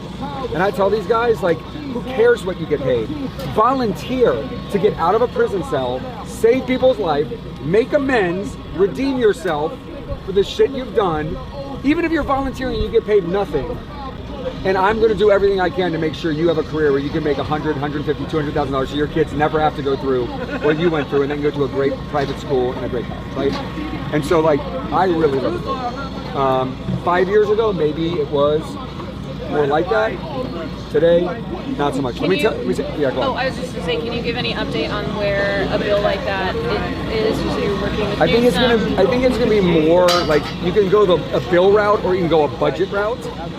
The budget process starts now in January. The governor released his budget this week. And then they close the budget in June and it becomes a state budget. So between now and June is when he will either force his Department of Finance to do it or not do it. And the governor was here tonight. I'll sing his praises if he does. Yeah. That's right. I'll tell you this, like, he really, in terms of fire stuff, he's done incredible. No governor in the last 30, 40 years has doubled CAL FIRE's budget. $2 billion when he came in, $4 billion now. 7,000 firefighters there, 14,000 now. Like, he's doing it. I want to tell you a quick story. Where's Campos? Get Campos. Campos, stop talking. Get over here. Okay, this is a great story. So, this guy right here was my student in Somar Juvenile Hall when he was 14 years old, facing life in prison. Didn't get life in prison, but got 14-year sentence. 14-year sentence. At 18 years old, as a kid, he gets sent to the most violent prison in California, Pelican Bay State Prison, up on the Oregon border. So he's now an 18-year-old at Pelican Bay, and he got out of there without ever getting into trouble, went down a level, and then came to a college program I was doing at this prison called Ironwood, and ended up graduating college, doing great, came home, interned for me at my film company for a little bit. The director, I don't know if you guys know who Destin Cretton is, but he did this movie called Just Mercy that I did with Michael B. Jordan and Jamie Foxx. Destin's like, I need an assistant during post-production. I'm like, interview David. David interviews. He becomes Destin's assistant for the post-production of Just Mercy. Destin then does a DC Comics movie called Marvel. Oh shit. Okay. No, bro. Shit. We're talking about both. Okay. Marvel movie called Shang-Chi in Australia. Takes him while he's on parole to be his assistant in Australia on Shang-Chi. Yeah. Gets better. This motherfucker right here is the lead man, so he's a headset dresser, Local 44, and Let's Make a Deal on The Price is Right, which I've watched my entire life. And he hires him in the union, so now we're talking about $150,000 a year, etc., to work for him on Let's Make a Deal on The Price is Right. This motherfucker crushes and works so hard on Let's Make a Deal on The Price is Right. This guy's now hired like 20 guys that have come out of prison and is doing incredibly, right? Hell yeah. Best guys in town. Yeah. You know, they want it. They're happy. They're better than getting somebody's kid that wants to get in. You know, they've been taught. You know, and it's one of those things. The drive, and you can't teach that in people. You know, the drive, their work ethic, all that kind of stuff. You don't get that. These guys have proven. And it's like, whatever their past is their past. We don't give a crap, you know. I just want a happy, smiling face and somebody to hang out with at work and have a good time. And now 20 of them are, and if I could get more, you know, I would have 150 of them because it's, you know, they're great workers, you know. What a cool job to have. Yeah, I feel extremely blessed, honestly. And we're at Price is Right, and Let's Make a Deal. We're all a family.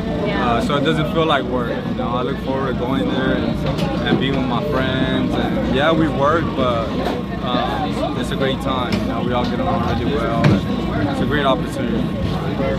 My cousin won a car on Price is Right once. There you go. Oh, bro. See? We're always making somebody's life a little different, you know. To see him at 14 years old, locked in a cell facing life, and mentor him when he was 14 years old, to now see him making hundreds of thousands of dollars on the show, then to now see him here giving back and feeding guys that are currently incarcerated, like, talk about full circle. Okay, sorry guys, sorry I interrupted you. And this is the man right here. Thank you. Nice to meet you.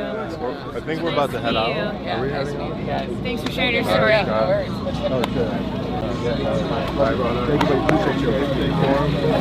How were the combos? Fantastic. So good. So good. Amazing. So good. I think, I would love to do more stuff with you on specifically this issue, because this is something that I think is unfortunately an area where a lot of people just don't ever even encounter, like don't even broach the subject matter with like any dignity whatsoever. Everybody just writes off prisoners. They don't ever talk about them. They don't ever think about them. They they want more. They don't want to reduce sentences. They want to make sure that people stay in prison for as long as possible without ever thinking about it. And I think showing the camp conditions specifically as juxtaposed with like what county jail looks like, what prison looks like, and how much that helps people feel human, and how successful that is in terms of like rehabilitating people and allowing that integration to happen is really huge. This is a major aspect. Wait till you see the camp, you'll really enjoy it. Yeah, we'll go there, we'll shoot it, it'll be great. I think also right now, you know, as we said, a lot of people are very like, oh, thank you to the first responders, like finding out they're incarcerated, great, everybody's, you know, grateful. Once these fires are cleared, everyone go back to their lives and no one goes back to their remembers. lives. And it's about like what happens after, you know, it's not just like now, but also when they get out of prison and making sure that they have a pathway. So, so thank you guys for coming and really shining a light. nice to meet you. Yeah. Appreciate it. Thank you so much. Thank you for the work that you're doing. Big dog, I'll see you. I'm going to San Francisco. See when I'm done. Blown away. Yeah. My house is burned down. Yeah. Hopefully not. Rad. Rad. Thank you. Thank you very much. Thank you very much. Big dog. Good to meet you, bro. Thank you, my See you later, God. It is cold. It's definitely cold as I'm hell. so All right, weak. let's get out of here. Oh, thank you so much. No, I've seen it. Shall we? Yeah, let's get. You want to do a little send off or? Oh yeah, let's do it here.